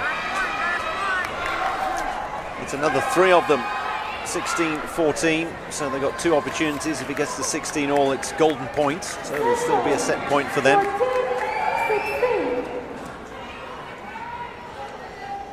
Is Chai going to be nervous and just do a neutral service? It's a good one, it's a very good one. Fires it straight down the middle. You'd have thought that Arun would have got a bit better read on that one, but didn't manage to cushion it, so one saved.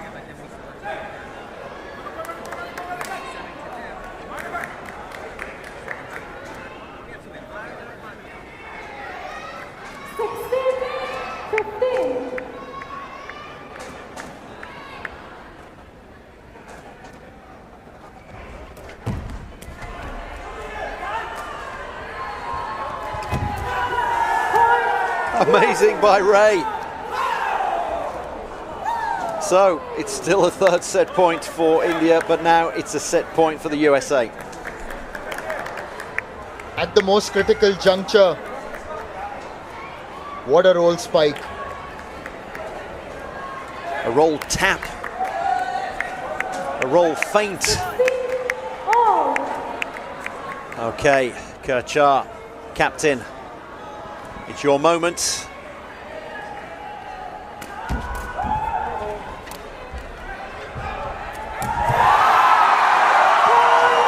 That's the set for India, 17-16.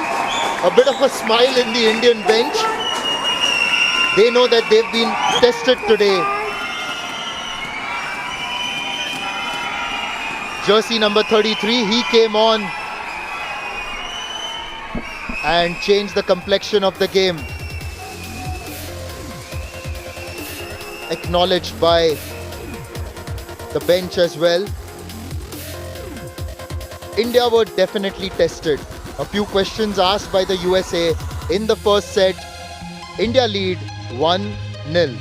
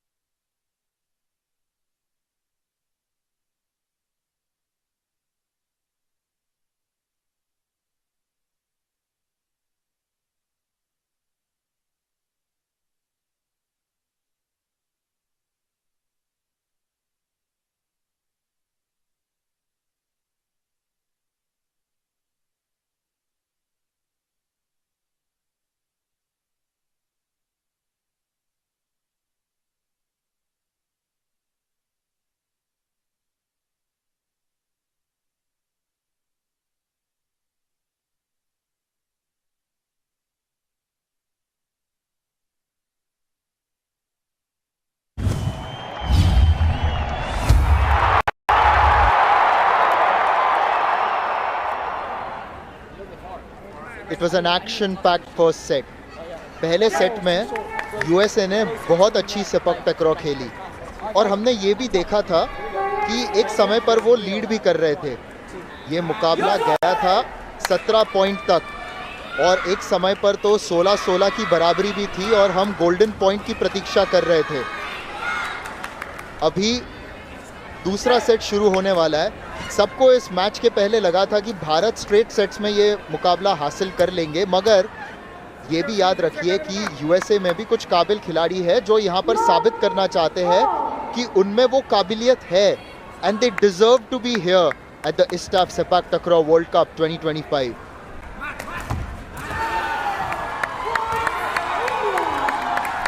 India start the second set very well. That's a good service.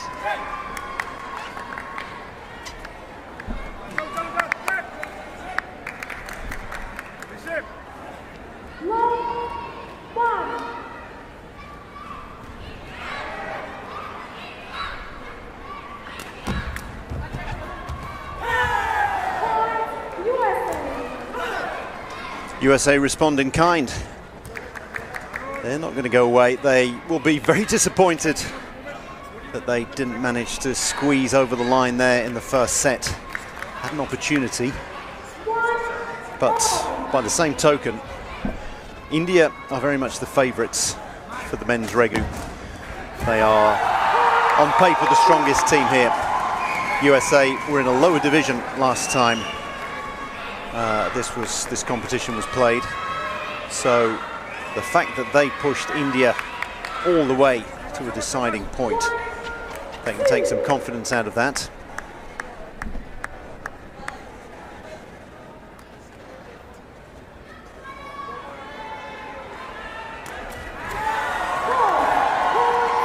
tried to give it the kitchen sink, but found the net. I just thought he tried to go a little bit higher this time with that service.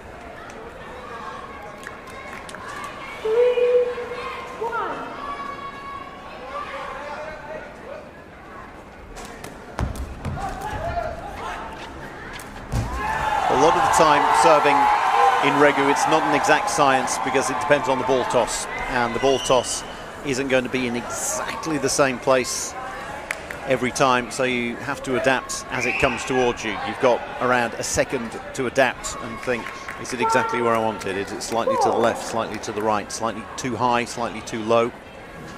It's never going to be a Goldilocks ball toss.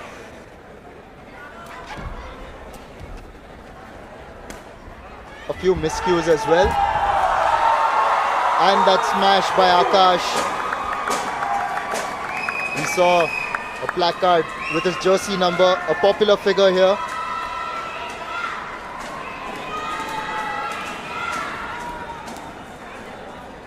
Picked up the game as a preteen, around 11 or 12 years old, he was telling me.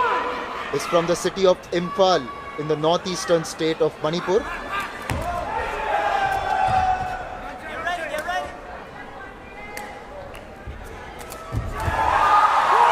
Good tackle all round there. It was a good service. Good defence and recovery by USA, but all they could do was pop the ball back over the net. Great smash. Good attempted block. Both coaches, or all coaches, would be very pleased with the way that point panned out. Obviously, there can only be one winner for each point, but everyone played very good tackle throughout that point. It's the illustration of if you can do it in 2 touches, do it. And that sat up very nicely for Akash, and rather than him trying to set it up for himself and taking all the impetus out of it, he thought, well, I'm out to the right of the court, I'll fire it in there. And we've had a timeout called by USA, 7-1 down.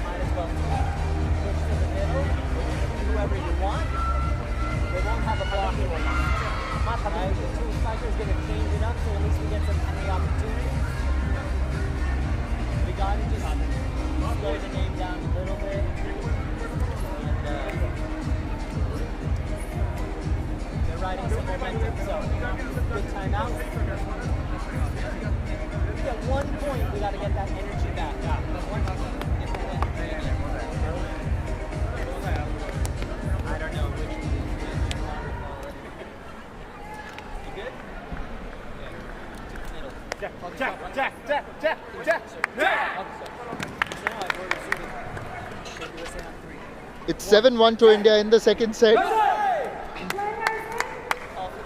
पहला set USA ने बहुत अच्छा fight किया, मगर यहाँ अभी दूसरे set में ऐसे लग रहा है जैसे कि भारत ने अभी ये मैच को अपने हाथ में पकड़ लिया है.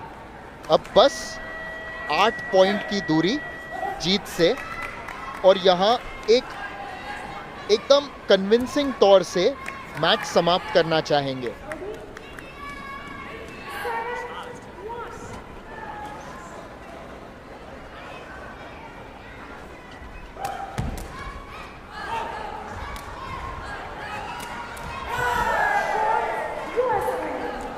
Char with a spike. He's put a big smile on his face. He enjoyed that one. Sometimes when you do something out of character. Earlier today we saw the Thailand mixed quadrant captain Seksan actually execute a spike, and that was the widest I've seen him smile. Char's played the striker role earlier in his career, and he's very adaptable. He can play any of the roles depending on who else he's got in his squad.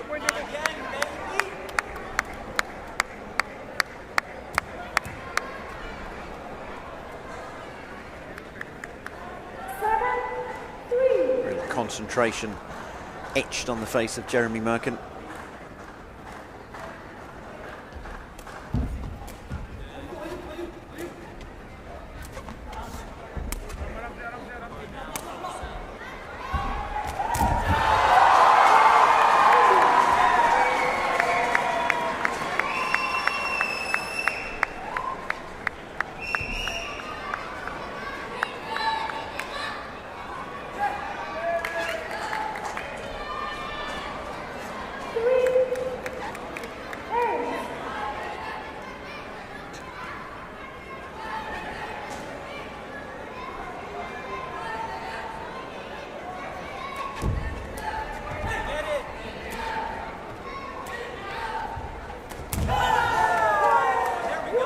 Nicely done there by Tao.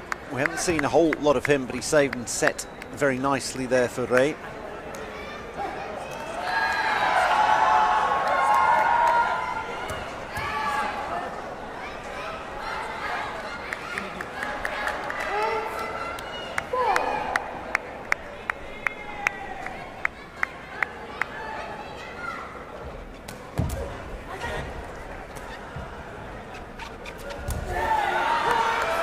Under the net, the attempted roll spike from Cha. We saw a sunback spike from him earlier, a roll spike. I'm saying that he can fulfill any of the rolls out there.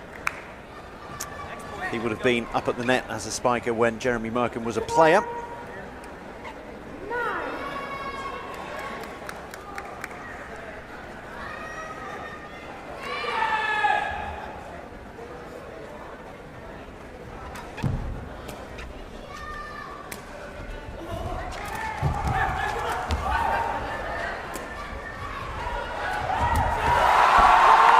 We have to adapt. So Akash likes a roll spike and their sunback spike, because that was where it was sitting up for him, and he just flicks it over his right shoulder as if he does that every day of the week.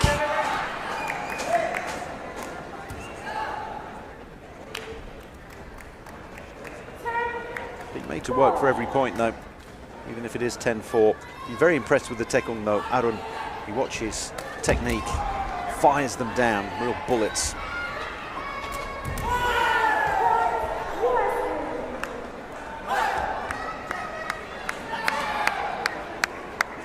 So Charles obviously said, okay guys, set a few up for me.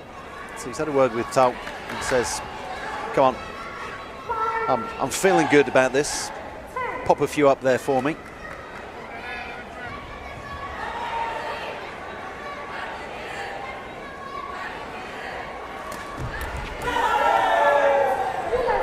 Very good serve. Cha is finding his confidence, his rhythm.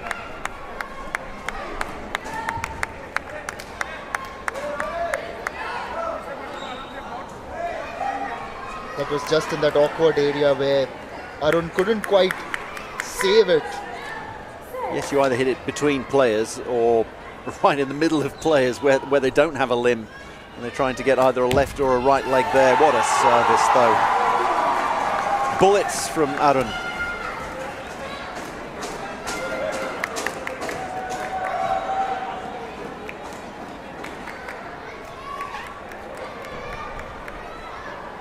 Those fans you've just seen there are right outside our commentary box, so if you're getting a bit of interference in the background, then you know who to blame or to thank. Partisan support here for India.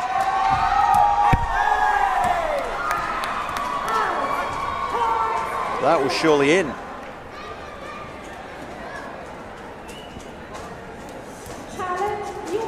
That's why USA have challenged that now. Yeah, that was in. You can see Jeremy Merkin calling that one in.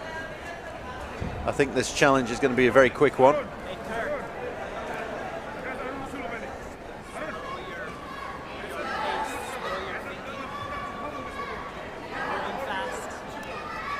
Excellent service and not the best judgment to let it go by. Of course, when it's flying at you at speed.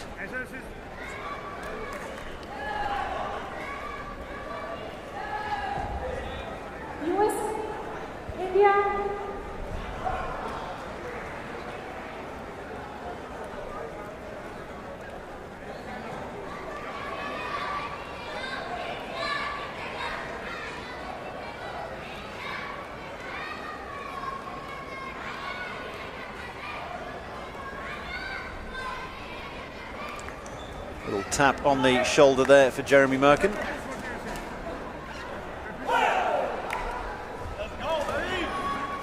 And let's see the board in, quite clearly in.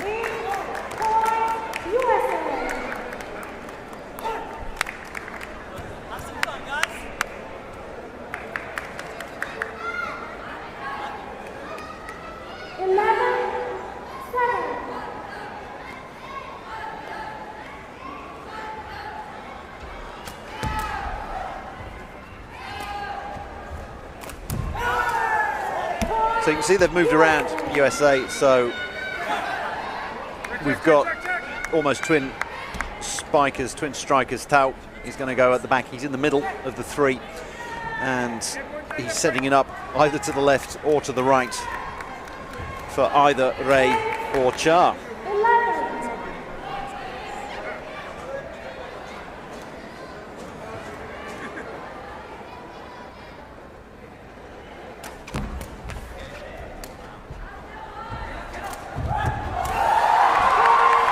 India needed that.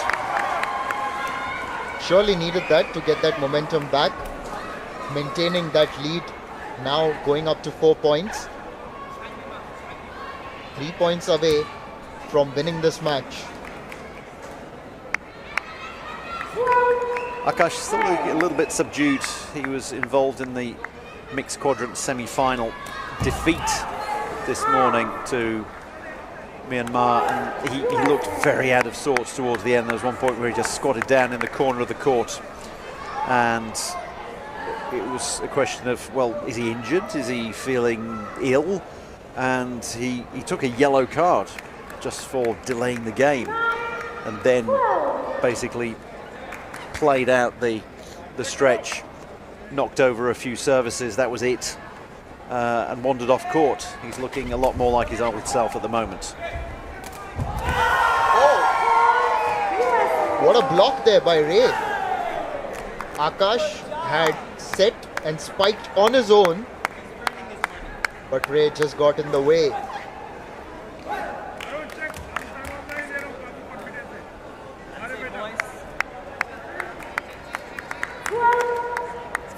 India making life difficult for themselves again. And Arun digging them out of a hole. Yes, that header deflected behind the baseline. Almost, I think, hit one of our social media executives.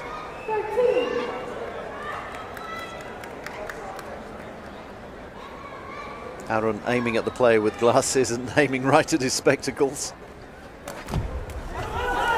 Tape service where they needed it the most. This match is not over yet.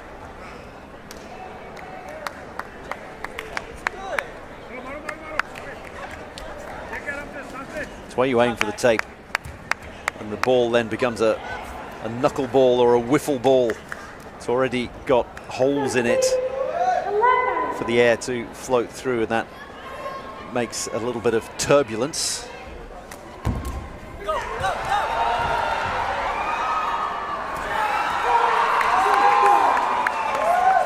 A set point, and India have 3 of them.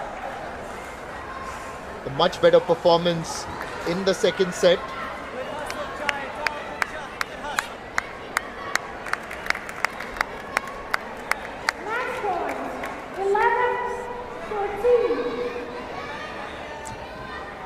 Kerchar trying to keep his team in the match.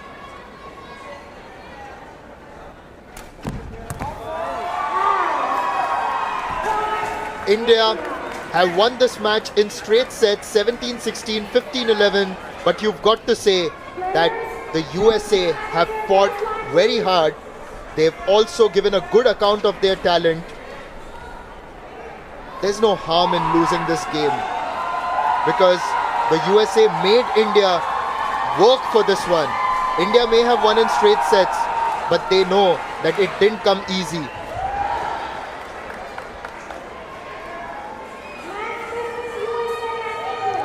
USA picked up 27 points in that match. Credit to them. Next up, we've got Chinese Taipei taking on Iran in the men's Regu event.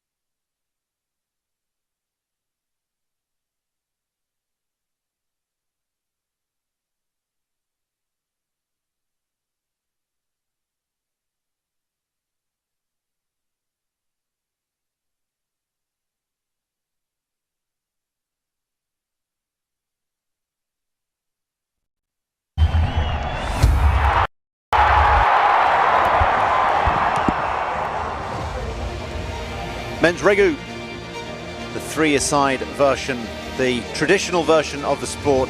India just about getting through against United States of America. That youngster there, Ray, what a performance by him. It's one he'll remember. All three of them doing brilliantly well. Look at that spike. I think at the end of the day, it was Arun, the Tekong, who got India over the line. Either way, it's 2 points for the win for them. That's all they'll take out of this.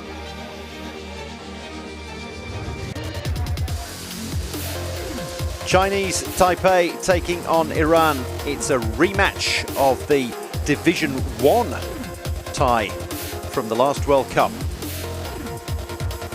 That was an absolute nail-biter between Team India and Team USA, but the Indian team shone bright yet again. And now it's time to call upon the next two teams on the court. Known for their fighting spirit from the heart of Asia, can we have Team Chinese Taipei on the court?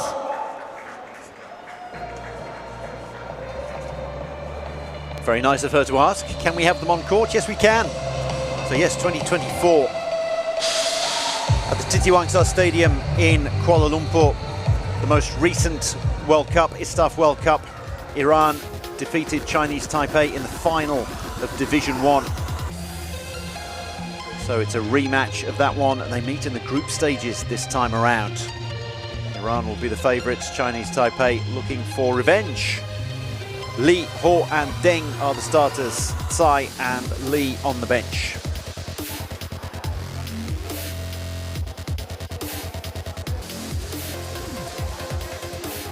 With the calculated moves and unstoppable momentum, the Iranians definitely have a fighting spirit. Ladies and gentlemen, please give it up for Team Iran!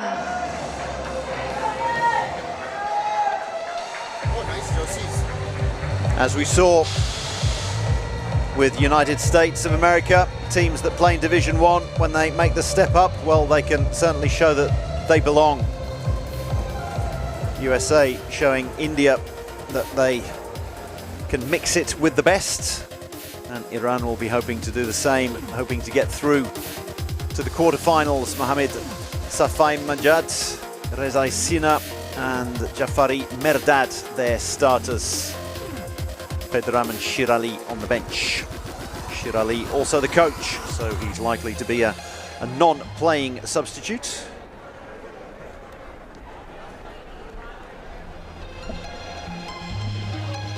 And these are the match officials, the men and women in charge of this match. The chairman referee is Abdul Halim Kader. Official referee Surya Bahadur. Assistant referee Preeti Arora. The court referee will be Shamanda. Challenge referee Mohinder. Referee, they've got another referee in Ankit Kumar. Line referee number 1 G Shrikant. And line referee number 2 Kacha Zeno Kirha. Yeah, so 7 of them out there, and then the chairman of the referees is the Secretary General of the International Sepaktakraw Federation.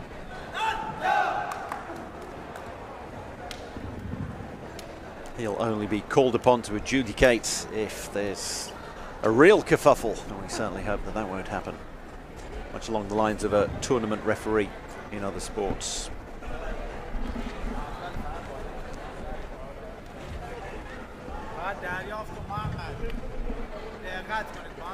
Interesting to see how these two teams have progressed since last they met just under a year ago in Kuala Lumpur. Chinese Taipei reasonably new to the ISTAF fold. Iran have been around ever since ISTAF Super Series competitions were introduced in 2011. They're also there at the first ever World Cup, also at the Titiwangsa Stadium. The first and the fourth ones held in Kuala Lumpur, the Malaysian capital.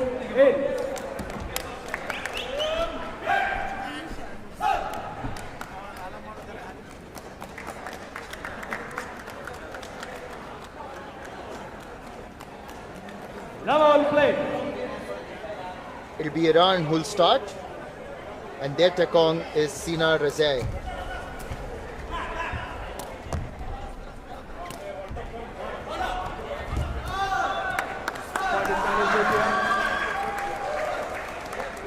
that block earns Chinese Taipei their first point. Just having a look at the Iranian players, quite tall and well built.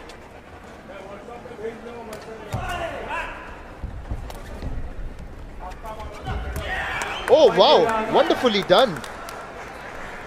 It had to be retrieved way past the baseline, and it wasn't really close to the net, but Mehrdad Jafari getting that sunback spike into no man's land.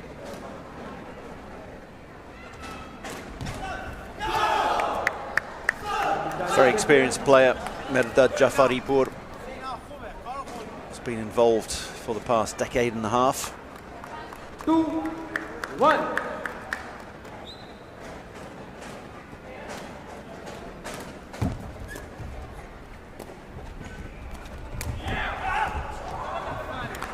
Point Iran.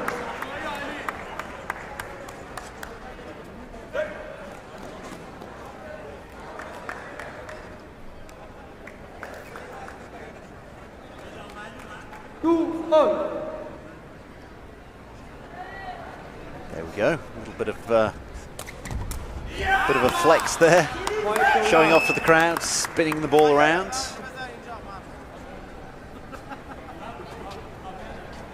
Two, three.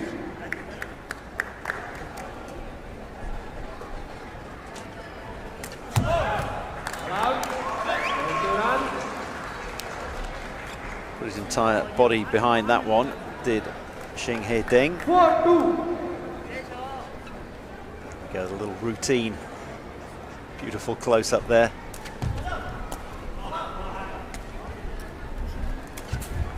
Well, obviously he put a bit of spin on the ball. It was as if he was imparting spin before he then threw it. You don't want to be spinning it through the air for your Tekong to try to follow. You need as neutral a ball toss as possible. But perhaps he was charging the ball up with revs. Into the net this time. I just wanted to ask you, you keep referring to their previous meeting, which was in the previous tournament, and there were two divisions. What was all that about? Can you explain that for our viewers? Because now it's just one division, and what was the reason they had two divisions? And it's probably better for the game that way.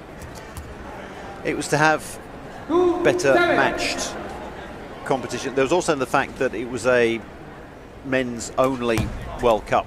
It was just for men. There weren't any women's competitions that time around. So 2024 in KL, men's doubles and men's regu were divided into two divisions. So you have the top tier and the second tier. Just as Chinese Taipei take a timeout.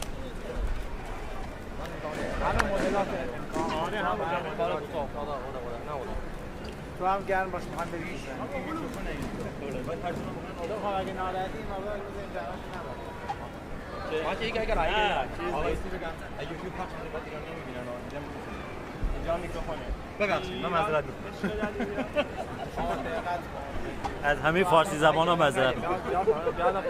فارسی زبان‌های ایران. and تاجیکستان. افغانستان.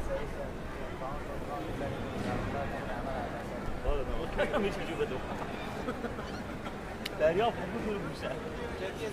نه، اولی هر چیزی اون تو خود دریا نمیدونم. دریا خوب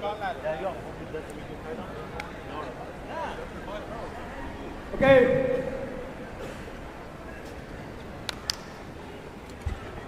Back from the timeouts, each team has one timeout per set.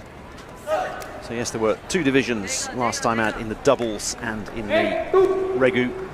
And the sport's constantly evolving. This time around we've got 12 men's teams playing, and that gives us enough for 4 groups of 3 teams.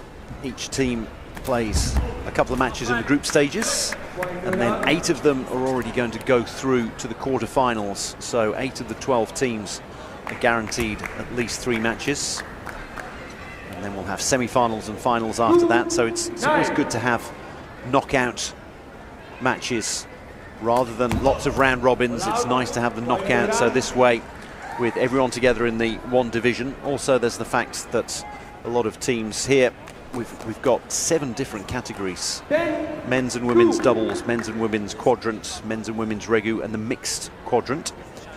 And teams can't enter every event, so there are 3 men's, 3 women's in the mixed, and they can enter 2 events in the men's, 2 in the women's and the mixed.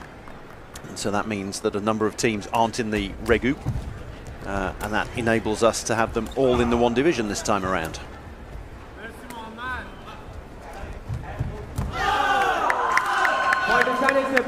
On the net, and just trickles towards the Iranian side.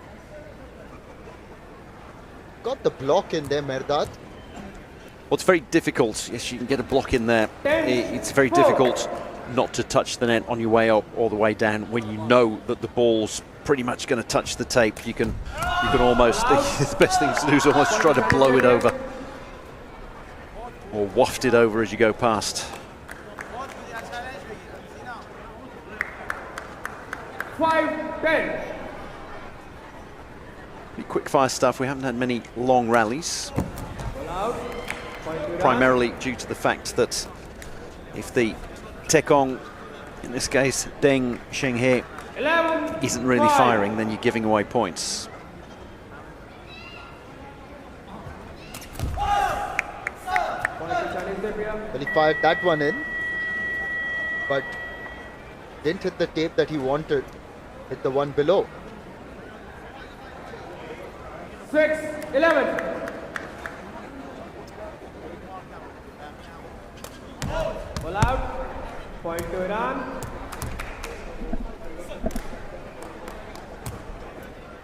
It's a little bit more difficult being a Tekong in regu now that it's alternating services as opposed to blocks of 3 in a row, and I think he's going to be taken out of the firing line here. He is indeed. Off goes Deng, and he's replaced by Li Qian. 12-6.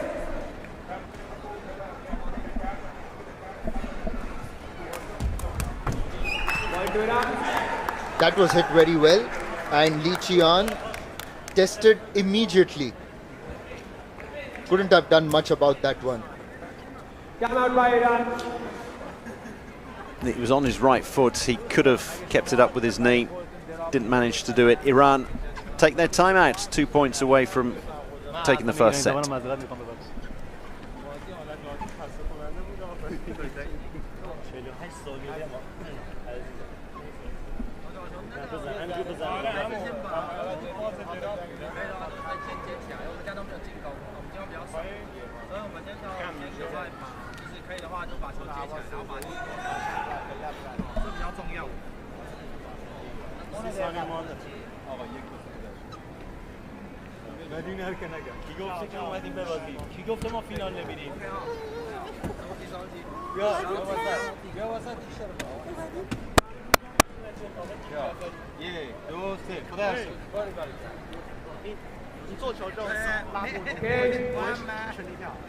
All teams get ready, guys up. Iran are 2 points away from taking the first set. A bit of a talk for the Chinese Taipei players.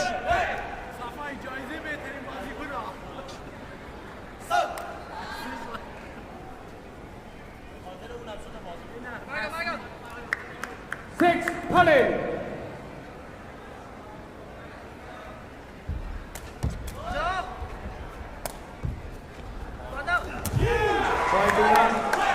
It's set point now for Iran.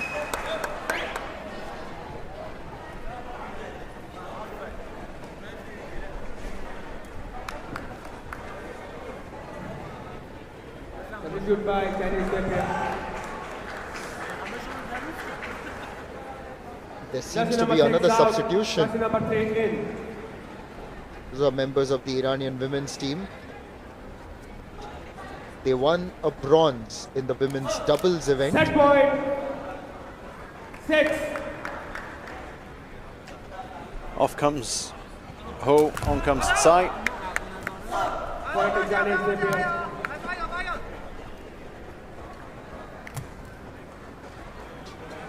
7 set point.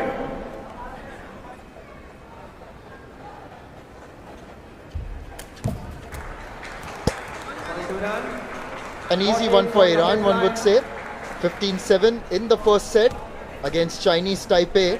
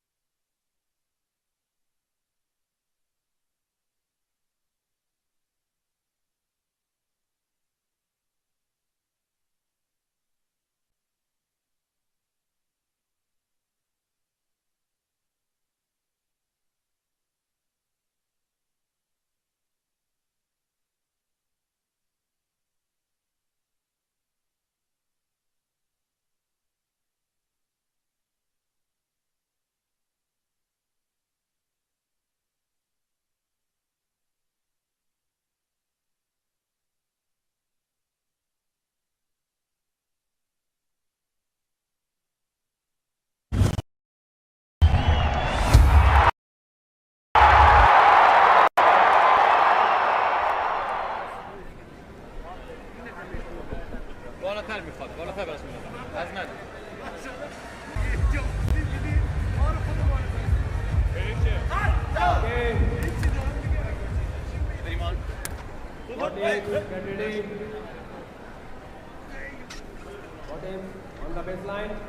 Iran going through the motions here. 1-0 up. And this is a Group D encounter in the men's Regu event.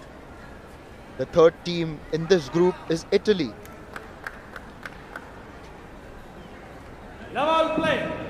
As the second set begins, it's going to be Li Qian as the Tekong.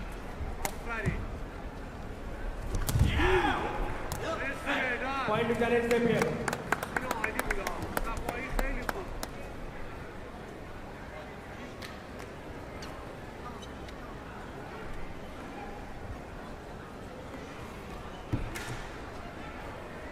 Now, 1.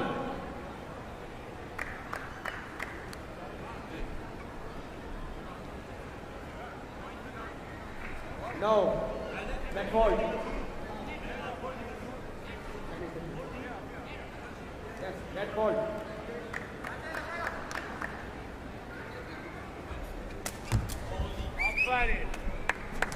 Excellent service. Fired there at the left foot, very difficult to pick up. And you can see when you're that close, obviously, you're twice as close as you would be as serving from behind the baseline, as is the case in doubles and quadrant, and you can really get some darts down there.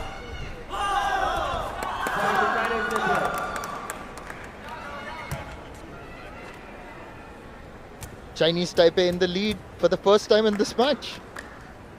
1-2. A slender one though.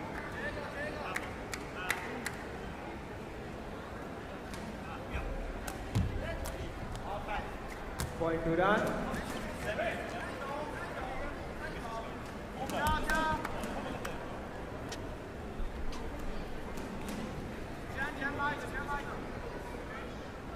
Two all.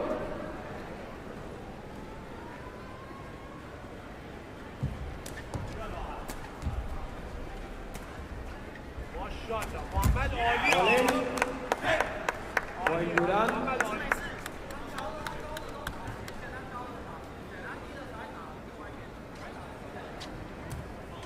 Nice shot of a sunback spike there. Right foot over the right shoulder. He does that very well. Does Merdad Jafari.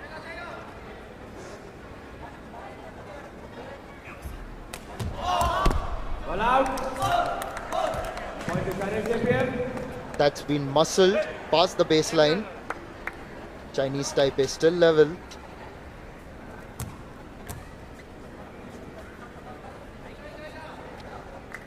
Hold.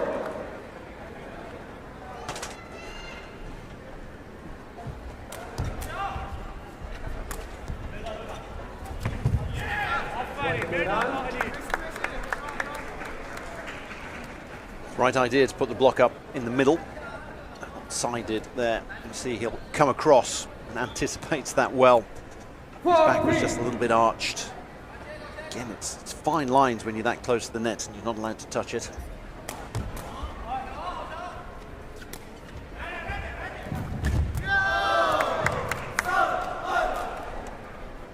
It's always difficult to know. You've got your back to the play, you're trying to block it, you don't know what's happened. Which side did it come up? Might have been touched. I think the net was touched there.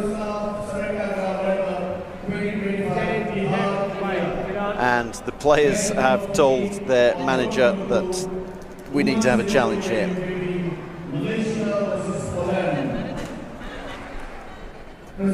Saw in the replay beforehand that it looked very much like Tsai touched the net, I think, on the way up.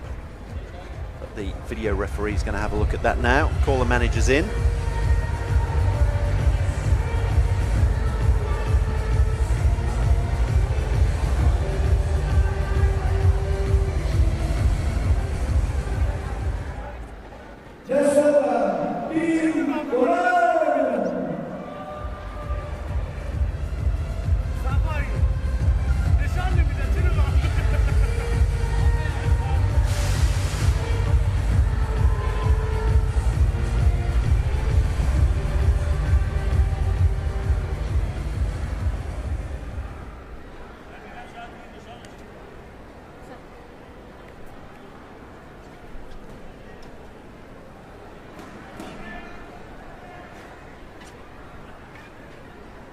The manager's finally called to the referee's desk.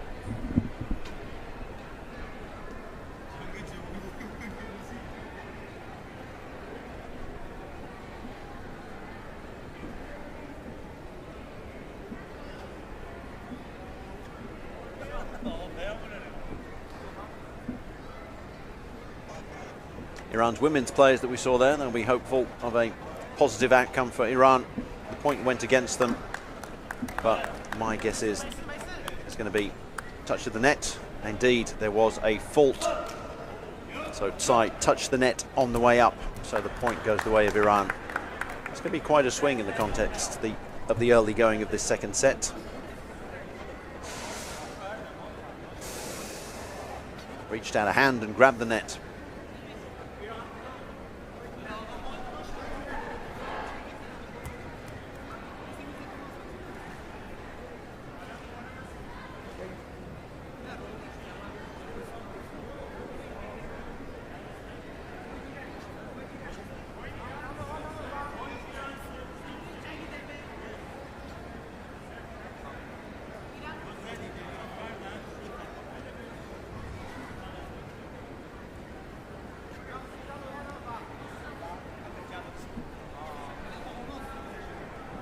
The referees have come together again, a short discussion, hence the delay in the resumption of play.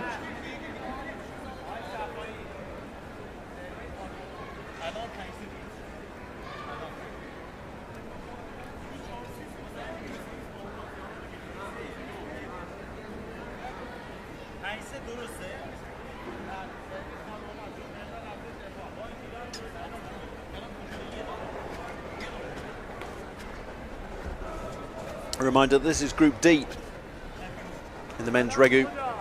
Chinese Taipei, Iran, Poland the other team, but they have struggled to get the numbers required for the men's regu. They're currently in action in the women's regu. So these two teams, Chinese Taipei and Iran, will make it through to the semi-finals. It's just who finishes in the upper of the two seedings and gets the better draw in the quarterfinals that's at stake here.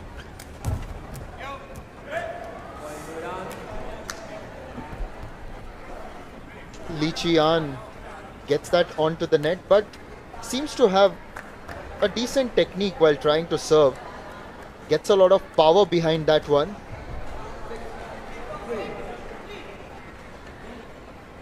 Winners of Group D, so this is the group that we're in at the moment, will face second in Group A, which you would think will be Nepal. And if you come second in Group D, then you're likely up against Japan.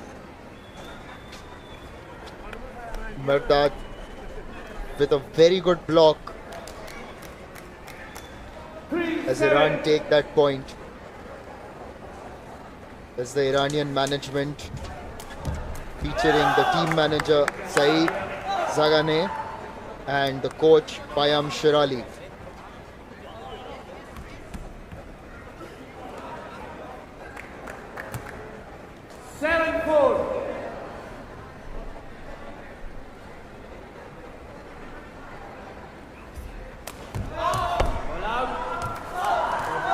So a good powerful service from Lee, and then one that went a bit long by Rezai.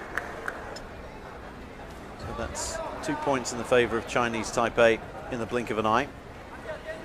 What they needed.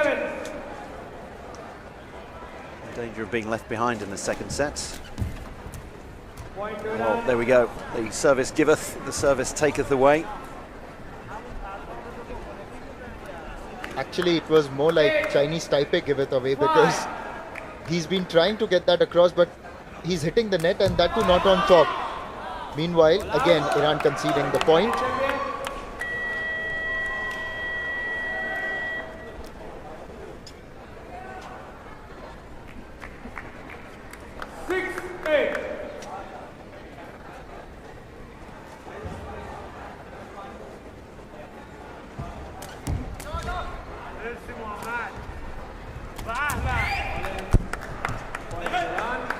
Mehrdad has been a standout for Iran in this match, on the net with those blocks.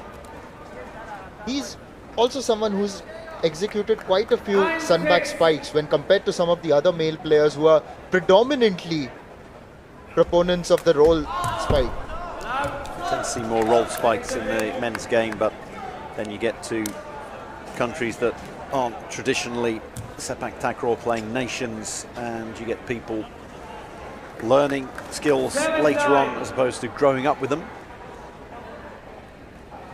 And you would start doing a sunback spike more naturally, and you can just, if you're right-footed, you just keep your left foot on the ground and flick it over your shoulder, and then you gradually jump a little bit more. Timeout called by Chinese Taipei.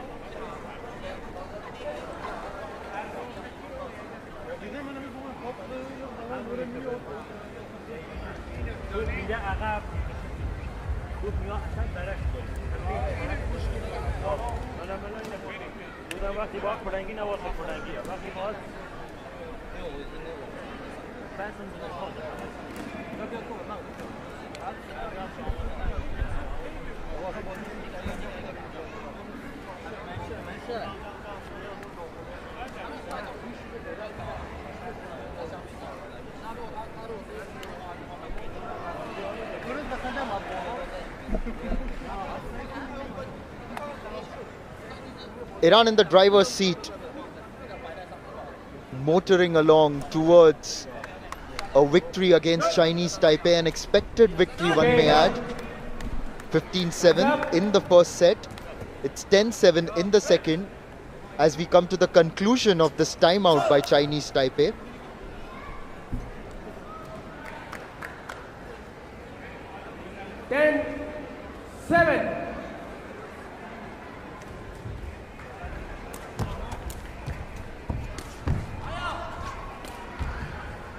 Li Qian did his best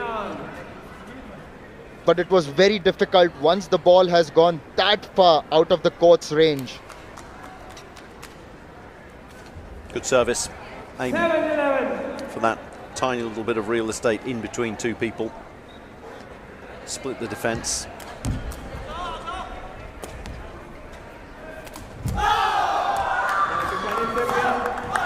That will make them feel better, as that block effectively thwarts Iran's challenge. Block always feels good because you've stolen a point. 11-8. It's good to win a point. Feels at times even better to steal one.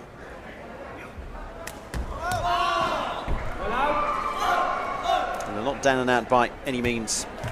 Rezai seems to have lost his radar a little bit on service. Li Qian now, what's the kind of serve he will be thinking about? Because already thrice or 4 times in this set, we've already seen him smashing it into the net. Well, he's got it across this time. Ball in. Point to Iran. A lot of it depends on the ball toss. Much along the lines of tennis, when the ball toss is wrong, then the service itself is wrong, and you can't abort your service if you don't like the ball toss in Sepaktakraw.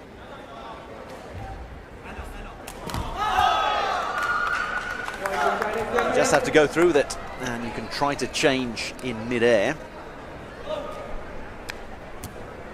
If it's not where you want it, that one was a little bit low, you would say.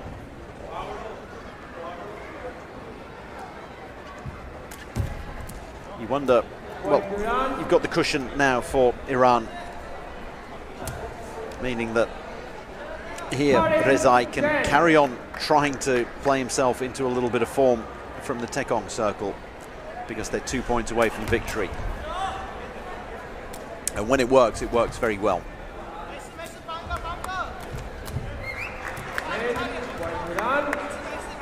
Iran have match point.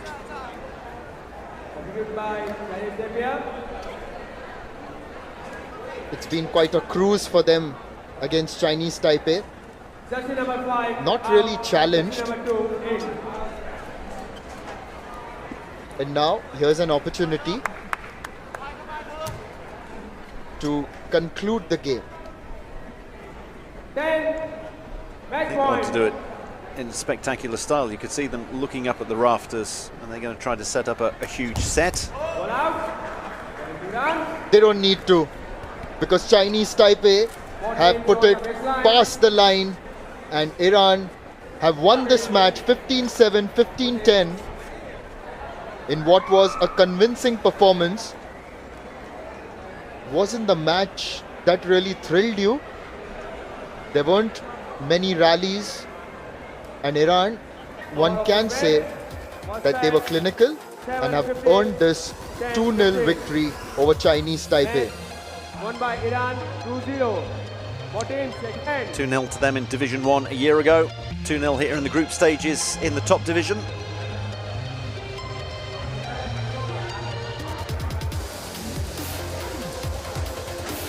Well, our mascot was pointing to his ears. He was asking, why is it so quiet? Actually, in some time, it's going to get really loud in here.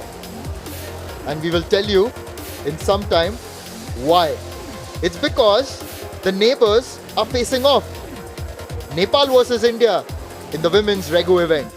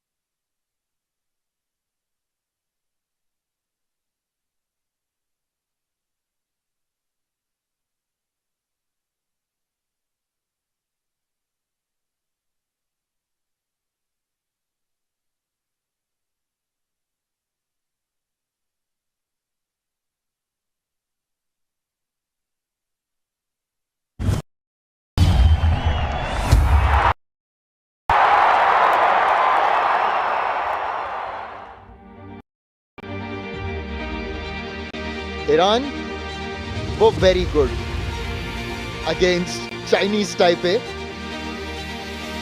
There wasn't a challenge, but they had to complete this match, and they did it quite convincingly.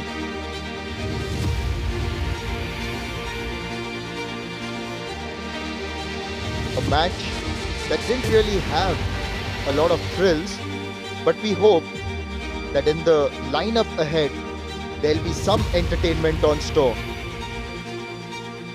It's surely going to be loud because it's India taking on Nepal in the women's Regu event.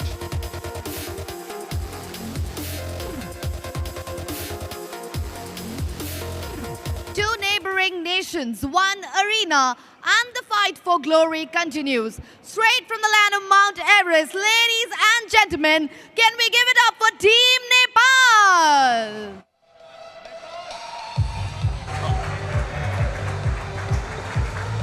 Polite applause here in Patna for the neighbours, very near neighbours to this province of Bihar.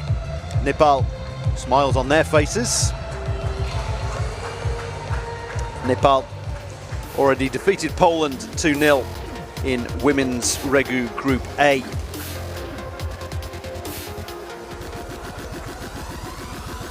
Seeing plenty of them throughout the competition thus far. Dangol, Chaudhary and Maharjan are their starters. Enu Chaudhary and Rana Magar on the bench.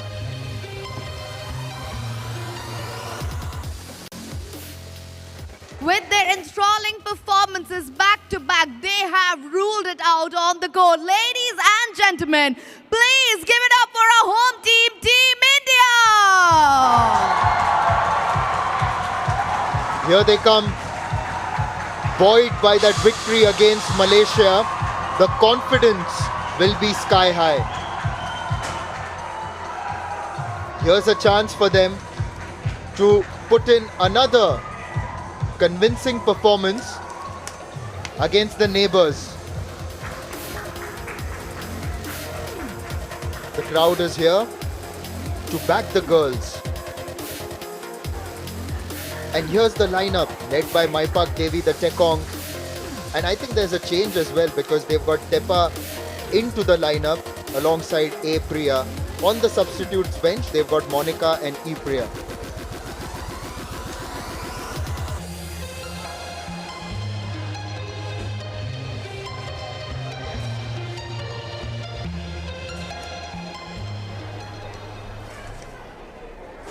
The mascot, a popular figure here at the Patliputra Indoor Stadium, moves around, greets all the spectators.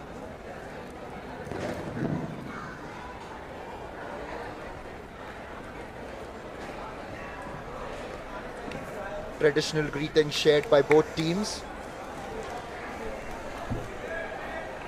Oh, the mascot has just gotten hold of a few children.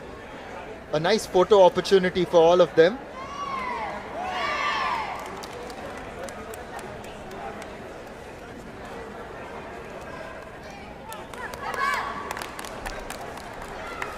In the match against Malaysia, India Good evening, ladies and gentlemen. Welcome to ISTAF Sepaktakraw World Cup 2005 Bihar. in the match against Malaysia, India were victorious. Maipak Devi, the Tekong, served well, was ably supported by Priya, with Priya being the main attacker or striker. Well, it was a different Priya. It was the Priya who's currently on the bench, not the one we can see front of screen here, number 5, Ayekpam Priya. It was Elangbam Priya. Ayekpam came on towards the end, so you've got two Priyas to contend with, one on the bench, one starting, interchangeable.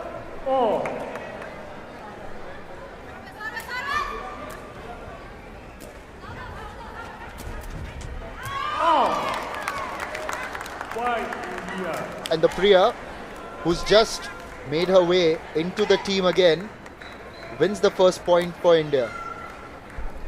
Nice sunback spike, give her a little bit of confidence, didn't have to rise too high, just flicked it over her shoulder.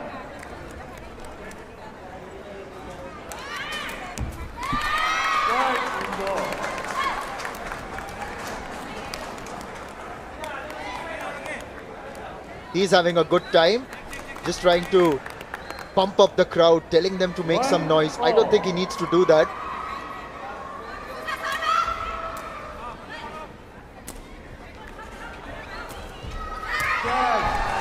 Off the head and out of play. Another sunback spike by Priya.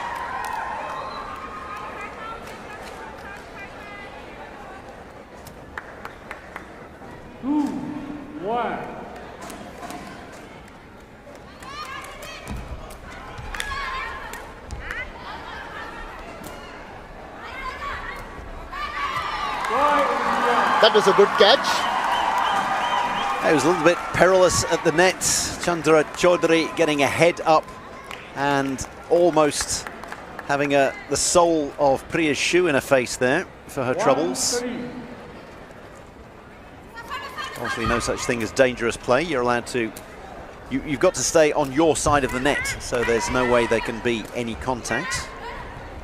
So you are allowed to go for it with your foot or your head. Even if your opponent's going at it with the head, you can go with your foot. Very soft shoes as well. Obviously you don't want to get kicked in the head or the face, but it's soft shoes. On the net, if the player's already made contact and in the follow through the leg goes on the other side and touches the player, that's also not considered dangerous play maybe? It's not dangerous. If you happen to follow through, then that's just one of those things that happens. Usually it doesn't. You rarely see players following over. Sometimes you'll get an outstretched leg where someone will block a spike with the leg outstretched, and then maybe there will be a bit of a twitch over the net. But it's rare that someone would slap the ball down with the sole of the shoe just as someone's coming to hit it.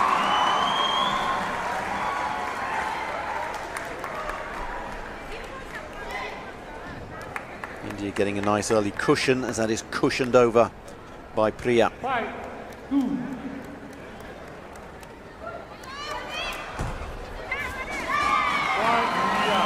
That was a good serve by the captain, Maipak Devi. It was slow and it just invited Usha Maharajan to come forward.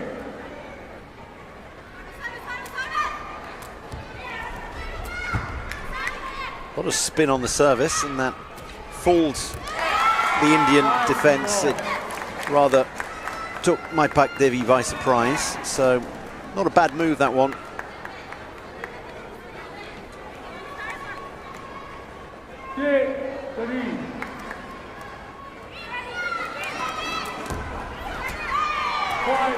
Another one. This was even closer to the net on the Nepalese side.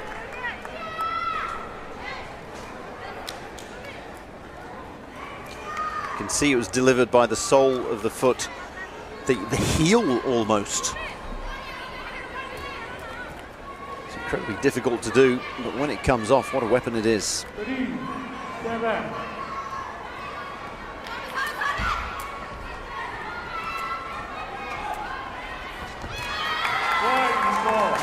A little bit too nonchalant there.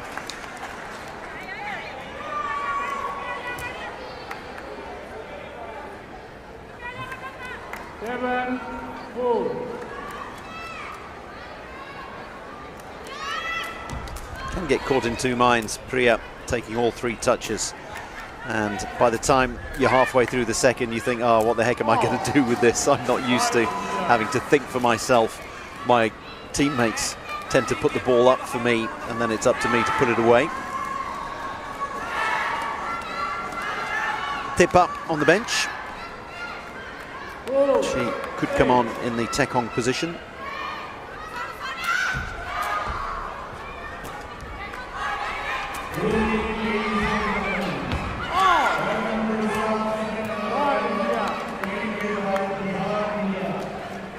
It's a great reach by Chandra Chaudhary.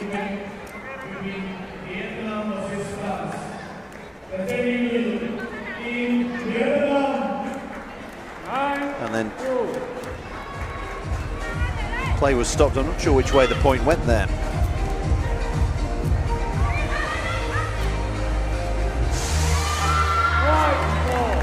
keeps trying to set and spike for herself, and everyone needs to get their defined roles here, because this is Regu, where you've got 3 players. One of them saves, one of them sets. That can be the same person, and then one person spikes. You don't want to be setting and spiking for yourself. You can do it in an emergency, but you don't want to make a habit of it, as Priya is doing at the moment.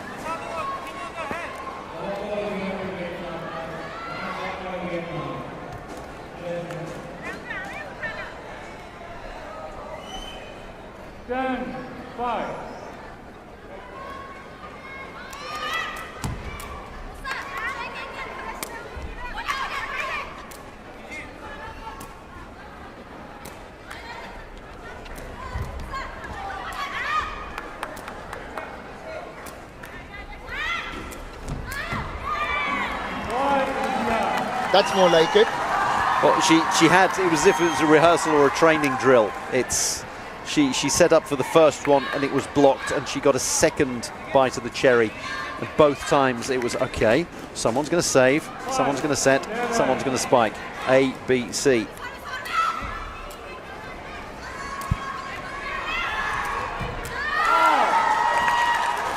Trying to angle that across, but hit that out of play.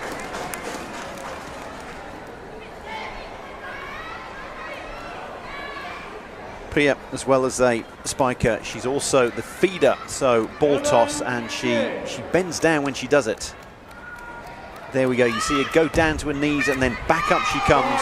That's part of her little routine on a ball toss. And if that works for her, then so much the better. This is the 3rd time that Maipak Devi has gone for that slower service of sorts, and very well done, right between 3. And there's a timeout.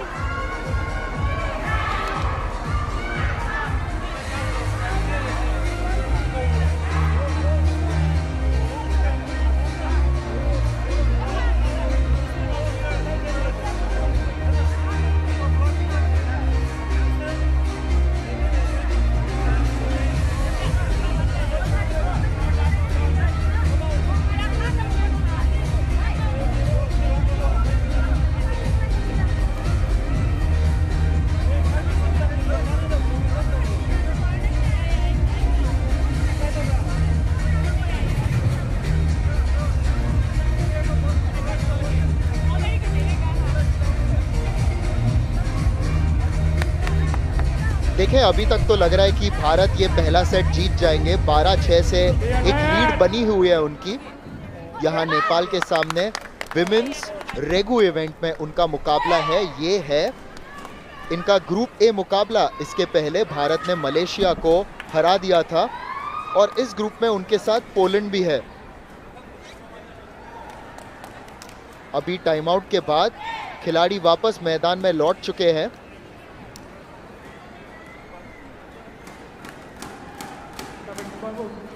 और यहाँ नेपाल शुरुआत करेंगे अपनी service के साथ।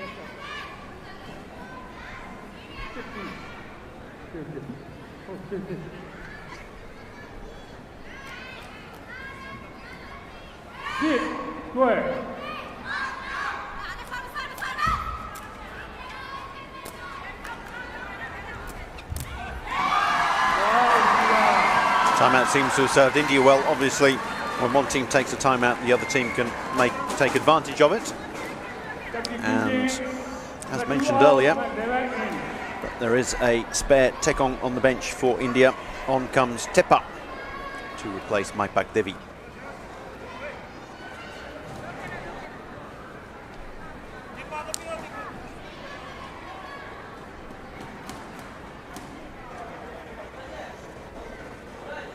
I was assuming it was Tepa. It's actually Monica who is coming on, the number 11. And the captain's armband has been passed to Tepa right now.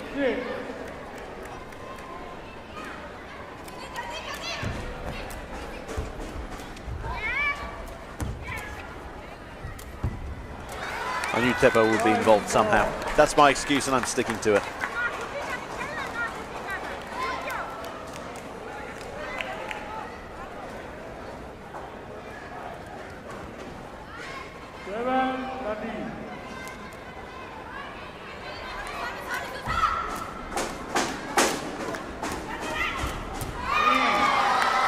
That's done well by Priya.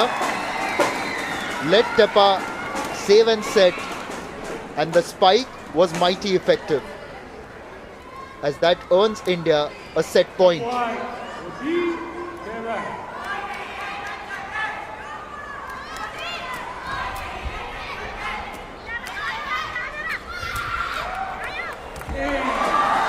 How well was that done?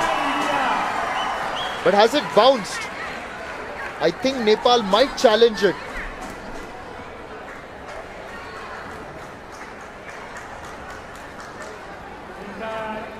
Tepa getting involved. She wants me to pay attention to her. She's got a foot down there, flicked it over. A save became a pure winner. And India take the first set 15-7. Bharat के नाम गया पहला set 1-0 से बढ़त ले ली है.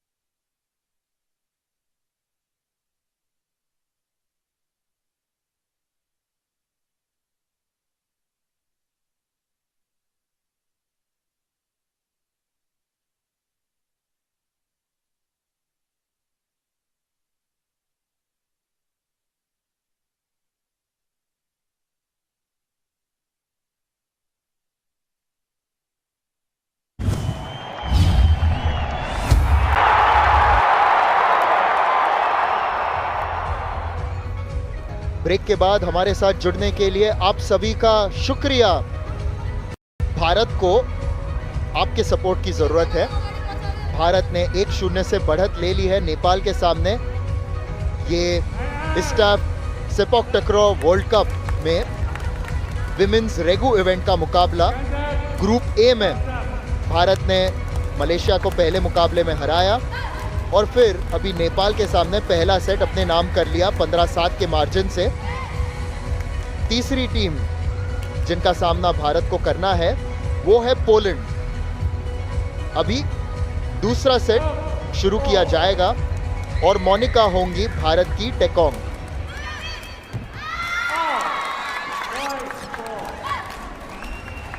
Overall, I think this is Monika's third service. Hasn't been as convincing as Maipak Devi, the designated captain. But of course, bit harsh if she's only had two. At least you're getting a name right, though. I was assuming it was Tepa there, the number 19, who got the winner at the end of the first set. Little chip over the top. But of course, as I was saying, that never easy coming off the bench and being a Tekong. But yes, Regu demands that out of you. Again, this was deflected way out, even further away.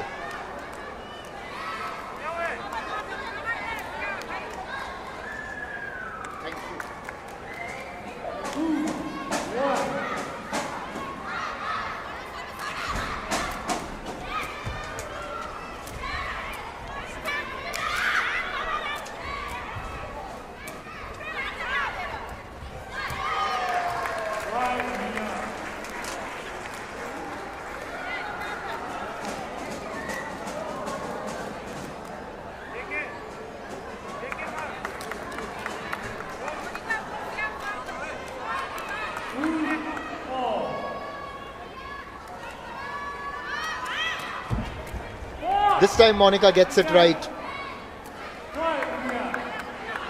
She's just trying to prove you wrong.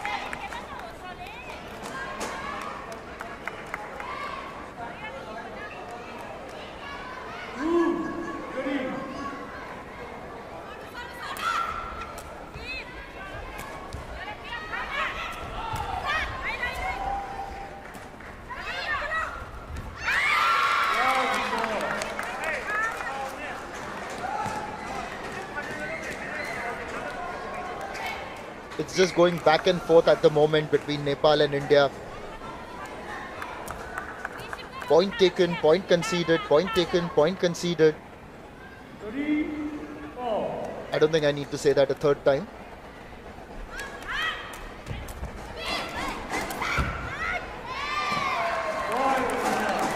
Point taken.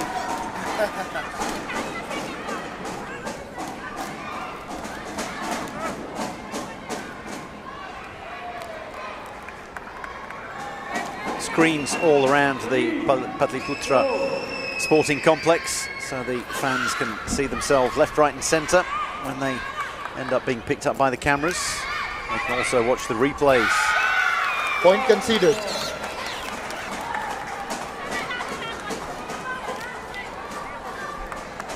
On the left is Mr. Yogendra Singh Dahiya, the president of the Sepaktakraw Federation of India. They've done very well to get this tournament here to Patna, Bihar, alongside support from the Bihar government.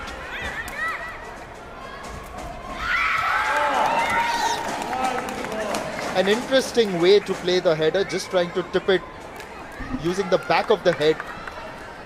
You can't see the court, of course, behind you. Not the easiest one to execute. No, it tends to be the case with virtually all spikes, though. You start off facing away. You can see now, obviously, Priya had her back to the court, and you have to know where it is. You have to know where the court is instinctively. And hundreds, thousands of hours of practice.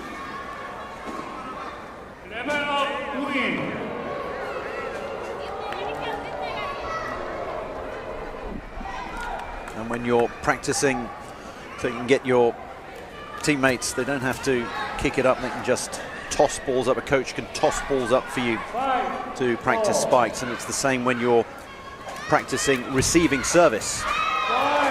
That one's very difficult to practice for because it's such a beautiful spin on it. Maipak Devi back out there in place of Monica.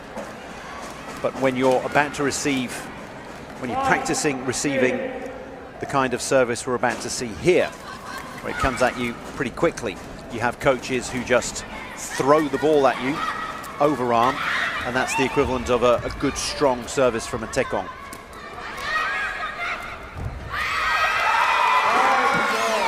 That was probably the best rally of the match so far. Most of the players just getting around the net early into that rally, and ultimately Nepal take that one.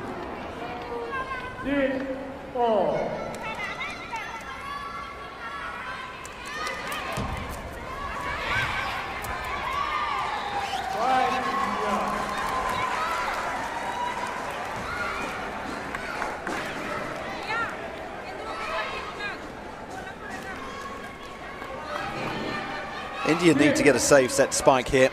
They need to break the pattern that we've seen, and there's been a challenge. It's going to be a net challenge, I would have thought. Yes, it is.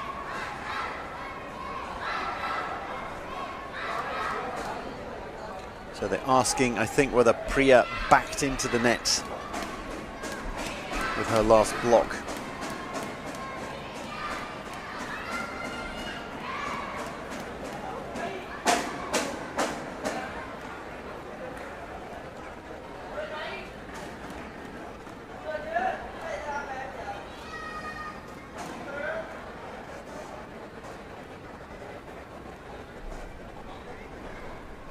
The managers being asked to approach the referee.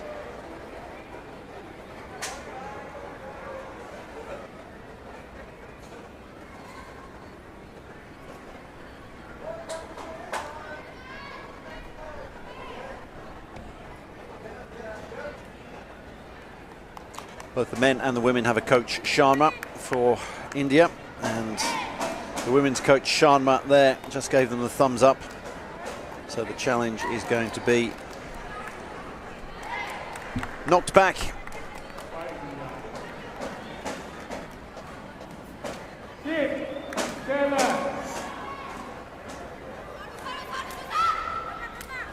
That was an example of where the ball toss doesn't quite come where you're expecting it, and it was cleverly done. Great reaction by Maharjan, who is in the Tekong circle for Nepal at the moment.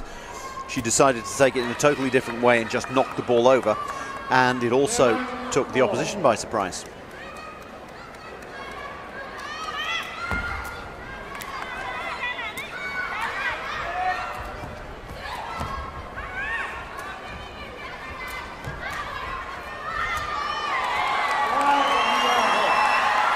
That looked really close on the net. From where I was seeing it, it's almost as if her foot and the ball and the Nepalese player's heads very close. Yeah, just the ball between the two. Indeed. We're going to have another challenge.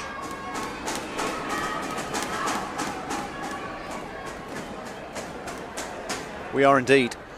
And as you were saying, Nishad, I think the ball gets in the way and prevents either a head or a foot getting over. It was step up, putting a foot up there. And I'm pretty sure that the ball gets in the way, and they could theoretically argue that even if, well, a foot, if anything, would have been pushed back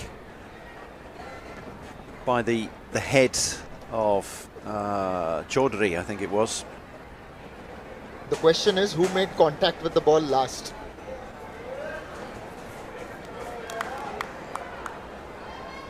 Well, it's whether a foot or a head went over.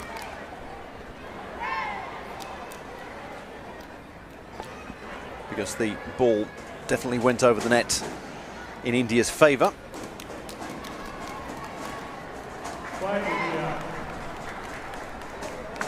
And there's the decision. India get that point. Again, at the risk of repeating myself, India need to get a point on the opposition service and break the cycle.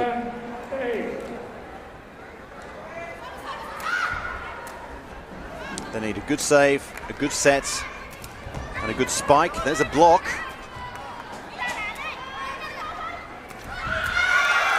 It's the second passages of play that aren't really succeeding for either team. So one team gets a block on a spike. So Team A gets the ball back, and they're not taking the 3 touches. They're not resetting, save, set, spike. They need to do a reset on the second passage of play, and that's what's not happened at all in this second set. And it's why it's 8-all, and the teams are just taking it in turn, scoring points. No one seems to be able to save, set, spike and really put it away.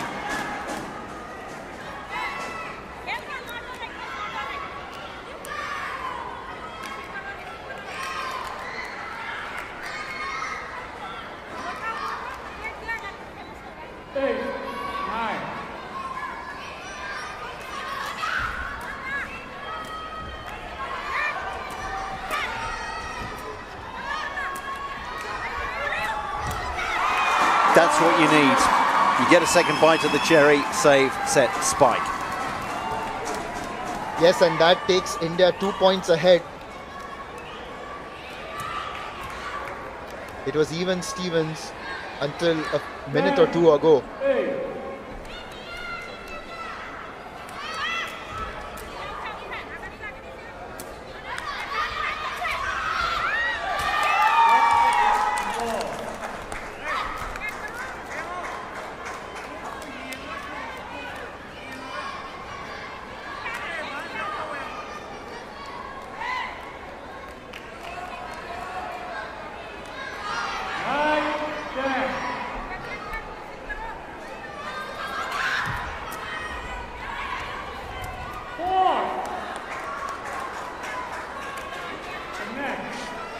I do believe we're back to even Stevens.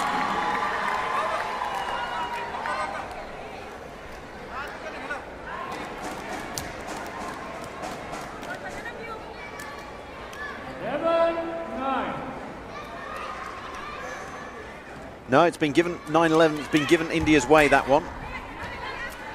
It's very close at the net. Once again, it was an Indian foot and a Nepalese head.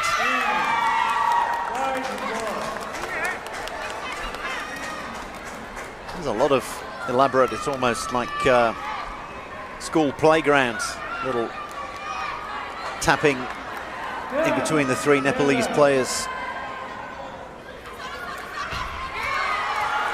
That's a cardinal sin at this stage of the game when it's been so close and every point has counted. Bit of a giveaway there. Obviously it's never easy. Is the ball toss where you want it? And it wasn't there. You could see that the ball toss was in a very awkward position.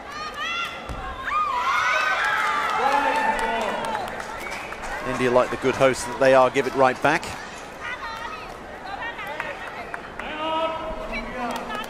Meanwhile, India have opted for the timeout.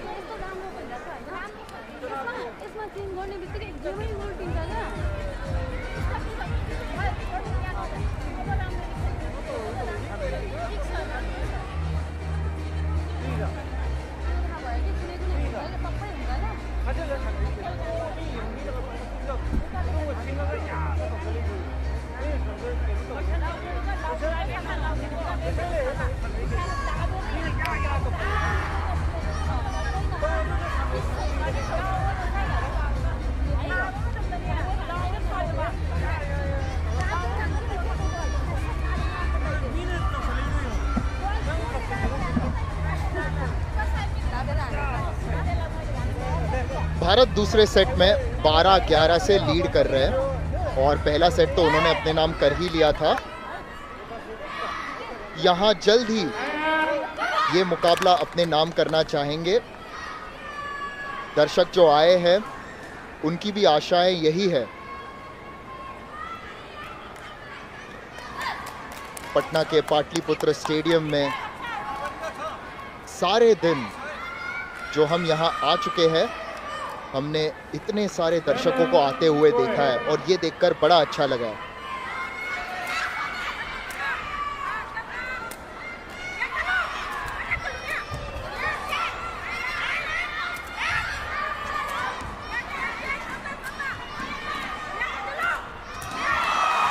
Great point and brilliantly put away by India. It's as if the timeout and the context, I think, of the match, the scoreline, energised both teams. It's as good a rally as we've seen.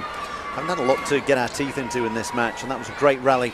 And again, India being patient, and when the ball came back to them a second, a third, a fourth, a fifth time, save, set, spike, do the basics.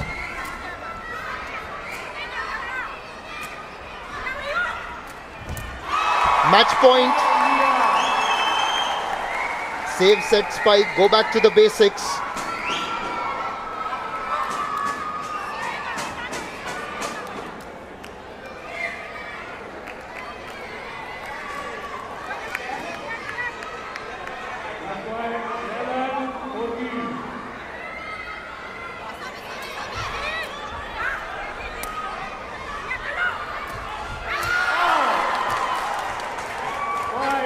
Just put it out. So the crowd and the Indian team, it's a few more moments possibly. Good service by Maharjan. Kept her team in it. Good deep service. Keep asking the questions.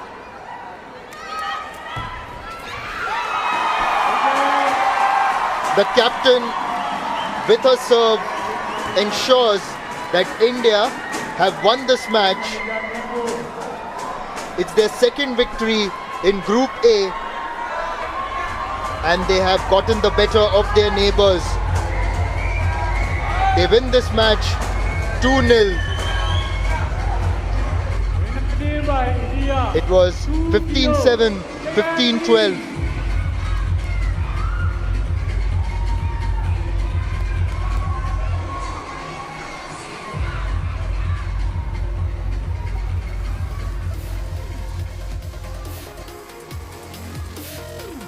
The crowd have really enjoyed this performance by the Indian women.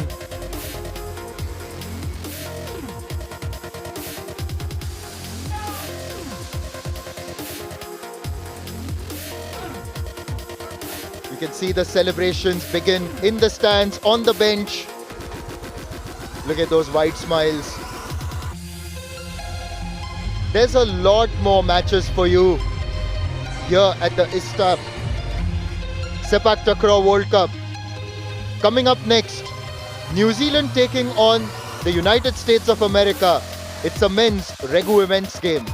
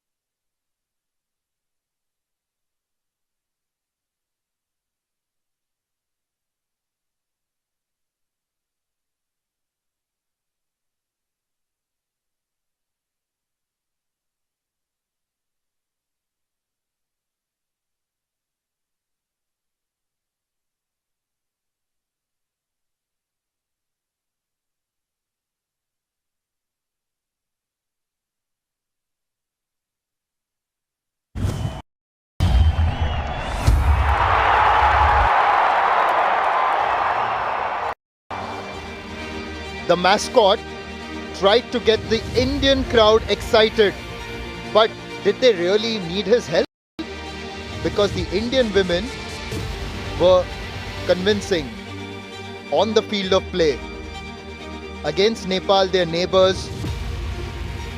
And this was their second victory in the group stage of the women's Regu event here at the Sepaktakraw World Cup being played at Patna. Every Indian victory is celebrated and rejoiced. Every medal is precious, but they want a different color. And I'll say that again later.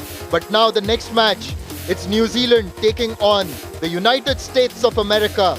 Match number 15, men's Regu event.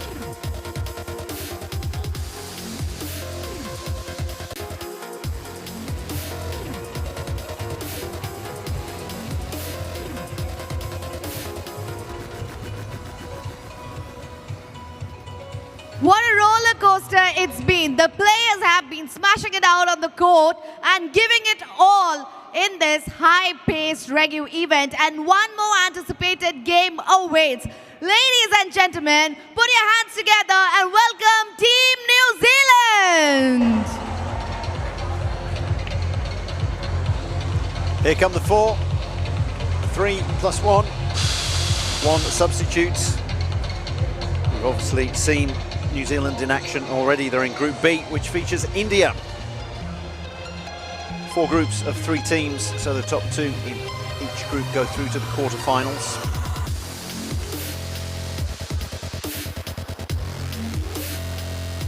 O, Bu and Myo-O, captain. Morgan Thomas on the bench.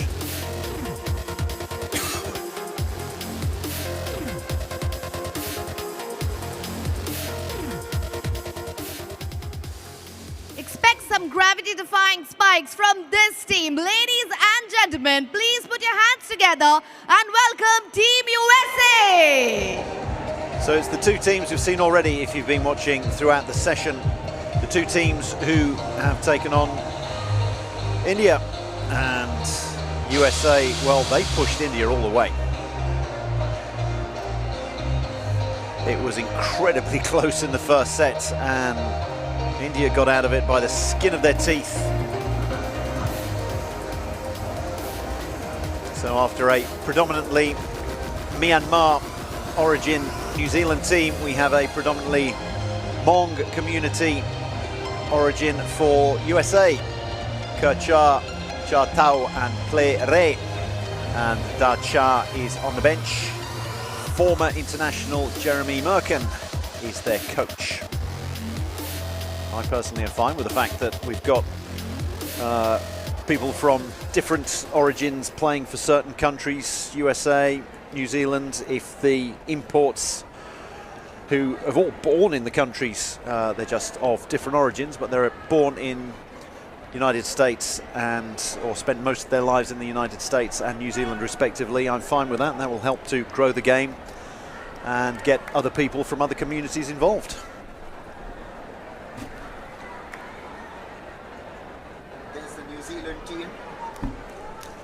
There's the New Zealand team, Kiwi Takraw. I quite like that on the jersey. Bringing in their own flavor, which New Zealand like to do across sport. There's the team USA. Pretty impressive against India, particularly Ray. He was phenomenal. With those glasses, one wouldn't expect him to be so brave jumping around the court, but it works. Not once did the glasses come off. His coach, Jeremy Merkin, played in glasses. So obviously trying to emulate his coach. Players always like to show the coaches that they're learning from them. So perhaps it's that. Now we can say that this is a virtual pre-quarter final. Whoever wins goes through to the next round.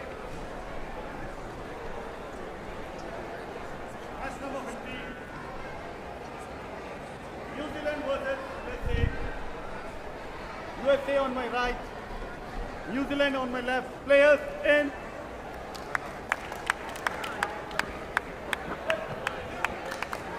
When the groups are smaller, especially right now in the Regu men's event, there are only 3 teams in every group. So one of the games at least is going to be a straight up knockout.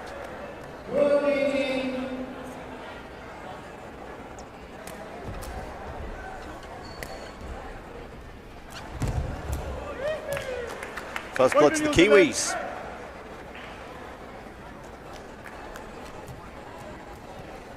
It was Myo-O, their captain. One low.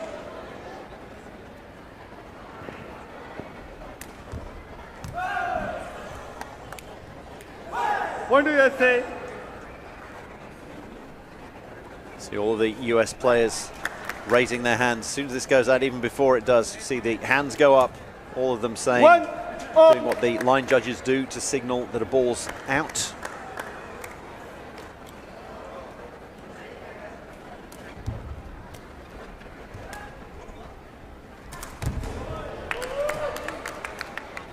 Point to New Zealand. We've discussed this before, where particularly in a format like the Regu, there are 3 players, and unlike in the quadrant where the load on one of the players may be lesser, but here in the men's Regu team of the USA, the third player hasn't actually had much to do. It's majorly been Ray and Karcha who have lifted their team against India. Well, Cha is the Tekong, and he also took quite a few of the spikes, but the feeder has a very important job with the ball toss, and that's Tao, and also a lot of the saving and setting. I think India tried to keep the ball away from him when they were serving, so he was less involved, and that was a conscious choice by India. And we'll still see there, he does a nice set, couldn't quite be put away. It was a very good block against Ray. What's interesting is Karcha now will put his hand up and ask for the ball toss. Where he puts his hand up, he's basically saying, this is where I want you to throw the ball. Now, he's been called over as captain. Not sure what he's being reprimanded for. Captain. Captain. Captain. Captain. USA captain. After telling the score, you should not change the ball within the hands of. You should not relay. Only when you relay, you have to do the score. Got it? Point to New Zealand. Has a point gone New Zealand's way for Tao touching the net when throwing the ball toss?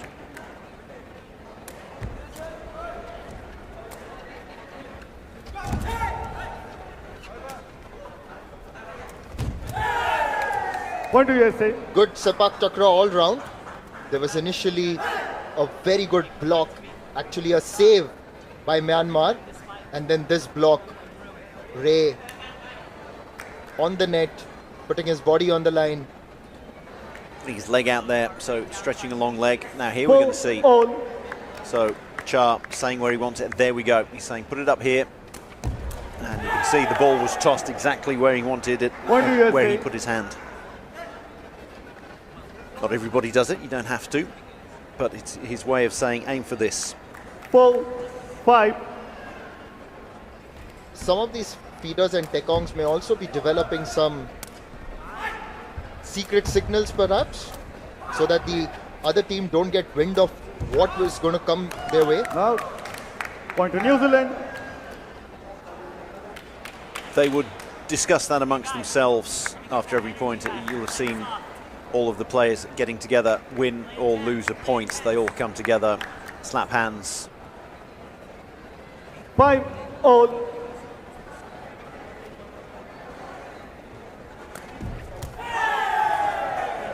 May well be that Point to USA. Cha will put his hand up higher if he wants a slightly higher ball toss, and that way he can then slice it, get his the sole of his shoe up there completely flat. Timeout has been called by United States.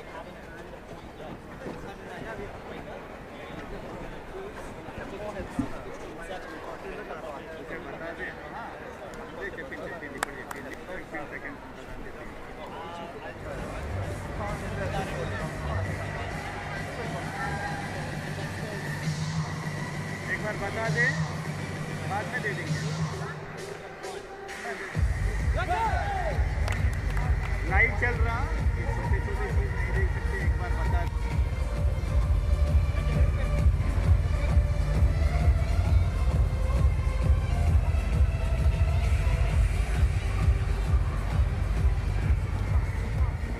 Captain को बुला, ये captain.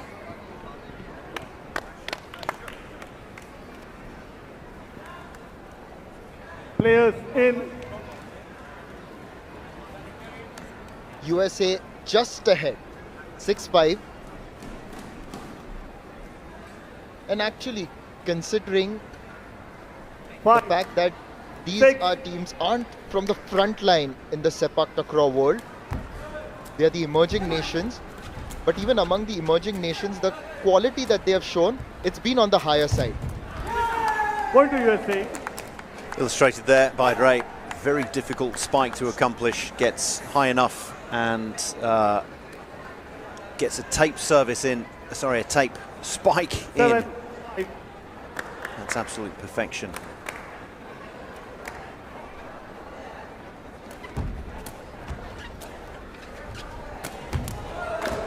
Point to New Zealand. Well, everybody backed off there. They could see what was coming, but there was absolutely nothing they could do about it. A spike into the corner. 6, 7. Lovely roll spike. And yes, indeed, the quality very high. Point to USA. Both teams pumping the air. I think it's gone US's way, yes, right away. Ray again on the net. I've really liked watching Ray play. He was good against India. 8, 6. And right now, continuing to raise his standards.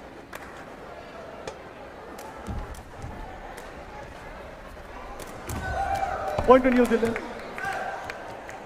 Muir's roll spikes are a pleasure to watch. They really are. The setting's been very good for him as well. Labu putting the ball up exactly where Muir wants it. Just out in front of him, nice and high, so he can roll around onto it. Point 7, 8. Sunback spikes, you want it right above you because it's right foot over the right shoulder or left foot over the left shoulder, but you want to be able to roll around on a roll Point to spike. USA.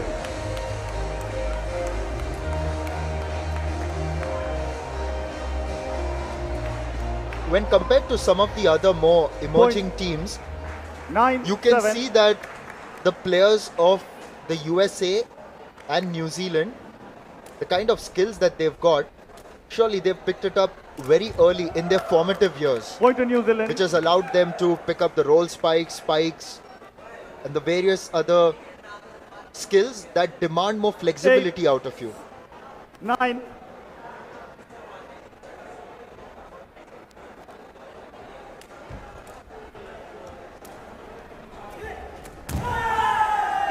Point to USA. USA keeping the noses in front here. They've had the tiniest of cushions 10, 8. between 1 and 2 points, and they're nursing that advantage towards the end of the set.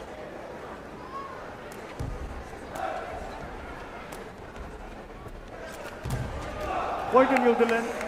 There's Myanmar with the roll spike. And just to pick one team out of the two, if I'm asked a question who I'd like to see in the next round, it's really difficult. 9, Ideally, 10. I'd like to see both. Point to USA.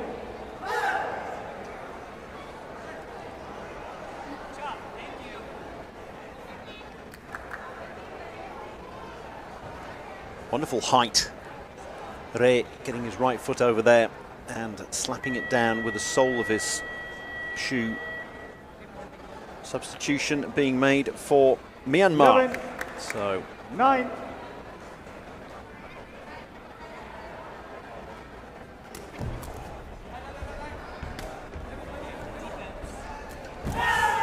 Point to USA. That's gone under the net.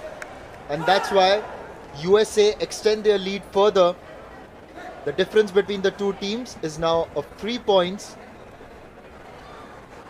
9, 12.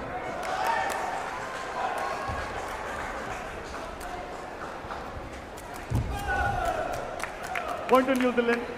And Myanmar get that point back. New Zealand not backing down. 12, 10.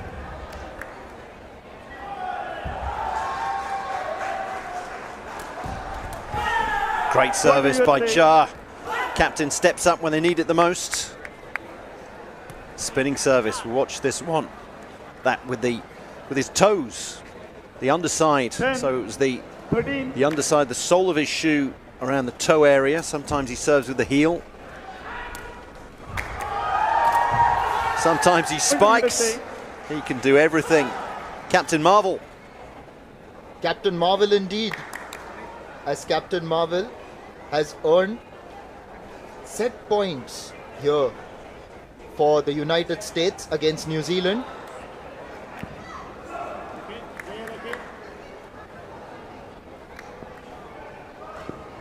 Set point 10.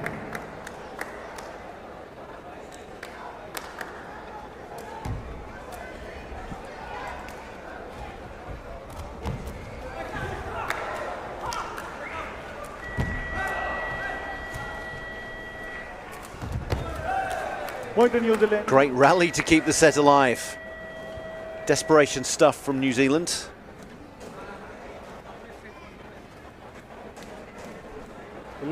Was really engaging that Set rally. point. And the New Zealand captain as well on the net. Very good. Has he put that past? Point to USA. Where's it gone? Yes. The first set Players at baseline. goes United States way Side as they change. take a 1-0 lead against New Zealand.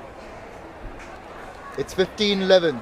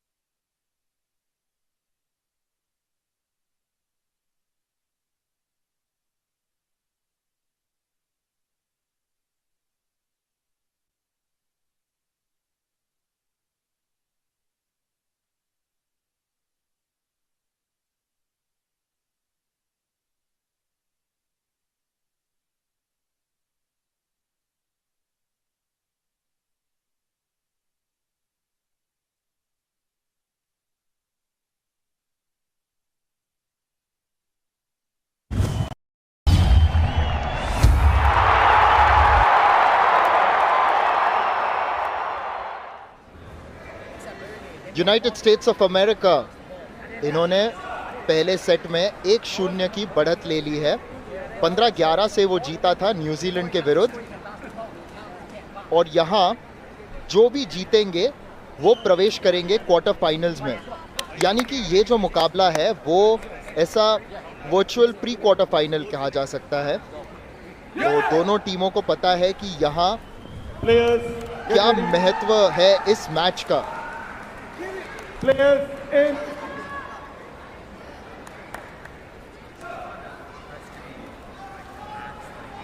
New Zealand to serve.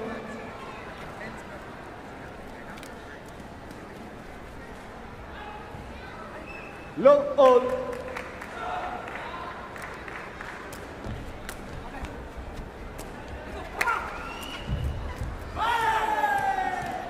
Point to USA.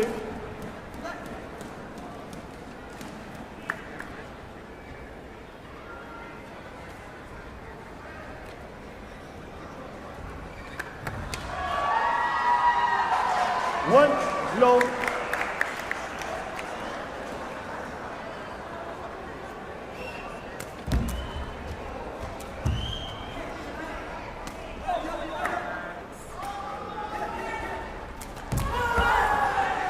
The veteran and the youngster combining to win that point. You could see the experience of the veteran Kercha and then the exuberance of youth in that roll spike. Low 2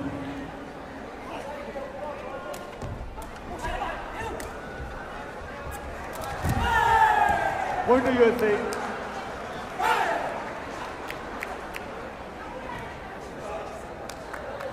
There's the veteran, Jeremy Merkin.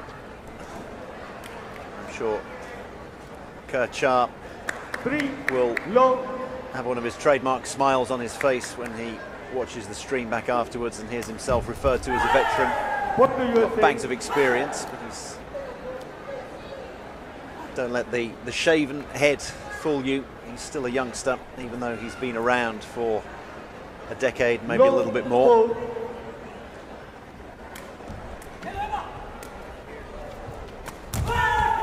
Point to USA. That's 5 in a row for America. This is where perhaps Timeout by New Zealand. they come in to close the game, and as one would have expected, New Zealand have called for a timeout.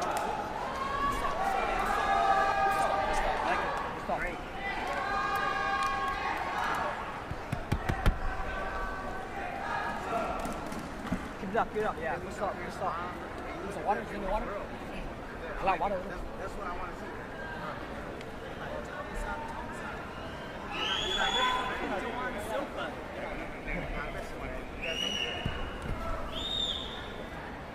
Good start, good start. Good energy.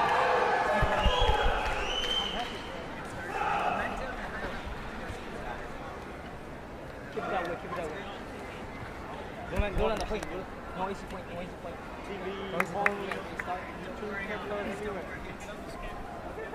This is the microphone. You want to say anything, you can say. Well, when your powers combine, I am Captain Planet. There were 5 of them in that huddle, as USA can nearly sense victory against New Zealand. I knew I shouldn't have made a Marvel reference.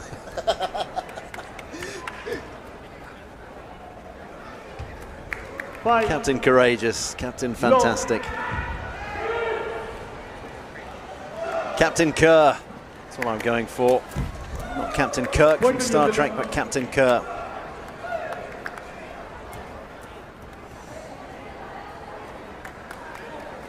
Of course, as soon as we say that, he concedes a point. Point to New Zealand. That's why you take timeouts. All of a sudden, you can grab some of these points back that you've lost. It's a mountain to climb for New Zealand. Interesting that Thor actually faced that.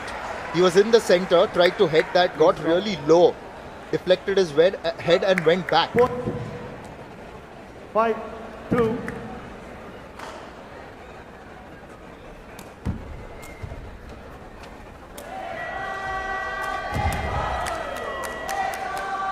Point to New Zealand.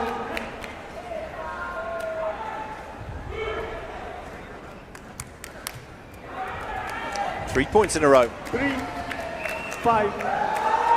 Timeout worked well. USA need to save. Set. Point to Well, New Zealand. I don't know if Char had asked for that. Either way, he got it, but not really where he would have wanted it. It's a great roll spiker, but that was a big ask for him. 4 points in a row. 5-4. 4 points in a row. On the other court, Nepal are facing France, and France are actually leading 13-7.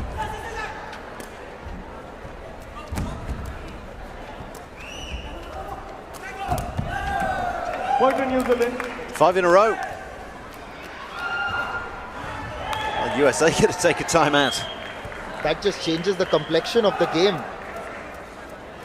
The last few minutes after the timeout, New Zealand Point to USA. have returned a changed unit. Well, they had a real mountain to climb, to use a sporting cliche, and they climbed it, but you also have to get back down the other side. Oh, there, head in his hands after he made a fault on service, because you never want the run to stop. A new run has started for them. That deflection nearly went on to the referee's desk, where they have the monitors and the technology to watch the reviews. The referee had to put his hand out to protect the monitor.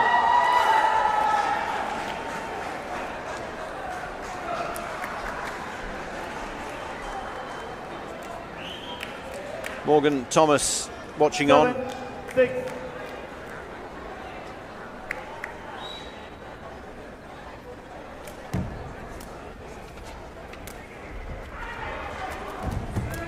Point to New Zealand.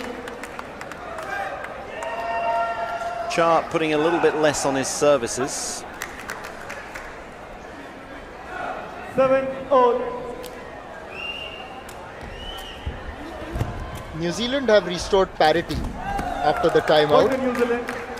and now taking the lead as well, as the spike goes on to hit the net. A couple of times that Tao has set it up for Char, 7. but a long way back. Eight. If you're changing between one killer and another, going from one side to the other, Point to then New Zealand. it's very difficult to set. There've been 11 points since the timeout, 9 of them won by New Zealand. A true momentum changer, that timeout. 12.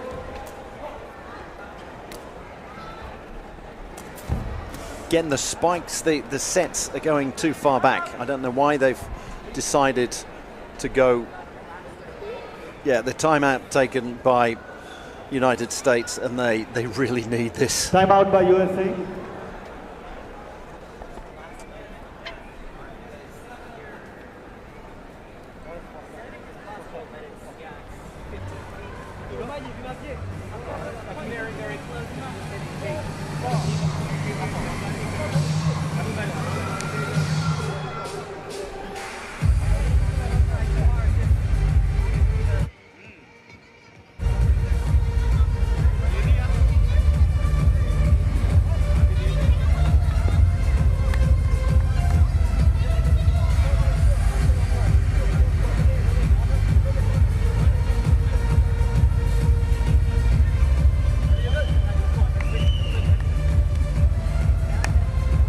Well, between the two timeouts, New Zealand have managed to make a comeback. There were a total of 12 points played, out of which New Zealand won 10. Players. They went into the timeout with USA leading 5-0. Now let's see if USA can do something similar with their timeout just concluding now, and their captain, the veteran Cha, ready to serve. 8. 9.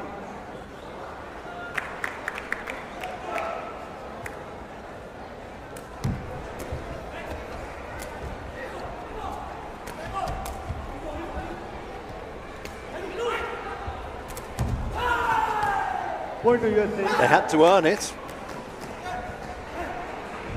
It's going to give them a boost. Neither team has 9. looked overly convincing on their own service.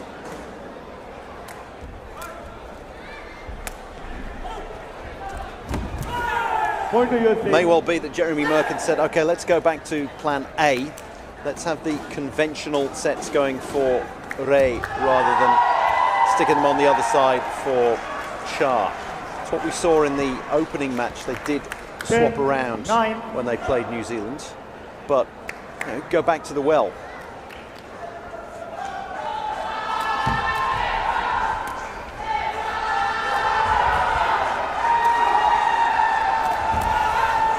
Point to USA. The captain, call him Captain Marvel, call him Captain Cool, call him Captain whatever, but it's been a really, really good conversion.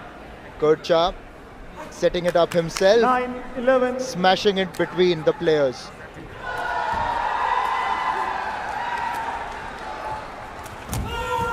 Point to USA.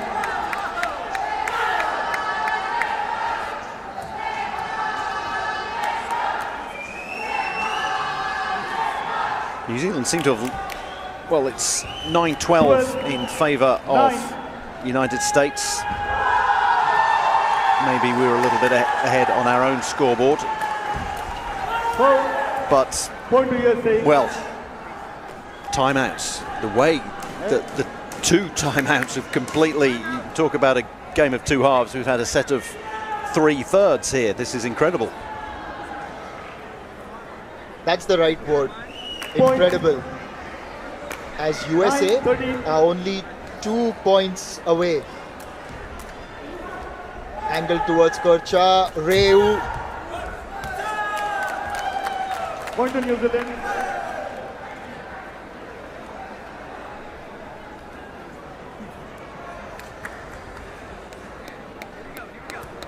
Applause from Ray there because it was a great block by Orr.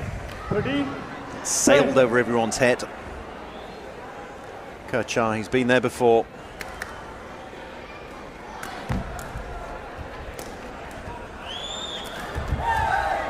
Point to New Zealand. Was that a successful block? No. So, New Zealand edging closer. 11. 13. New Zealand are fighting and fighting hard. USA need to save. Set. Spike. Save. Set. Spike, no. New Zealand not backing down.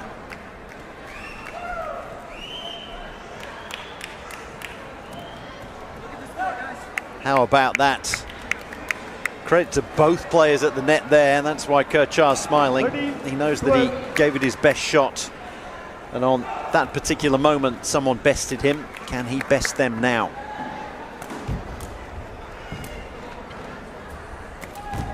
No, he can't. And there we go. We had 13-9. Now it's 13-all. What is with this set? Like, clearly, teams are winning points in a sequence. It started off by the USA dominating. Then New Zealand had their timeout, came back refreshed, won quite a few points. Point to USA. Having said that, it's match point for the United States.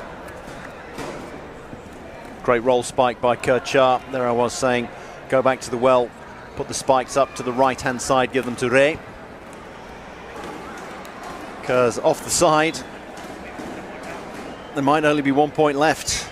Is he going to have medical attention? Is there a twist in the tail here? Or a twist in the tailbone?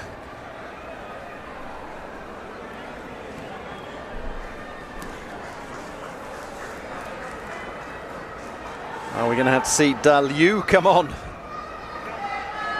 The referees have called for the medical staff to come on to the pitch to assist Kercha. He roll spiked in that last point.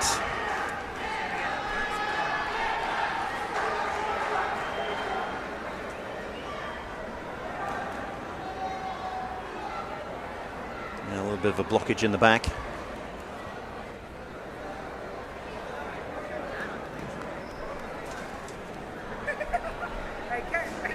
It may be how the injury occurred.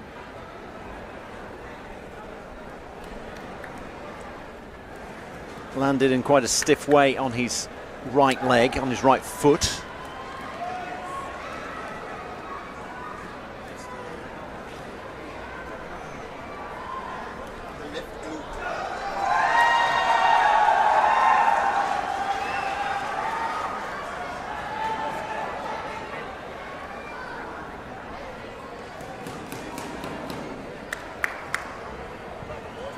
Morgan Thomas, the substitute, having a word with his teammates,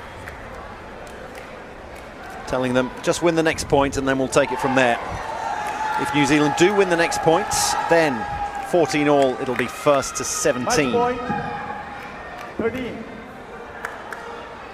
Let's see how magic that magic spray was. Match point. Just wide. Oh, that was a gamble. So, first to 17 it is. It's incredible how New Zealand have fought back. 14. They were down, they were gone.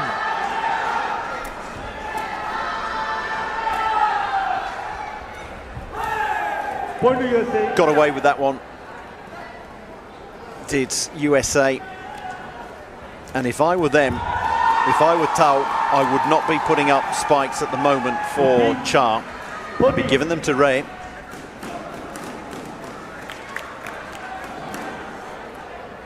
behind now. It's first to 17, not 2 points clear, first to 17.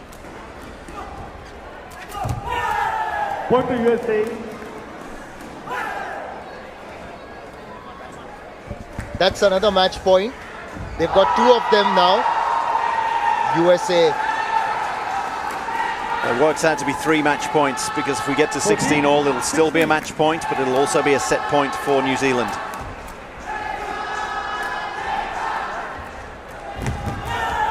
Point to USA. USA have thwarted the New Zealand challenge in this second set, which is why they go 2-0 up and proceed through to the quarterfinals in the men's Regu event at the ISTAF Sepaktakraw World Cup 2025. This 2-0 victory against New Zealand Match won by has USA taken with 2-0. the Americans to the Players, next round. shake hand.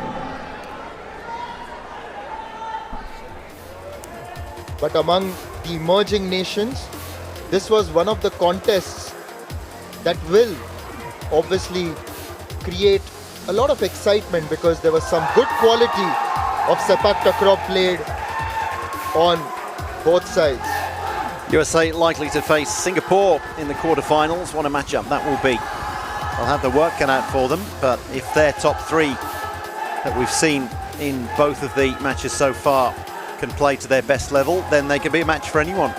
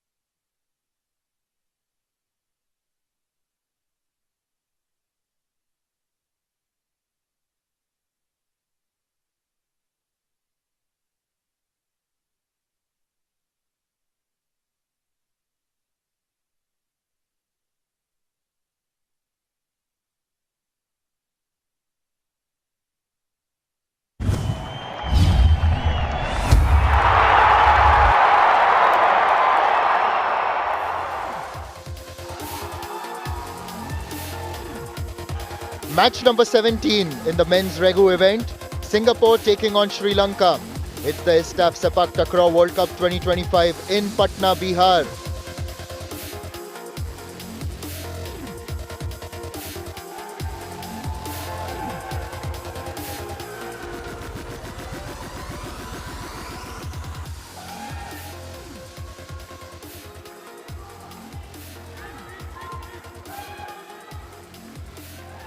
We're in the final battle of this Regu event after back back-to-back games that kept us on the edge of our seats. And now, ladies and gentlemen, please put your hands together and welcome the Lions from the Lion City, Team Singapore.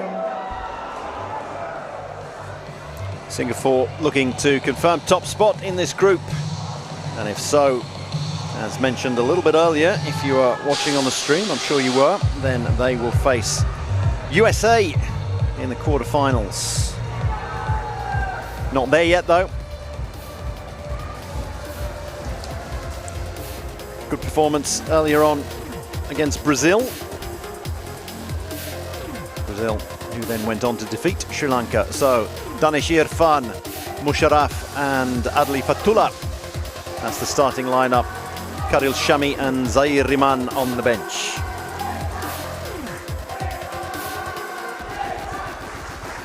And now for the warriors of the sport, ladies and gentlemen, please put your hands together and welcome Team Sri Lanka.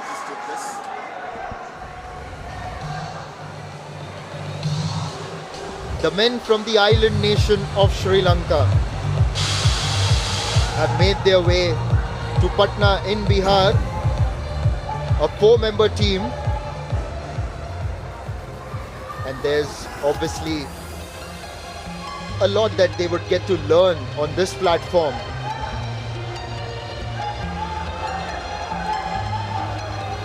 There's the team. They've got Madhushanka, Varusha Hennedige and SP Tiruna starting, and they've got Prasad Silva as the substitute.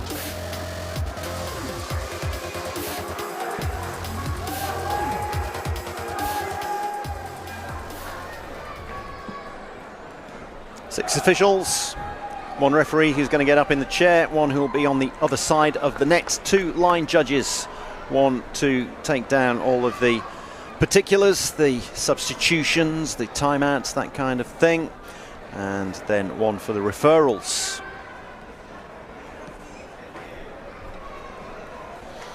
Singapore, the team from the red dot, down at the bottom of Malaysia, resplendent in their red with, I think we're going to say, splashes or flashes of green and white. Yes, in the commentary box, we differ which game it might be.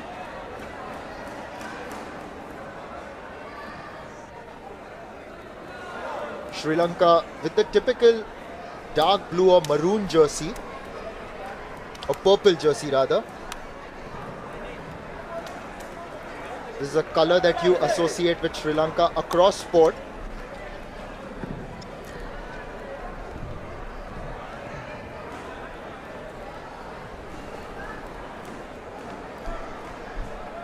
Looks like the laundry didn't come back on time and everyone's wearing odd socks. Ladies and gentlemen, welcome to ISTAF Sepaktakraw World Cup 2025 Bihar, India. Sri Lankan players, you can see two players on the taller side and one relatively shorter, and he's the captain. So I guess, I'm just guessing, we'll just find out soon.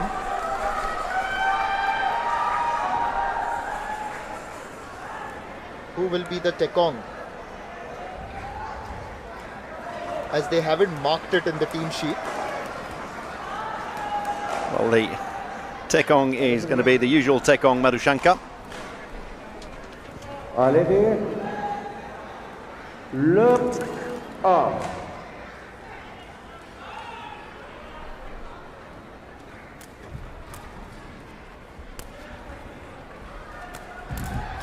Hi, Singapore.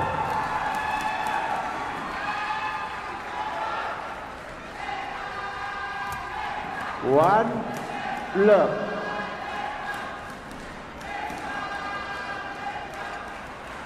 Singapore hot favourites, and they will be looking to get out of here sooner rather than later. Long tournament, 6 days long, and we're coming to the end of the fifth day. Men's and women's doubles, regu quadrant, mixed quadrant. A lot of players been involved on a number of fronts, and when you've got quarterfinals, hopefully semi-finals and even finals to come on the following day, you want to keep your powder dry. 2, So if you're up against a team that you're expected to beat, don't take them lightly, but keep your pedal to the metal. Point, Singapore.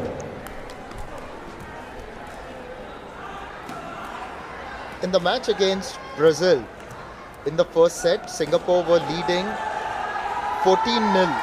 It was only then that they conceded their first point.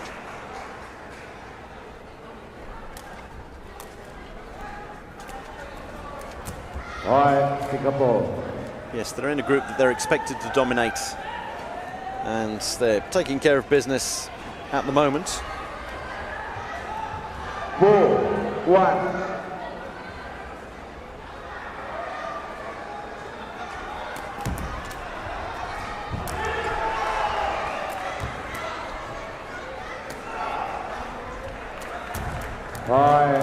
That was actually saved and set decently. It's just some of the finishes aren't as good. And in fact, I was watching the match between Brazil and Sri Lanka, which happened on court number 2, and just noticed that the way Sri Lanka spike, it's like almost a half sunback spike. Singapore.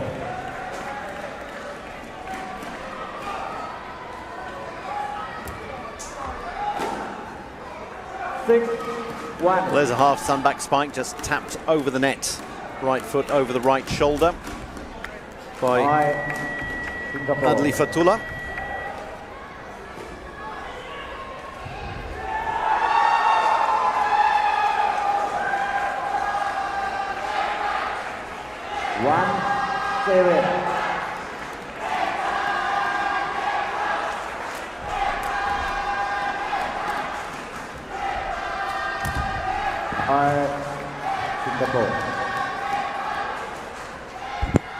Madhushanka has got good technique with the serve though. Gets it up and then tries to hit it with that long extension of the leg above his head.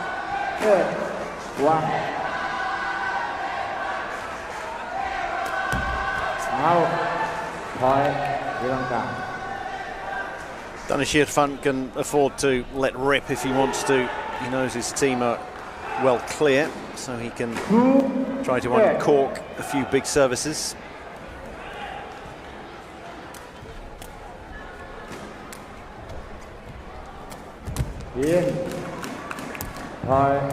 Singapore.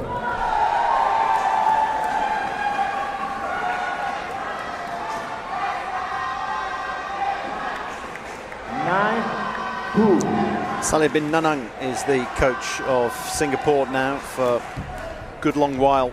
Padsley Othman was in charge.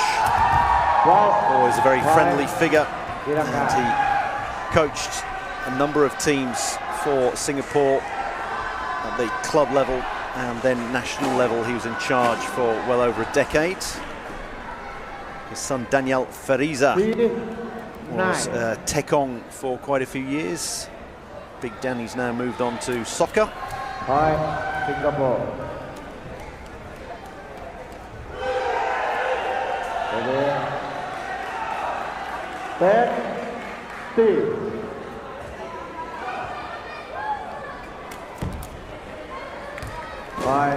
Singapore.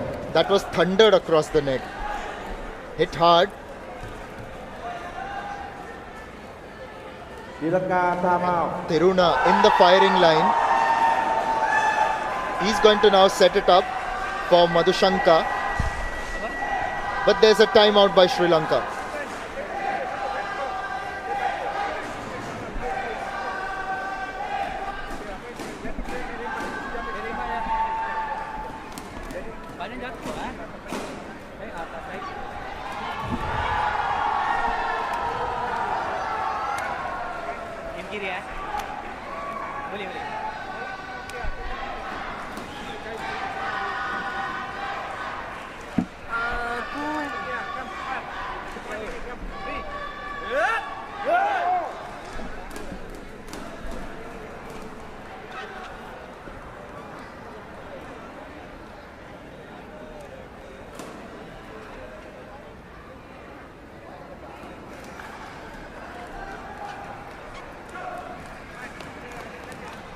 Hands up.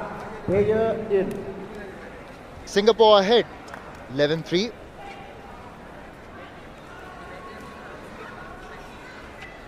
Sri Lanka 3-11. in a tough situation against Singapore, a superior team.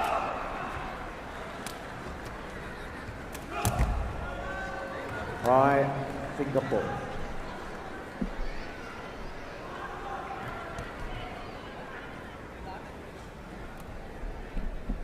Go out. 3.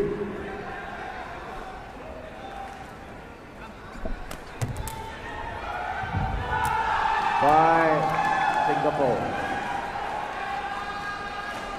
Clearly, Sri Lanka have not faced this level of quality as much.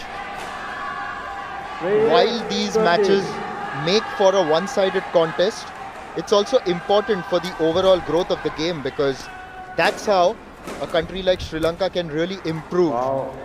When they come up against superior oppositions, the experience, these players will then go back to Sri Lanka, share it with all their friends. And right now, Singapore have got the set point. 14-3.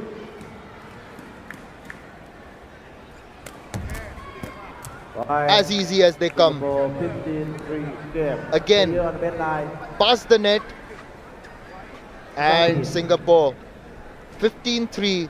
The first set goes their way. It's a 1-0 lead, and we will soon have the second set coming your way.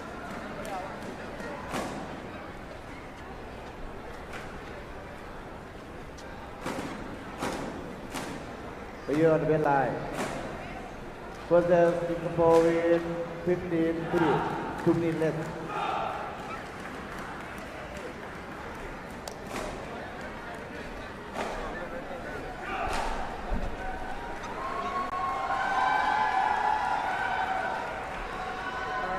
Aku ingin ke mesra.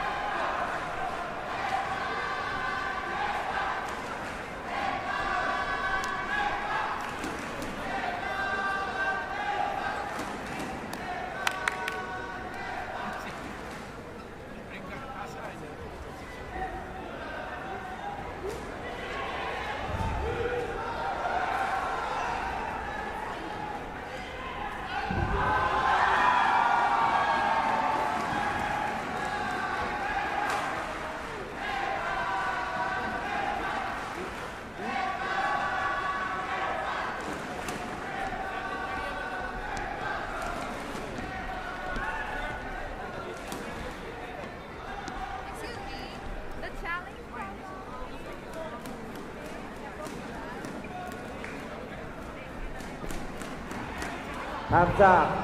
Here on the line. First set, Singapore to set. Clear in. There's the Sri Lankan team facing an uphill task against Singapore. Already. It was easy for Singapore in the first set, 15-3.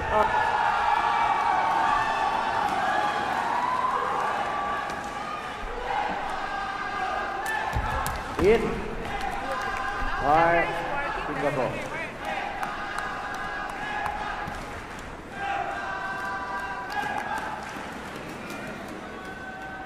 Serve 1.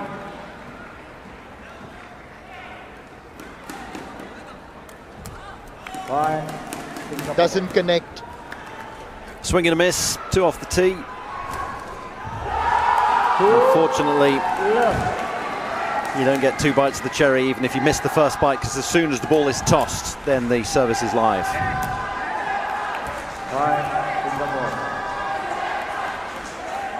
Things running a little bit awry here for Sri Lanka. Need to tighten the screws. They may not be able to win this, but they need to try to fight for every point. They want to be in every point. There we go. That's what they need.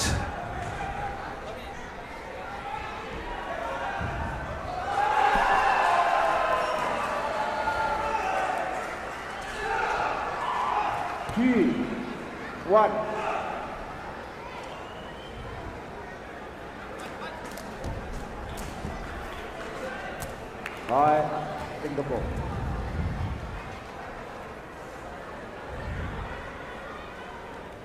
Been involved in previous World Cups, Sri Lanka, usually in Division 1 events for the men's regu and doubles.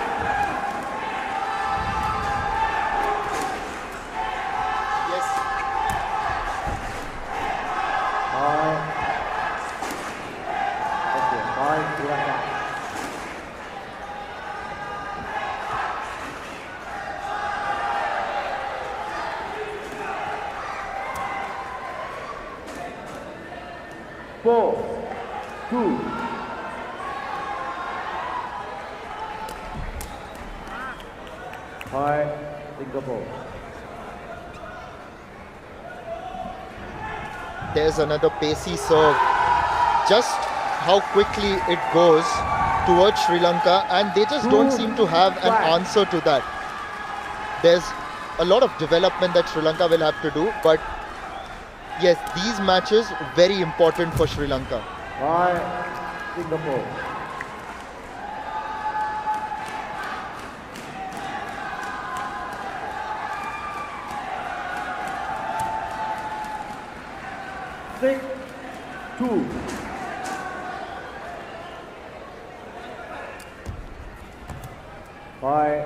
Sri Lanka.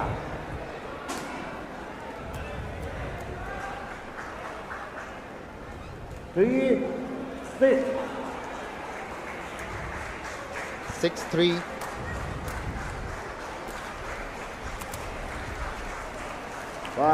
Singapore. It's just that so many times we see Sri Lanka just trying to move up to the net, or even when they are back, they aren't quite able to control the ball. This time, he tries to put in another really quick serve. Mohammad Danish, but unfortunately for him, it hits the net.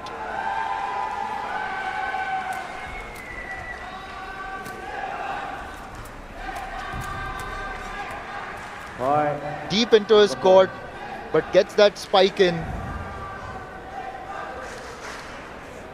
I've just noticed that just the pace of the game seems to have taken Sri Lanka off guard.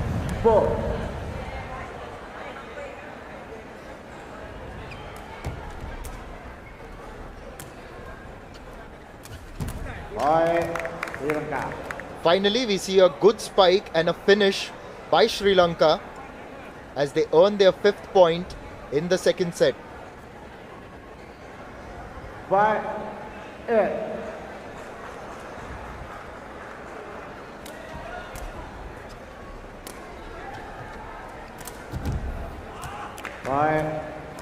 Singapore.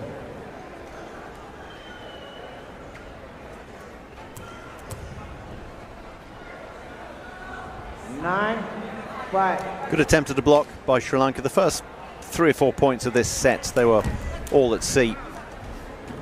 Left, right and centre, completely missing services, people looking at one another and balls bouncing just in the middle of the court because no one had picked them up, and there was a lack of communication or lack of game plan, but they've tightened the screws a little bit since then. That's what you want to do. You're not necessarily going to beat Singapore, but you need to compete throughout. Also, sometimes when they've been facing those serves and they've come so quick, it's almost as if they've been surprised by the pace, and I make that point again because that's what we saw in the first set as well.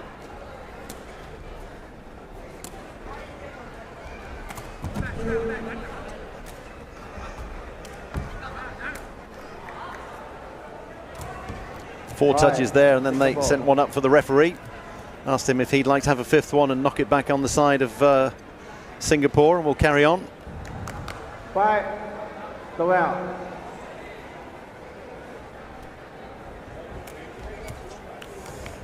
Miscued again, under the net. 2 points away from victory, Singapore. Ready, 5.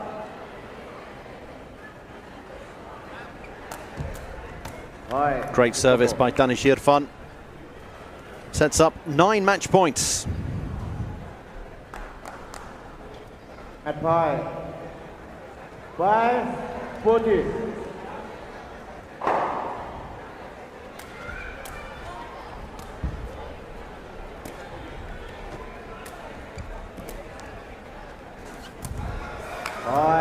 Singapore 15 game playerในเวียดนาม With that mistimed spike, that's the end of this match, and Singapore, it's like a walk in the park for them as they win 2-0, 15-3, 15-5, and move ahead to the quarter-final in the men's Regu event at the ISTAF Sepaktakraw World Cup 2025. Singapore win 55 result. Singapore win 2-0 set. Second hand please.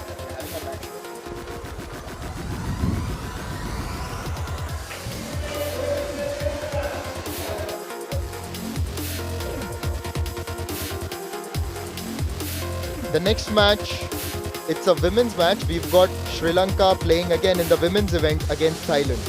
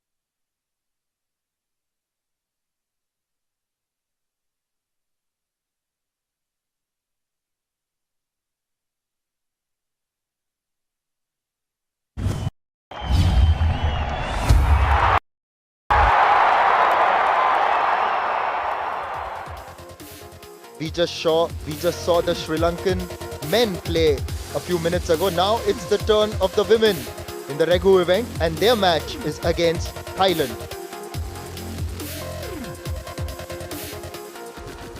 The excitement, thrill, and all the fun is gearing up to the zenith level as two teams gonna battle it out on the court.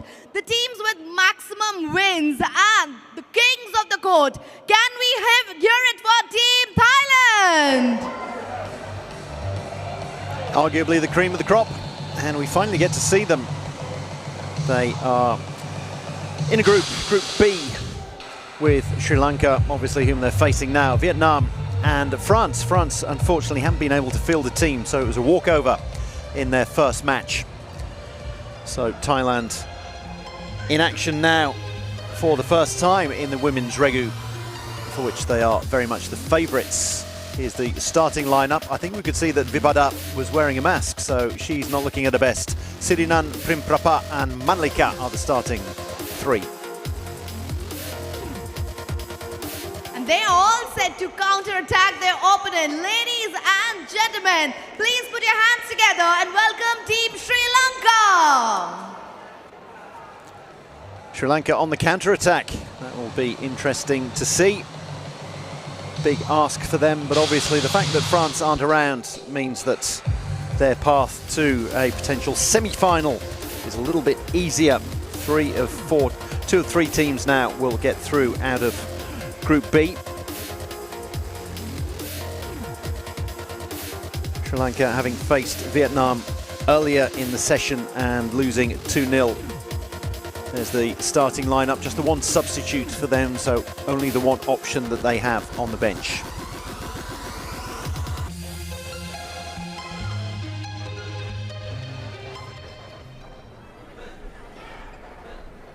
The match officials getting ready for this match.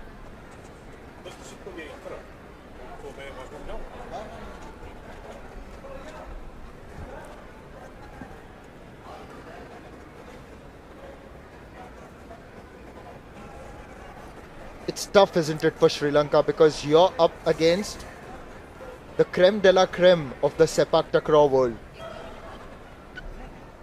Well, if you're at a World Cup, you've got to play top teams, you've got to beat top teams if you want to progress. So it's going to be a real education for them. The crumb of comfort that they've got is that Vipada is on the bench. We saw her in action in doubles and quadrant. Just to confirm that Poland versus Iran was a walkover. Poland not able to field a full men's team because they've had a few injuries, so Iran picking up the 2 points in that particular match that was due to be our court number 1. So lucky for us, lucky for you watching wherever you are around the world, we get to see Thailand in action. Sepaktakraw World Cup 2025 in Bihar, India. Women's section match number 20 between Thailand and Sri Lanka. On my right side, Thailand, and on my We've seen all the Thailand players in rounds before. As the Sri Lankans step onto the court, they know the importance of this match for them, for their experience. Vipada, Sirinan, Primprafra, Manlika Bunthod and Ratsami all have featured at various points during the ISTAF Sepaktakraw World Cup 2025. Thailand begin and hit it straight into the net. Primprapa has got the Tekong duties. You would have thought it would have been Vipada. But as we saw, Vipada wearing a mask, so maybe under the weather. Opposite number is Gama Patarina. She's the captain and the Tekong for Sri Lanka.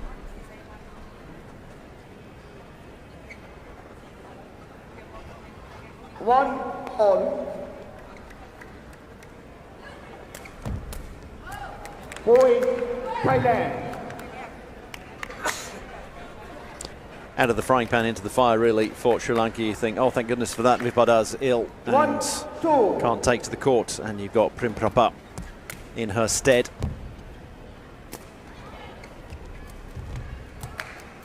Point, Thailand.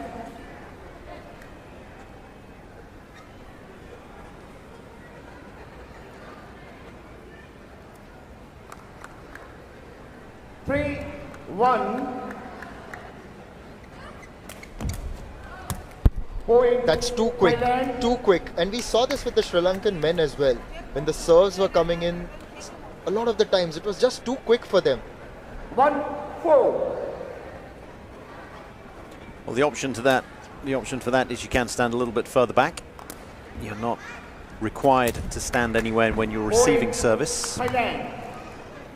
On the other hand, when you're serving, we'll have a look at Thailand here, who are about to serve. Lovely roll spike that you don't see that often in the women's game. That's from Manlika. Now, everyone has to be in a set position when you're serving. So the feeder has to be in one of the arcs. The tekong has to have the non-striking foot inside the tekong circle. And the third player has to be in the unoccupied arc. Onto the net. Thailand. Yes, you know, when you see a team like Sri Lanka and others who come up here, you want them to do well. It's just that you want to see the sport grow, but when it's such a difficult proposition, it's also a little difficult to watch them having no answers. At the same time, it's a kind of a dichotomy because you want to have them play these matches, get that experience and get better in any way they can, because then they can take these learnings, they'll get opportunities to interact also with the other teams, take those learnings back home to Sri Lanka, share it with the other Sepaktakraw players in the country and help raise the level as well. And regular contests as well. The more they play against the likes of Thailand, Vietnam, Malaysia, it's going to be more fruitful for them. It's just that it has to be more regular. 1-10.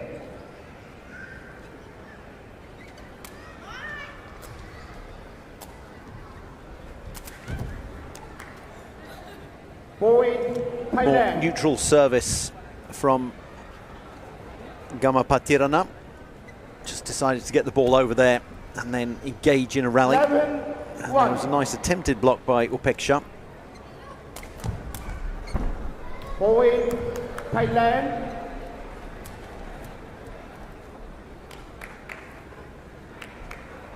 One, 2-1.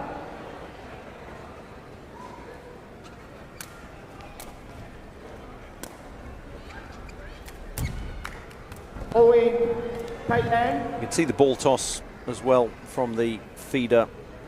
She was also electing to bend down and come up. Gives you a smoother motion rather than just a swing of the arm. And then the preferred way of doing it there from the Thai feeder was Manlika was leaning down and then leaning back up. Everyone's got their own preferred motion. 14.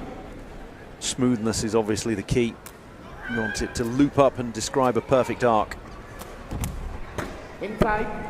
Point, Now you might have thought that that was 3 touches there, as it seemed to bobble up. It rolled up the leg. And we've been talking away there, discussing things, and all of a sudden it's the first set in the books for Thailand. 15-1 they took that one. Wait. Match number 20 between Thailand and Sri Lanka. Thailand on the first set 15-1, 2 minute race.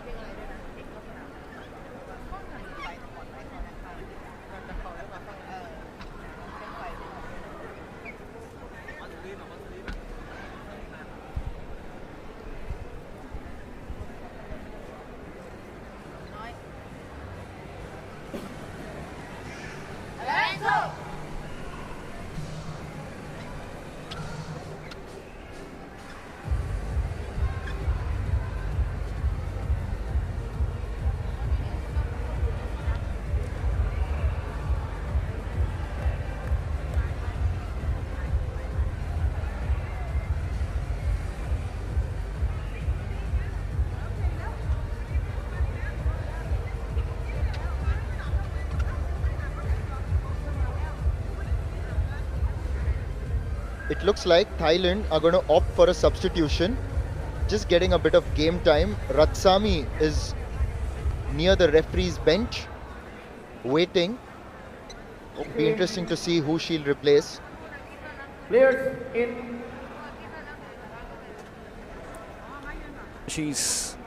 Primprapa is going to stay on as Tekong, and she got the captain Sirinan as the feeder, so she's going to come on to replace Manlika up front.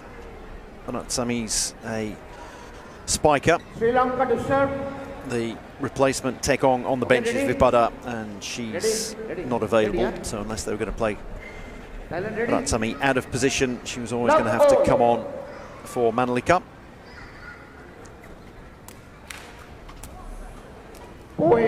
That was quite a good one. Just flicking the net and going on to land on the Thailand side. Sri Lanka get a point first up in the second set. There's Vipada on the bench wearing a mask. Hopefully it's just precautionary. There is one more day of this ISTAF Sepaktakraw World Cup 2025 to go. We're coming to the end of day 5. And there are semi-finals and finals in store for Thailand's women here. So I'm sure Vipada would like to be in action and available for those tomorrow. Point Thailand.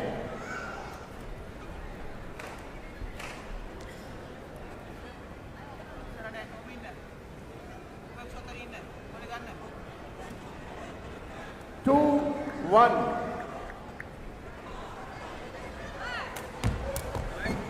Point Thailand. Anyone would have struggled to deal with that from Primprapa.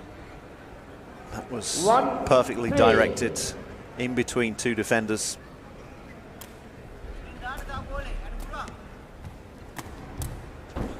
Point Thailand. Ratsami with the set and the spike. Well, now in terms of what Sri Lanka have to do you think a substitution would be good? Just to allow the fourth player some experience out there? You can do. It's a bit of a hiding to nothing. Sending someone out now. A set, and it'll be 5-2 down, I think. 4-2 there, so there was a fault on service. Point Thailand. And it's difficult to gauge the strength in depth that they have. 5-2.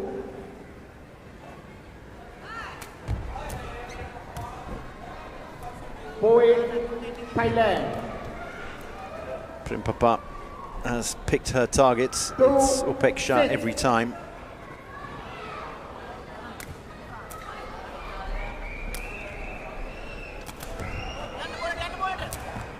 Blocked by Upeksha. And unfortunately, Gamapatirana wasn't quite alert to it there. Ready? 7-2.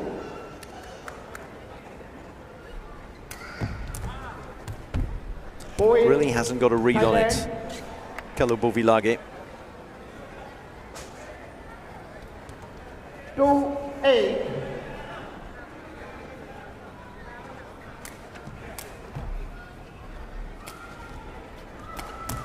Thailand nonchalantly save set spike.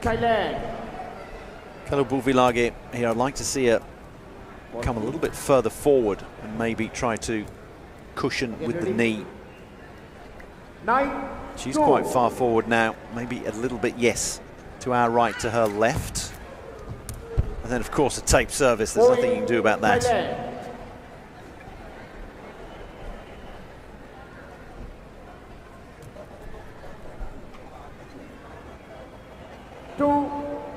Sahatia is the coach of the women. We've obviously got Swebsak Pansweb on there as the manager, but it's Sahatia with the coaching duties, and we could see her talking to Manlika and Vipada.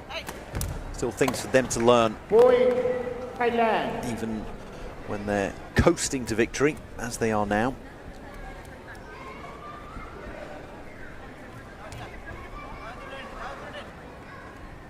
(11-2). Sri Lanka. Tried to power that through, but hits the net. Another point for Sri Lanka. Ready? Thailand. Going the other side that time. 3-11. Might have been told Prim Prapa, look, we've worked out you can target the player on the left. Maybe see if you can vary your services, because at some point when you're playing more difficult opposition, you won't be able to fire down the services that you want every time. You'll have to vary things. 12-3. She's going to go to the right again.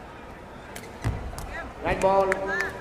Point Thailand. I think that's called in.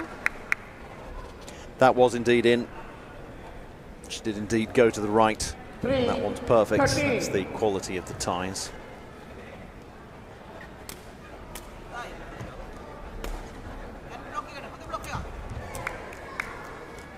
Lacking in energy, Sri Lanka, and they find themselves facing 11 match points.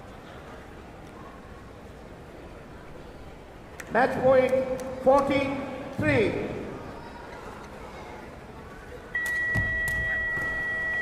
Point Thailand 15-1, 15-3, straight sets with coach and manager over Sri Lanka. and substitution player. Just a bow and respect. Please line up. And that's the score line for you. ISTAF Sepaktakraw World Cup 2025 का ये मुकाबला Thailand और श्रीलंका के बीच।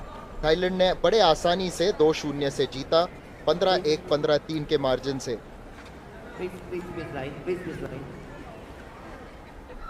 Match number 20 for a women's section between Thailand and Sri Lanka. Thailand on the 2-0. Both teams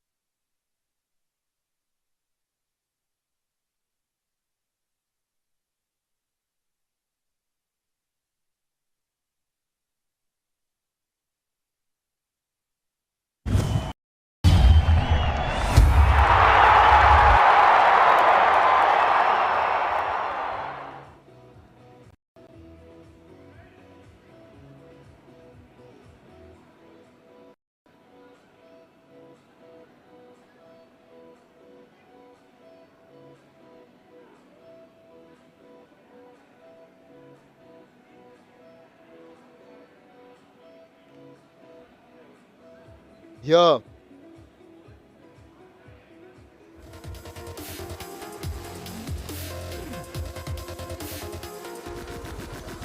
We've seen some fantastic action here at the ISTAF Sepaktakraw World Cup 2025. The mixed quadrant event was a thriller, and we now have the medal ceremony for you. Ladies and gentlemen, welcome to the medal ceremony of Sepaktakraw World Cup 2025 here at Patliputra Sports Complex, Patna, Bihar. Starting off with the mixed quad event. On the bronze medal category, can we have Team Vietnam?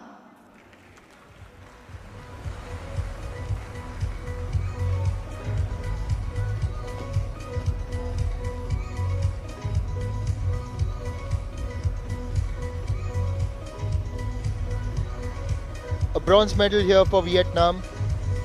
Their coach Hoang Duc Long leads them towards the podium.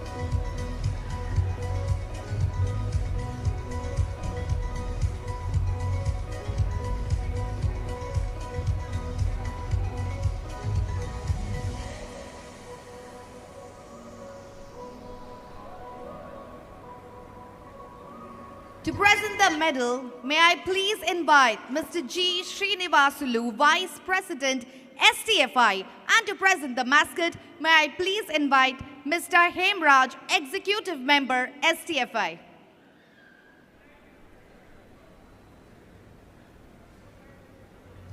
Winning medals, always a proud moment. And Vietnam, with their rich tradition, of course, will expect a lot more from themselves. Decent bronze medal for them here. It's the first bronze they got to go with a silver and a gold. Silver in the men's quadrant, and then gold in the women's quadrant. So there we go. They got a gold, a silver and the bronze in the quadrant. Pretty much a full house for them. Yes, a medal of each color for them. There's the coach. One of two coaches, so there's the men's quadrant coach and the women's quadrant coach who shared the coaching and team manager duties for the mixed quadrant. A reminder that mixed quadrant is the four-a-side version of the sport. Mixed, so it's 2 men and 2 women, and then you have 2 substitutes on the bench, 1 male, 1 female player. You have to have 2 men and 2 women on the court at any one time.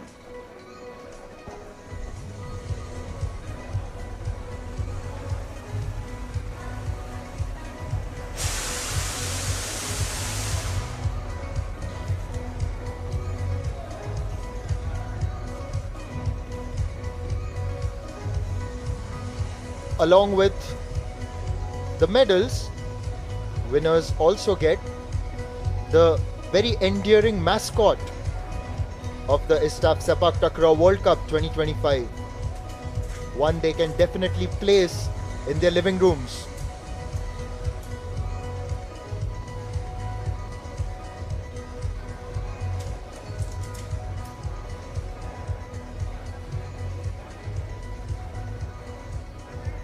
Second mascot for most of these players after their medals in the men's and women's quadrant respectively.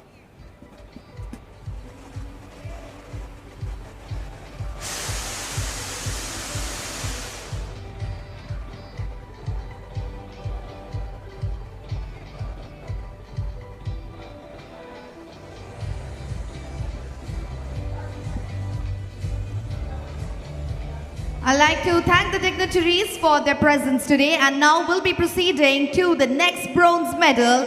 And can we have Team India?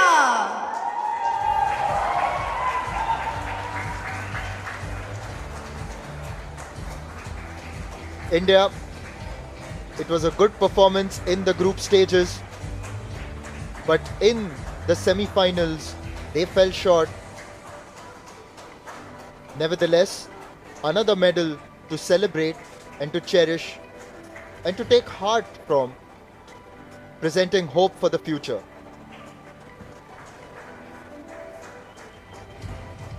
And to present the medal, may I please invite Mr. S.R. Premraj, ex-president STFI, and to present the mascot, may I please invite Mr. Bimal Kanti Pal, ex-Deputy President, STFI. Prem Raj, one of the first people involved, or getting the Indian Sepaktakraw Federation, the STFI, involved with ISTAF competition, things like the Super Series and the World Cups that have been held. This is the 5th World Cup being held by ISTAF, and there were various Super Series events, one of them in New Delhi in 2013, and Prem Raj was instrumental behind that.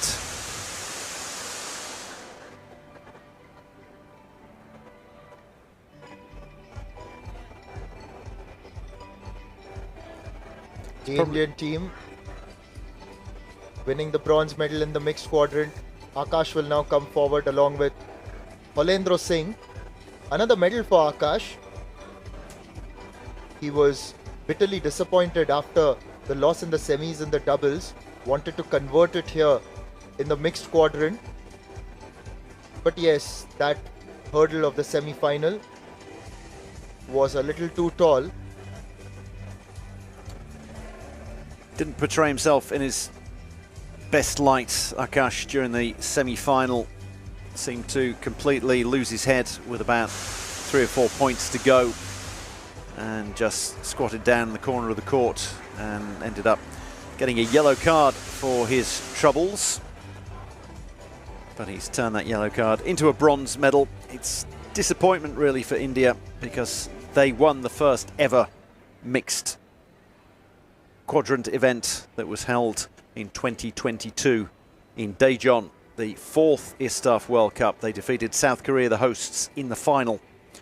So they were the defending champions here.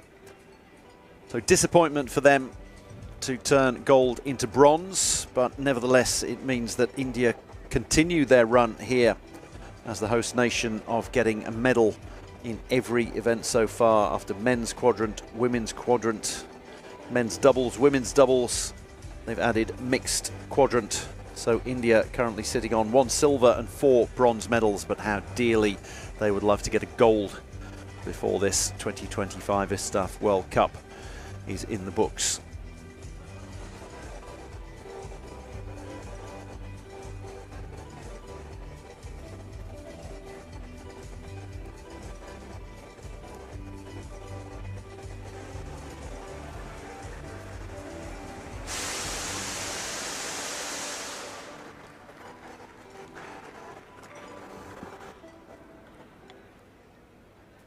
I thank the dignitaries for the valuable presence today, and now we'll be proceeding on to the silver medal category, and that goes to Team Myanmar.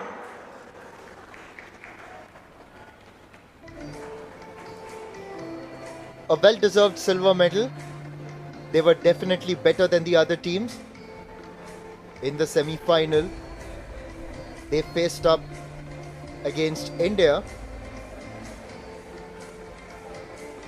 made it through to the final, led by their captain Zin Koko.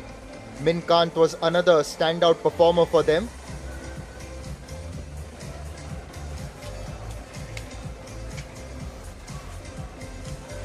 To present the medal, may I please invite Mr. Vishnu Ram Nunsia, Secretary of Sepaktakraw Association, Assam.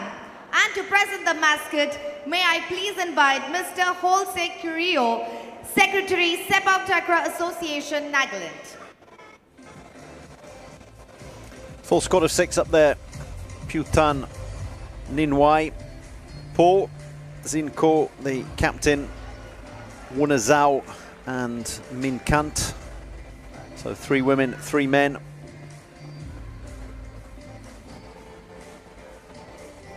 Along with men's and women's coaches who acted as team manager and coach, Kang Nue and Myo Sui. Myanmar, a very successful tournament for them.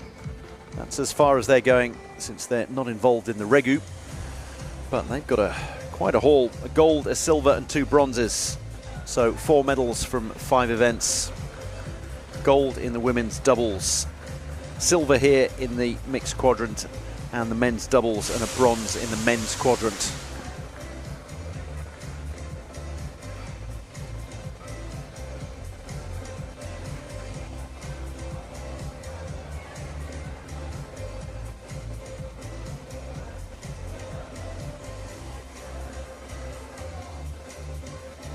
In fact, this whole campaign by Myanmar here has showcased their quality, even in the individual, or not the individual ones, but the men's and women's different events. They've shown that spirit, they've shown the fight. And a game that has got a rich tradition in their country. There's another moment to celebrate for them.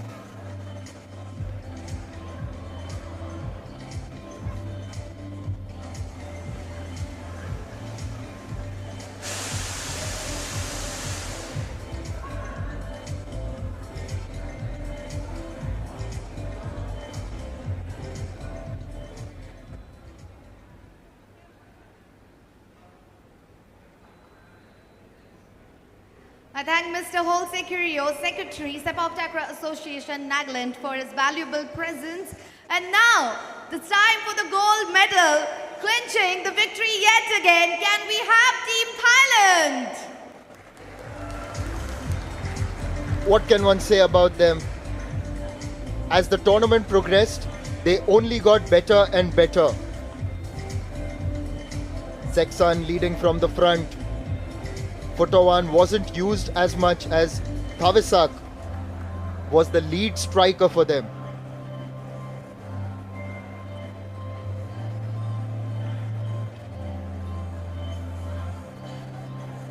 And to present the gold medal, may I please invite Mr. T.K. Singh, President, Sepaktakraw Association. And to present the mascot, may I please invite Mr. Shivendra Nath Dubey, Secretary of Sepaktakraw Association.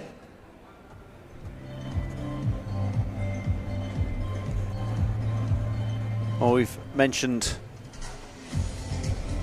Seksan, Thavisak and Phutawan, the three men's players, left to right there in the back row. And then we have Sirinan, not used a great deal, Masaya and Vipada. From left to right, once again, the three women's players. Dominant performance from them. Coach Supalawek getting a medal as well. Team manager Supot. Thailand have entered 4 events so far, 4 of the previous 5, because there is a limit to the number of events that you can enter here, the number of categories you can enter, unless you are the host nation. So they've entered 4 of the 5 that have concluded and have got gold in the men's quadrant. The men's doubles, now the mixed quadrant, to go with a silver in the women's quadrant. The only tiny little blemish as they receive their gold medals from Forik Mohammed, one of the driving forces behind ISTAF, the International Sepaktakraw Federation.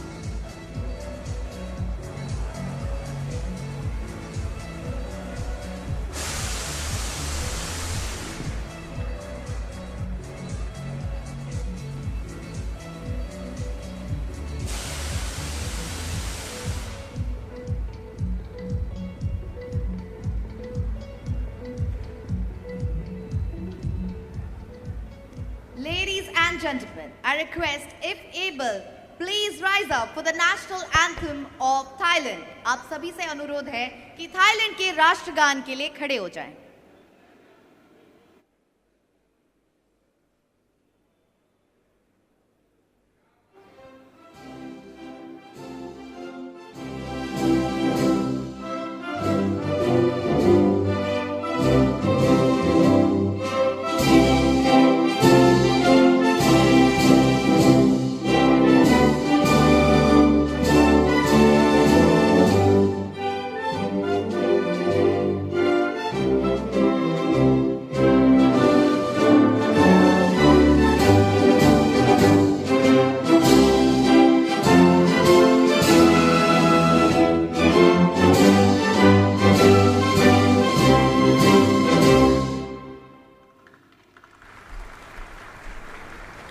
Congratulations to all the winners. Thailand a cut above the rest, and which is why they are on top of the podium with the gold medal, celebrating yet another title triumph at the ISTAF Sepaktakraw World Cup 2025. The ISTAF Sepaktakraw World Cup 2025 being played here in Patna, Bihar. An event of this magnitude in a historic city. It is really great to have this tournament here at the Patliputra Indoor Stadium.